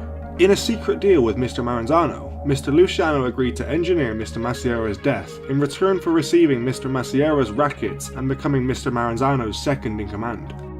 On April the 15th, Mr. Luciano invited Mr. Maciera and two other associates to lunch in a Coney Island restaurant. After finishing their meal, the mobsters decided to play cards. At that point, according to the mob legend, Mr. Luciano went to the bathroom. Four gunmen, Vito Genovese, Albert Anastasia, Joe Adonis, and Benjamin Bugsy Siegel, then walked into the dining room and shot and killed Mr. Maciera. With Mr. Maranzano's blessing, Mr. Luciano took over Mr. Maciera's gang and became Mr. Maranzano's lieutenant. With Mr. Maciera gone, Mr. Maranzano reorganized the Italian-American gangs in New York City into the Five Families. Headed by Mr. Luciano, Joe Profesci, Tommy Gagliano, Vincent Mangano, and himself. Each family would have a boss, underboss, capos, soldiers, and associates, and would be a company of full-blooded Italian-Americans, while associates could come from any background. However, Mr. Maranzano called a meeting of crime bosses in New York and declared himself capo di capi, the boss of all bosses. Mr. Luciano appeared to accept these changes, but was merely biding his time before removing Mr. Maranzano. Although Mr. Maranzano was slightly more forward-thinking than Mr. Maciera, Mr. Luciano had come to believe that Mr. Maranzano was even more greedy than Mr. Maciera had been. Mr. Maranzano's scheming, his arrogant treatment of his subordinates, and his fondness for comparing his organisation to the Roman Empire. Mr. Maranzano attempted to model the organisation after Caesar's military chain of command. It didn't sit well with Mr. Luciano and Mr. Luciano's ambitious friends such as Vito Genovese, Frank Costello and others. Despite Mr. Maranzano's advocacy for modern methods of organisation, including crews of soldiers doing the bulk of a family's illegal work under the supervision of a capo regime, at heart Mr. Maranzano was a moustache Pete, an old school mafioso too steeped in old world ways. Mr. Maranzano was opposed to Mr. Luciano's partnership with Jewish gangsters such as Meyer Langsy and Mr. Benjamin Bugsy Siegel. Mr. Luciano and his colleagues had intended all along to bide their time before getting rid of Mr. Maranzano. By September 1931, Mr. Maranzano realised that Mr. Luciano was a threat and hired Vincent Mad Dog Cole, an Irish gangster, to kill him. However, Tommy LaCheese alerted Mr. Luciano that he was marked for death. On September the 10th, Mr. Maranzano ordered Mr. Luciano and Genovese to come to his office at the New York Central Building, now the Helmsley Building, at 230 Park Avenue in Manhattan. Convinced that Mr. Maranzano planned to murder them, Mr. Luciano decided to act first. Mr. Luciano sent to Maranzano's office 4 Jewish gangsters whose faces were unknown to Mr. Maranzano's people. They had been secured with the aid of Mr. Langsy and Mr. Siegel. Disguised as government agents, 2 of the gangsters disarmed Mr. Maranzano's bodyguards. The other 2, who were aided by Mr. Lachaise, who was there to point out Mr. Maranzano, stabbed the boss multiple times before shooting him. This assassination was the first of what would later be fabled as the Night of the Sicilian Vespers. Although there would have been few objections and Mr. Luciano declared himself capo di tutti i capi, he abolished the title, believing the position created trouble among the families and would make himself a target for another ambitious challenger. Mr. Luciano subsequently created the Commission to serve as the governing body for organised crime. Mr. Maranzano is buried in St. John's Cemetery, Queens, New York, near Mr. Luciano's grave. Mr. Maranzano plays a small fictionalised role in Mario Puzo's The Godfather. Mr. Maranzano refused Don Vito Corleone's proposal to share his monopoly on gambling in New York City, in exchange for police and political contacts and expansion into Brooklyn and the Bronx. Mr. Maranzano arranged for 2 of Al Capone's gunmen to come to New York and finish Corleone. Through Mr. Capone's contacts in Chicago, Mr. Corleone found out and sent Luca Brasi to murder the gunman. With Mr. Capone out of the picture, the Great Mob War of 1933 had begun. Desperate for peace, Mr. Maranzano agreed to sit down in a restaurant in Brooklyn, where he was killed by Salvatore Tessio, a capo in the Corleone family. Afterwards, Mr. Corleone took over Mr. Maranzano's organisation and held a meeting to reorganise the American Mafia, something that the real-life Mr. Maranzano did. In the 1972 film The Valachi Papers, Mr. Maranzano is portrayed by Joseph Wiseman. In the 1981 NBC miniseries The Gangster Chronicles, Mr. Maranzano is portrayed by Joseph Mascolo. In the 1990 film Mobsters, Mr. Maranzano is portrayed by Michael Gambon. In the 1999 film Lansky, Mr. Maranzano is portrayed by Ron Gilbert. In the 1999 Lifetime film Bonanno, A Godfather's Story, Mr. Maranzano is portrayed by Edward James Olmos. In the 2011 Torchwood episode Immortal Sins, Mr. Maranzano is portrayed by Chris D'Annunzio. In the 5th season of Boardwalk Empire, Mr. Maranzano is portrayed by Giampiero Giudice. So, what are your thoughts on the crimes committed by Salvatore Maranzano? Please let us know what you think in the comments below. Thanks for joining us, and until next time, stay safe.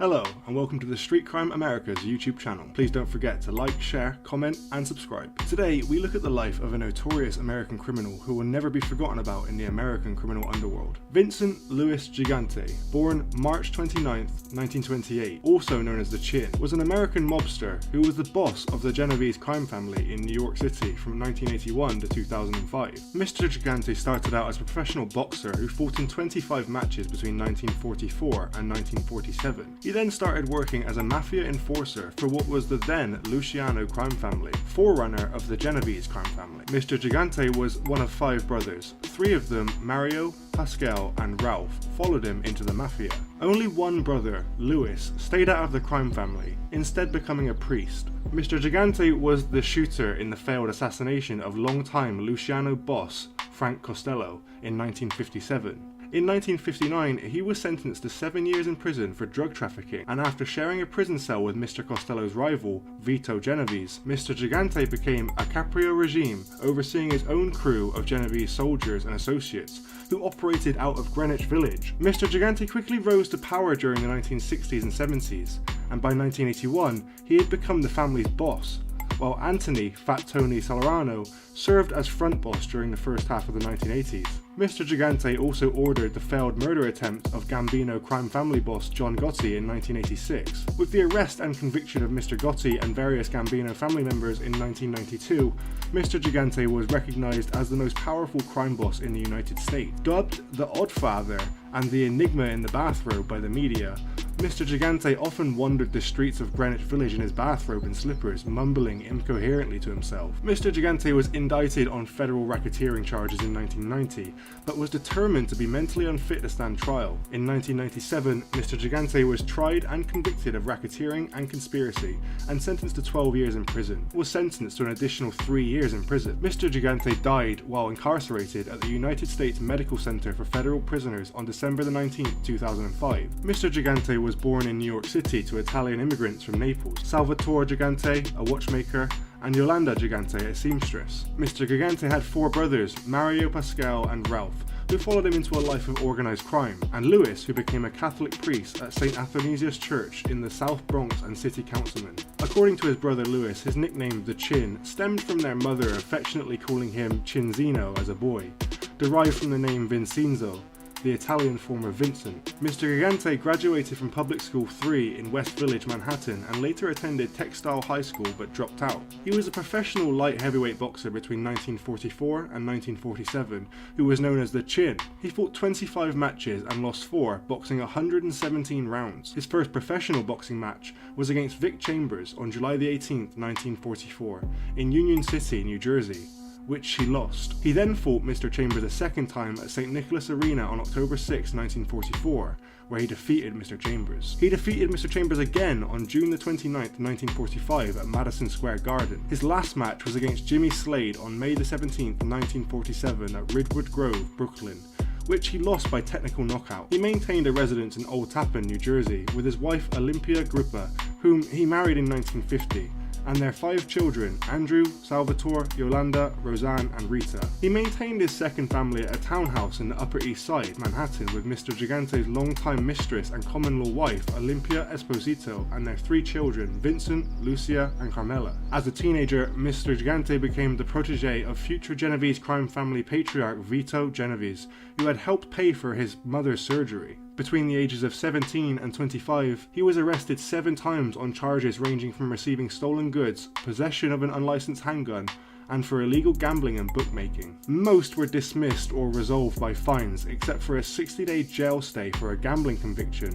During this time, he listed his occupation as a tailor. In early 1957, Mr. Genovese decided to move on the Luciano family boss, Frank Costello. Mr. Genovese ordered Mr. Gigante to murder Costello, and on May 2, 1957, Mr. Gigante shot and wounded Costello outside his apartment building. Although the wound was superficial, it persuaded Mr. Costello to relinquish power to Mr. Genovese and retire. Mr. Genovese then controlled what is now called the Genovese crime family. A doorman identified Mr. Gigante as the gunman. However, in 19 1958, Costello testified that he was unable to recognize his assailant, and Mr. Gigante was acquitted on charges of attempted murder. In 1959, he was convicted with Vito Genovese of heroin trafficking and sentenced to 7 years in prison. He was paroled 5 years after. Not long afterward, he was promoted from soldier to captain, running the Greenwich Village crew and headquartered at the Triangle Civic Improvement Association. In 1969, Mr. Gigante was indicted in New Jersey for conspiracy to bribe the entire 5-member Old Tappan, New Jersey police force to alert him to surveillance operations by law enforcement agencies. Though that charge was dropped after Mr. Gigante's lawyers presented reports from psychiatrists saying that he was mentally unfit to stand trial. Since 1969, he had been treated 20 times for psychiatric disorders, and his primary treating psychiatrist, Eugene D'Amato, noted that Vincent Gigante has been diagnosed since 1969 as suffering from schizophrenia, paranoid type with Peroud acute exuberations, which result in hospitalization. In 1981, Mr. Genovese's successor, Philip Benny Squint Lombardo, stepped down as boss due to poor health. With Lombardo's support, Mr. Gigante became boss of the Genovese crime family. Anthony Fat Tony Salerno was made front boss of the Genovese family in order to fool law enforcement. He built a vast network of bookmaking and loan sharking rings, and from extortions of garbage shipping, trucking and construction companies seeking labour peace or contracts from carpenters. Mr. Gigante also had influence in the Feast of San Gennaro in Little Italy, operating gambling games, extorting payoffs from vendors, and pocketing thousands of dollars donated to a neighbourhood church, until a crackdown in 1995 by New York City officials. On April the 13th, 1986, Gambino crime family underboss Frank DeCiccio was killed when his car was bombed following a visit to Paul Castellano, loyalist James Falia. The bombing was carried out by Victor Amuzzo and Anthony Casso of the Lachaise crime family, under the orders of Mr. Gigante and the Lachaise boss Anthony Corallo, to avenge Castellano and Thomas Bilotti by killing their successors. John Gotti also planned a visit Faella that day, but cancelled, and the bomb was detonated after a soldier who rode with DeCiccio was mistaken for the boss. In January 1987, Mr. Salerno was sentenced to 100 years in prison for racketeering, along with top members of other New York families as part of the Mafia Commission trial. Mr. Salerno had initially been billed as the boss of the Genovese family. However, shortly after the trial, Mr. Salerno's longtime right-hand man, Vincent the Fish Cafaro, turned informant and told the FBI that Mr. Salerno had been a front for the real boss, Mr. Gigante. FBI bugs had captured a conversation in which Mr. Salerno and Capo Matthew Matty the Horse Lananio were reviewing a list of prospective candidates to be made in another family. Frustrated that the nicknames of the wannabes had not been included, Mr. Salerno shrugged and said, "I'll leave this up to the boss." Mr. Gigante was reclusive and almost impossible to capture on wiretap, speaking softly, echoing the phone, and even at times whistling into the receiver. Genovese members were not allowed to mention Mr. Gigante's name in conversations or phone calls. When they had to mention him, members pointed to their chins or made the letter C with their fingers. After the imprisonment of John Gotti in '92, Mr. Gigante came to be known as the figurehead Capo di tutti capi, the boss of all bosses, despite the position being abolished in 1931 with the murder of Salvatore Maranzano. From 1978 to 1990, 4 of the 5 crime families of New York, including the Genovese family, rigged bids for 75% of the $191 million, or about $142 million, of the window contracts awarded by the New York City Housing Authority. Installation companies were required to make union payoffs between $1 and $2 for each window installed. In 1988, Mr. Gigante had open heart surgery. On May 30th, 1990, Mr. Gigante was indicted along with 4 other members of the New York crime families for conspiring to rig bids and extort payoffs from contractors on multi-million-dollar contracts with the New York City Housing Authority to install windows. He attended his arraignment in pajamas and bathrobe, and due to his defense stating that he was mentally and physically impaired, legal battles ensued for 7 years over his competence to stand trial. In June 1993, Mr. Gigante was under indictment again, charged with sanctioning the murders of 6 mobsters and conspiring to kill 3 others, including Gambino boss John Gotti. At sanity hearings in March 1996, Sammy the Bull Gravano, former underboss of the Gambino crime family, who became a cooperating witness in '91, and Alphonse Little Al Diarco, former acting boss of the Lachaise crime family, tested that Mr. Gigante was lucid at top-level mafia meetings, and that he had told other gangsters that his eccentric behaviour was a pretense. Mr. Gigante's lawyers got testimony and reports from psychiatrists that from 1969 to to 95 that he had been confined 28 times in hospitals for treatment of hallucinations and that he suffered from dementia rooted in organic brain damage. In August 1996, senior judge of the United States District Court for the Eastern District of New York, Eugene Nickerson, ruled that Mr. Gigante was mentally competent to stand trial. He pleaded not guilty and had been free for years on $1 million bail. He had another cardiac operation in December 1996, and on June 25, 1997, his trial started and he stood trial in a wheelchair.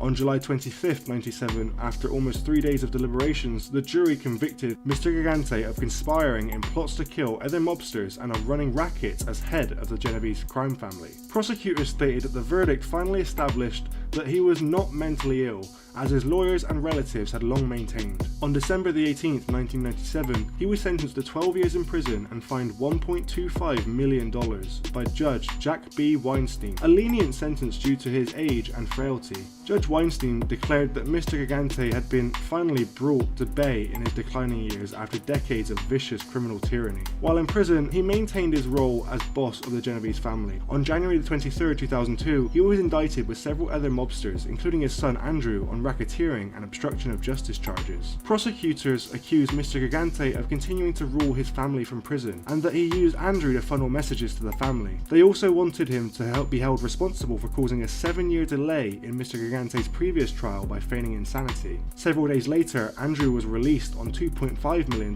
bail. Federal prosecutor Rosalind R. Maskoff had planned to play tape showing him fully coherent, careful and intelligent, running crime operations from prison. Faced with this evidence, Mr. Gigante pleaded guilty to obstruction of justice on April 7, 2003, just hours before the trial was to start. Judge Leo Glasser sentenced him to an additional 3 years in prison. Mauskov stated, "The jig is up. Vincent Gigante was a cunning faker, and those of us in law enforcement always knew that it was an act." On July 25, 2003, Mr. Gigante's son, Andrew, was sentenced to 2 years in prison and fined $2.5 million for racketeering and extortion. New York Times organized crime reporter and mob historian Sir Lewin Rabb described Mr. Gigante's plea deal as an unprecedented capitulation for a mafia boss. It was almost unheard of for a boss to even consider pleading guilty. For instance, Andrew faced up to 20 years in prison had he gone to trial. Another provision of the plea agreement stipulated that any relatives who helped in his deception, including his wife, mistress and father Lewis, would not be charged with obstruction of justice. Mr. Gigante died on December 19,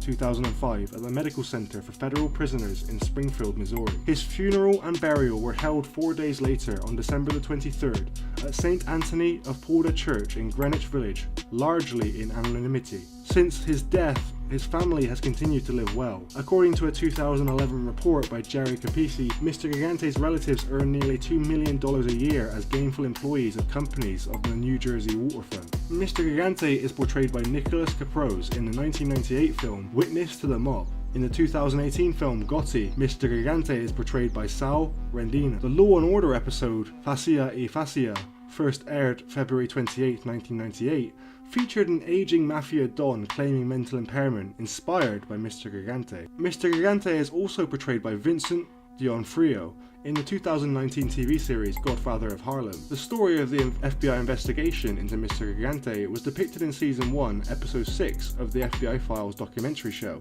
titled The Crazy Don, which first aired on December 8, 1998. National Geographic aired a 6-part documentary series, Inside the American Mob, where Mr. Gigante features prominently in Episode 5, The Rise and Fall of Gotti, while actions attributed to him are discussed in Episode 3, New York-Philly War. So, what are your thoughts on the crimes committed by Vincent Gigante? Please let us know what you think in the comments below. Thanks for joining us. Until next time, stay safe.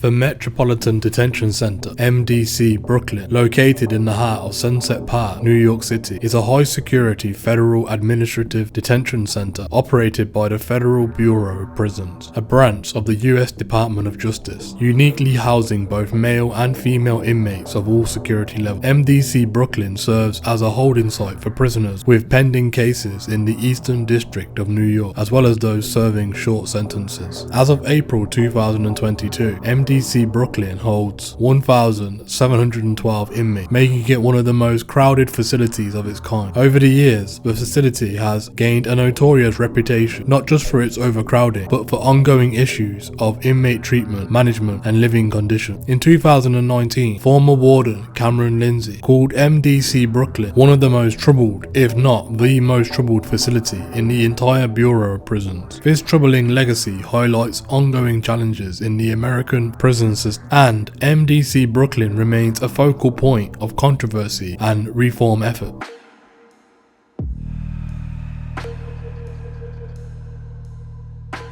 MDC Brooklyn stands on land that was once part of the historic Bush Terminal, now Industry City, a massive intermodal hub for shopping, warehousing, and manufacturing. In 1988, the Federal Bureaus of Prisons proposed converting two buildings in Industry City into a federal detention center to address overcrowding at nearby Metropolitan Correctional Center. The proposal faced strong opposition from local residents who feared that the influx of staff, inmates, visitors, and supply trucks would overwhelm traffic, water, and sewer systems in that area. Despite the resistance, the project moved forward, and in August 1993, Federal Building No. 1, once home to United States Coast Guard, was demolished in a controlled explosion to make way for the new facility. MDC Brooklyn officially opened in the early 1990s with a capacity for 1,000 inmates, awaiting trial or arraignment in the Eastern District of New York. By 2019, the inmate population had swelled to over 1,600. In 1999, a second facility was constructed adjacent to the original complex to house inmates who had already been sentenced and were awaiting transfer to permanent facilities, pushing the total inmate population to nearly 3,000. This made MDC Brooklyn the largest detention center in the United States. Over the years, the facility has been marred by controversy. In 2015, a lawsuit initially filed in 2002 was allowed to proceed by a federal panel. The suit, brought by 8 mostly Muslim detainees, alleged that they had been subject to beatings, strip searches, solitary confinement, and other arbitrary abuses in the wake of the 9/11 attacks. High-ranking officials from the Bush administration, including former Attorney General John Ashcroft and FBI Director Robert Mueller, were named in the case. In September 2024, federal authorities announced that newly sentenced federal defendants would no longer be sent to MDC Brooklyn, a decision likely influenced by a judge's ruling that threatened to vacate a sentence if an inmate was sent there due to the dangerous, barbaric conditions. Around that same time, high-profile musician and producer Sean Diddy Combs was incarcerated in the facility's special housing unit, drawing further public attention to the troubled jail.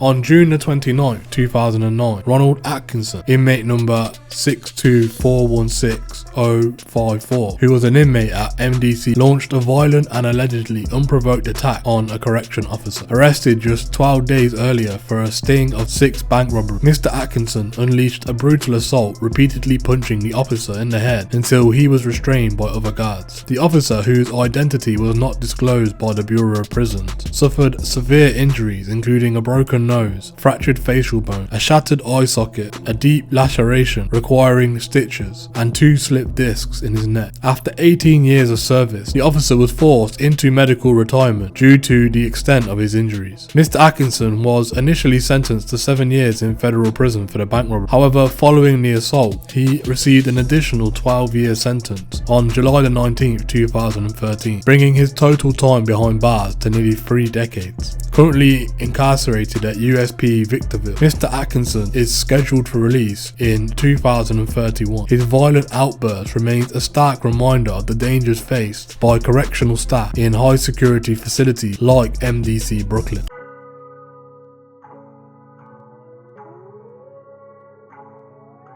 On the 5th of October 2013, New York media outlets broke a scandalous story involving Nancy Gonzalez, a former federal corrections officer at MDC Brooklyn, and Ronald Wilson, an inmate on death row. Miss Gonzalez, who had deployed a sexual relationship with Mr. Wilson, was pregnant with his child. Mr. Wilson was convicted for the 2003 murders of NYPD detectives Rodney Andrews and James Nemorin, and had been sentenced to death in 2007. However, while awaiting resentencing after his original death sentence was overturned in 2010, Mr. Wilson began an illicit affair with Miss Gonzalez. Miss Gonzalez was promptly terminated and faced federal charges of sexual abuse of a person in custody, as inmates cannot legally consent to sex with prison staff. Mr. Wilson was soon transferred to the Metropolitan Correctional Center in Manhattan, while Miss Gonzalez pleaded guilty to the charges on July 3rd, 2013. The following year, federal judge Brian Cogan sentenced her to a year and a day in prison, citing her severe emotional dysfunction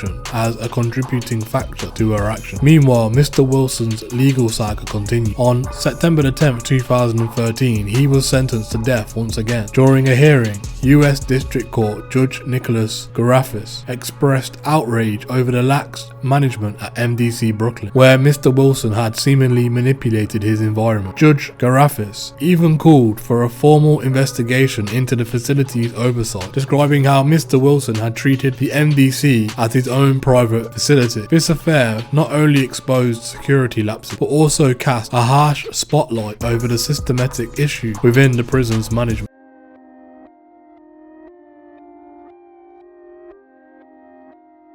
In January and February 2019, over 1,600 inmates at MDC Brooklyn endured brutal conditions during the North American cold wave, left with little to no heat or power for nearly a week. As temperatures plummeted, inmates grew desperate, banging on the windows to call for help, while many reported deteriorating health. Activists, along with New York officials, quickly intervened and demanded action and improved conditions. The crisis began over the weekend of January the 26th and 27th, when a power outage struck the facility. Although an electrical panel was repaired, it caught fire the following day, further complicating efforts to restore power. It wasn't until the evening of February the 3rd that electricity was finally restored. The Department of Justice soon launched an investigation into the incident, where the damage had already been done. Amid the freezing temperatures, inmates who protest these inhumane conditions through hunger strikes and non-violent disobedience faced harsh retaliation from jail staff. Reports surfaced of inmates being pepper sprayed, thrown into solitary confinement, and having their toilets shut off. According to a chilling report from The Intercept, in 3 housing units where men were refused food, jail staff shut the valves off to the toilets in every cell. Locked down in darkness, these inmates were forced to endure the cold with overflowing toilets festered with human waste just inches away from their bunk. This harrowing episode at MDC Brooklyn shone a glaring light on the facility's treatment of his inmates and sparked outrage over the systematic neglect and mistreatment within the federal detention centers.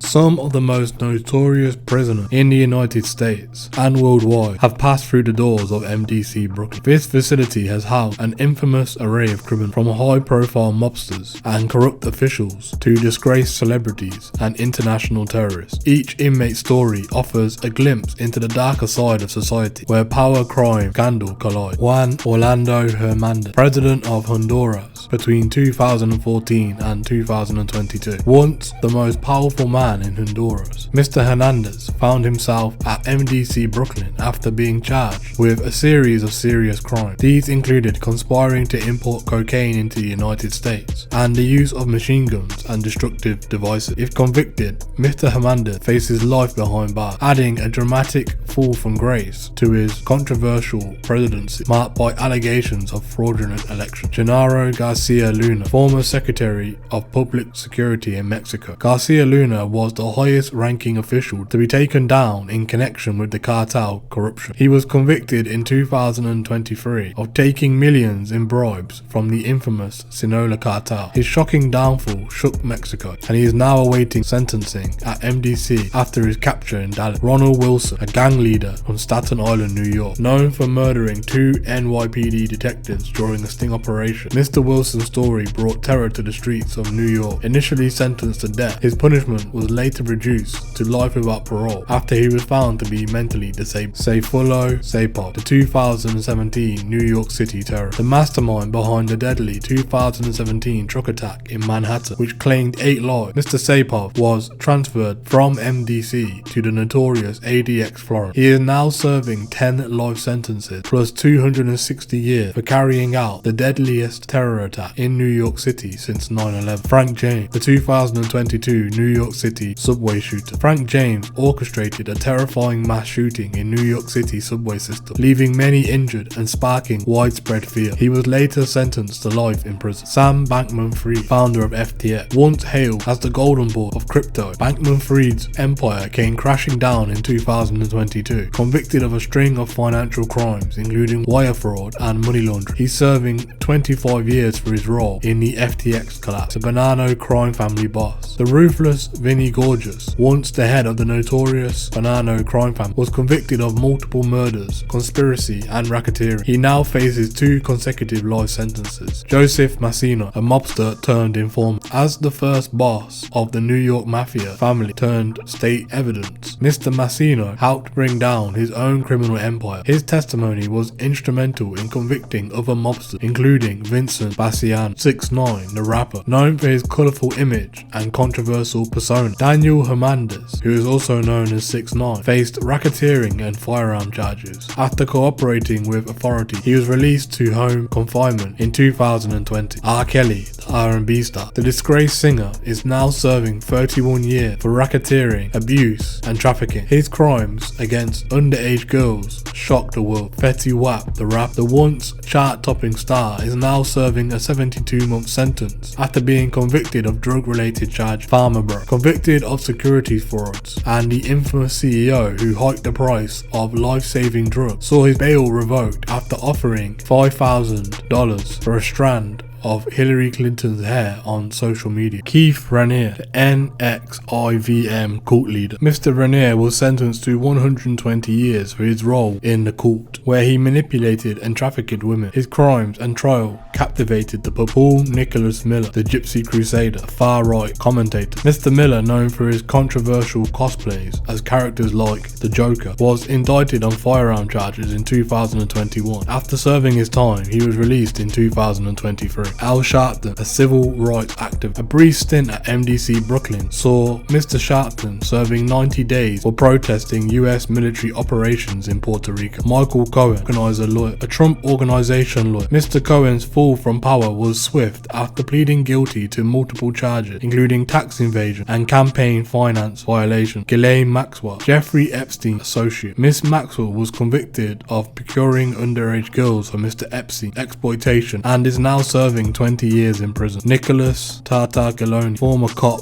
and convicted murderer. Once a law enforcement officer, Mr. Tartaglione now serves 4 consecutive life sentences for a brutal quadruple murder and other crimes, sharing notoriety as Jeffrey Epstein's former cellmate. Alison Mack, the actress, pled guilty in 2019 to racketeering conspiracy as part of the NXIVM cult. She was released to home confinement in 2018, sentenced in 2021 to 3 years imprisonment, served at FCI Dublin. She was released on July 3rd, 2023. Frank Kelly was charged with extortion and released in 2009. Vincent Asaro. Mr. Asaro was a New York City mobster and capo in the Bonanno crime family. Mr. Asaro was found guilty in a vehicle arson case. Ronald Washington, accused of shooting Run DMC Jam Master Jay in 2002, was charged in 2020. He is serving a sentence for drug possession and robbery, brought to New York to stand in trial. Linda Weston, indicted in 2013 for murder, racketeering, hate crimes, and other charges for leading a group who held mentally disabled individuals against their will between 2001 and 2011 in order to steal their social security benefit, 2 of whom died as a result of abuse. She is now in FCI Hazleton. Abid Nazir, alleged Al-Qaeda operative who was extradited from the United Kingdom in 2012 to face charges that he took part in an international conspiracy to conduct bombing in the United States and Europe. He was sentenced in 2015 to 40 years. 3 co-conspirators were convicted in 2010 and 2012. He is now at FCI Three Rivers. Jeffrey Atkins, the rapper known as Ja Rule, was sentenced to 28 months in prison for federal tax evasion in a conviction that ran concurrently with his 2 prior years in prison for attempted possession of a weapon. After being released from state prison, he was transferred to federal custody in 2001 on February the 21st, 2013, where he served the remainder of his sentence until his release. Caswell Sr., the rapper known as Casanova, surrendered to authorities in December 2020 for racketeering, murder, narcotics, firearm and fraud offences. Detained at MDC while awaiting trial, he was sentenced to 188 months in prison on June the 22nd, 2023, and is currently at FCI Phoenix. Gene Barella, the former associate of the Bonanno crime family, was sentenced for breaching the terms of his supervised release through his previous convictions of leading a home invasion crew in Howard Beach, Queens. He had become a government witness and testified against other Bonanno members, including Vincent Asaro. He had broken the terms of his release by appearing on multiple mafia-related podcasts and continued to associate with other mafia members. He served a 6-month sentence and was released on September the 9th, 2023.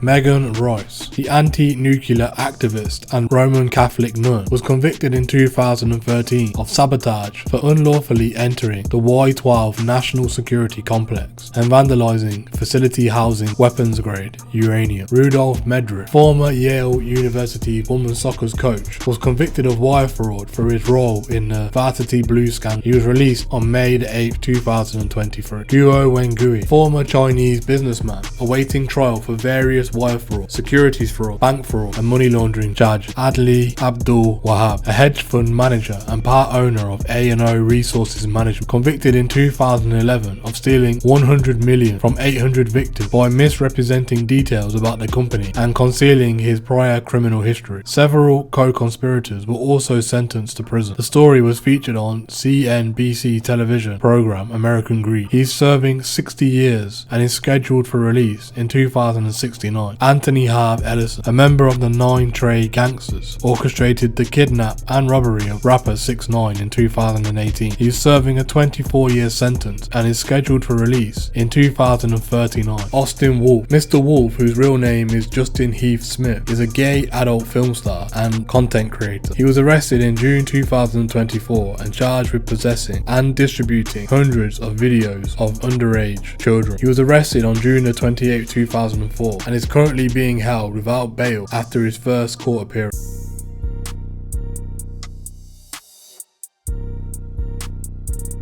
Sean P. Diddy Combs, the renowned rapper, producer and mogul, finds himself at the center of a major legal battle. Arrested in September 2024, Mr. Combs faced serious charges of trafficking and racketeering. The gravity of these accusations has led to his bail being denied twice, casting a shadow over his once celebrated career. Mr. Combs was taken into custody on September 16, 2024, after a high-profile investigation revealed disturbing allegations against him. The charges, which include trafficking and racketeering, are severe, involving complex criminal networks and numerous victims. Despite his high-profile status and previous reputation as a philanthropic and influential figure, the courts have ruled against granting him bail on 2 separate occasions. This denial of bail underscores the court's concerns about the seriousness of the charges and the potential flight risk. Mr. Combs' legal team has argued for his release, citing his long-standing contributions to the music industry and his role as a father. However, the court's decisions reflect the severe nature of allegations and the potential danger posed to witnesses and ongoing investigations. As Mr. Combs awaits his trial, he will be housed at the Metropolitan Detention Center, MDC, Brooklyn, a facility known for its challenging conditions. MDC Brooklyn has faced criticism for its harsh environment and overcrowded conditions, which have drawn the attention from human rights activists and legal experts. MDC Brooklyn has struggled with issues such as inadequate heating lightning and power outages, especially during severe weather conditions. In January and February 2019, over 1,600 inmates experienced a week of little to no heat or power, leading to severe discomfort and health concerns. Although power was eventually restored, the incident highlights the potential for challenging living conditions. The facility's security measures are stringent, reflecting the high-profile nature of some of its inmates. Mr. Combs will likely face heightened security protocols, including surveillance and restrictions on communication. The facility is designed to manage inmates with significant security concerns, and Mr. Combs' presence will undoubtedly prompt additional measures. Inmates at MDC Brooklyn often face restrictions on their access to outside communication, including limited visiting hours and stringent mail monitoring. For high-profile detainees like Mr. Combs, these restrictions are even more pronounced, impacting their ability to maintain personal and professional connections whilst in custody. The facility has faced criticism for its handling of inmates' health and well-being. Reports of inadequate medical care and unsanitary conditions have surfaced, raising concerns about the environment in which Mr. Combs will be detained. While MDC Brooklyn is required to provide basic care, the quality of this care is often a point of contention. As Sean P. Diddy Combs navigates this tumultuous period, his experience in MDC Brooklyn will be closely watched by the media and his supporters. The harsh conditions of the facility, combined with the severity of the charges against him, create a challenging situation that will test both his resilience in the legal systems and the legal system's commitment to justice. The outcome of his case will not only determine his future, but will also shine a light on the broader issues surrounding incarceration and the treatment of high-profile detainees. As Sean Combs begins his detention at MDC Brooklyn, he will confront a stark new reality. Once a towering figure in the entertainment industry, Mr. Combs now finds himself at the facility alongside some of the world's most dangerous and most powerful criminals. The transition from celebrity mogul to mere inmate in a high security environment underscores a significant shift in his status and influence. For Mr. Combs, who once wielded immense power and immense influence and celebrity power, these individuals represent a new level of intimidation and danger. The power dynamics in MDC Brooklyn are drastically different from the boardrooms and luxury events he once navigated. As he adapts to his new environment, the presence of these high-profile criminals serves as a stark reminder of the complex and often perilous world of federal detention. While Mr. Combs remains a notable figure in popular culture, his status within the walls of MDC Brooklyn is now defined by his fellow inmates, individuals whose criminal records and activity cast a long shadow over his former life of fame and influence.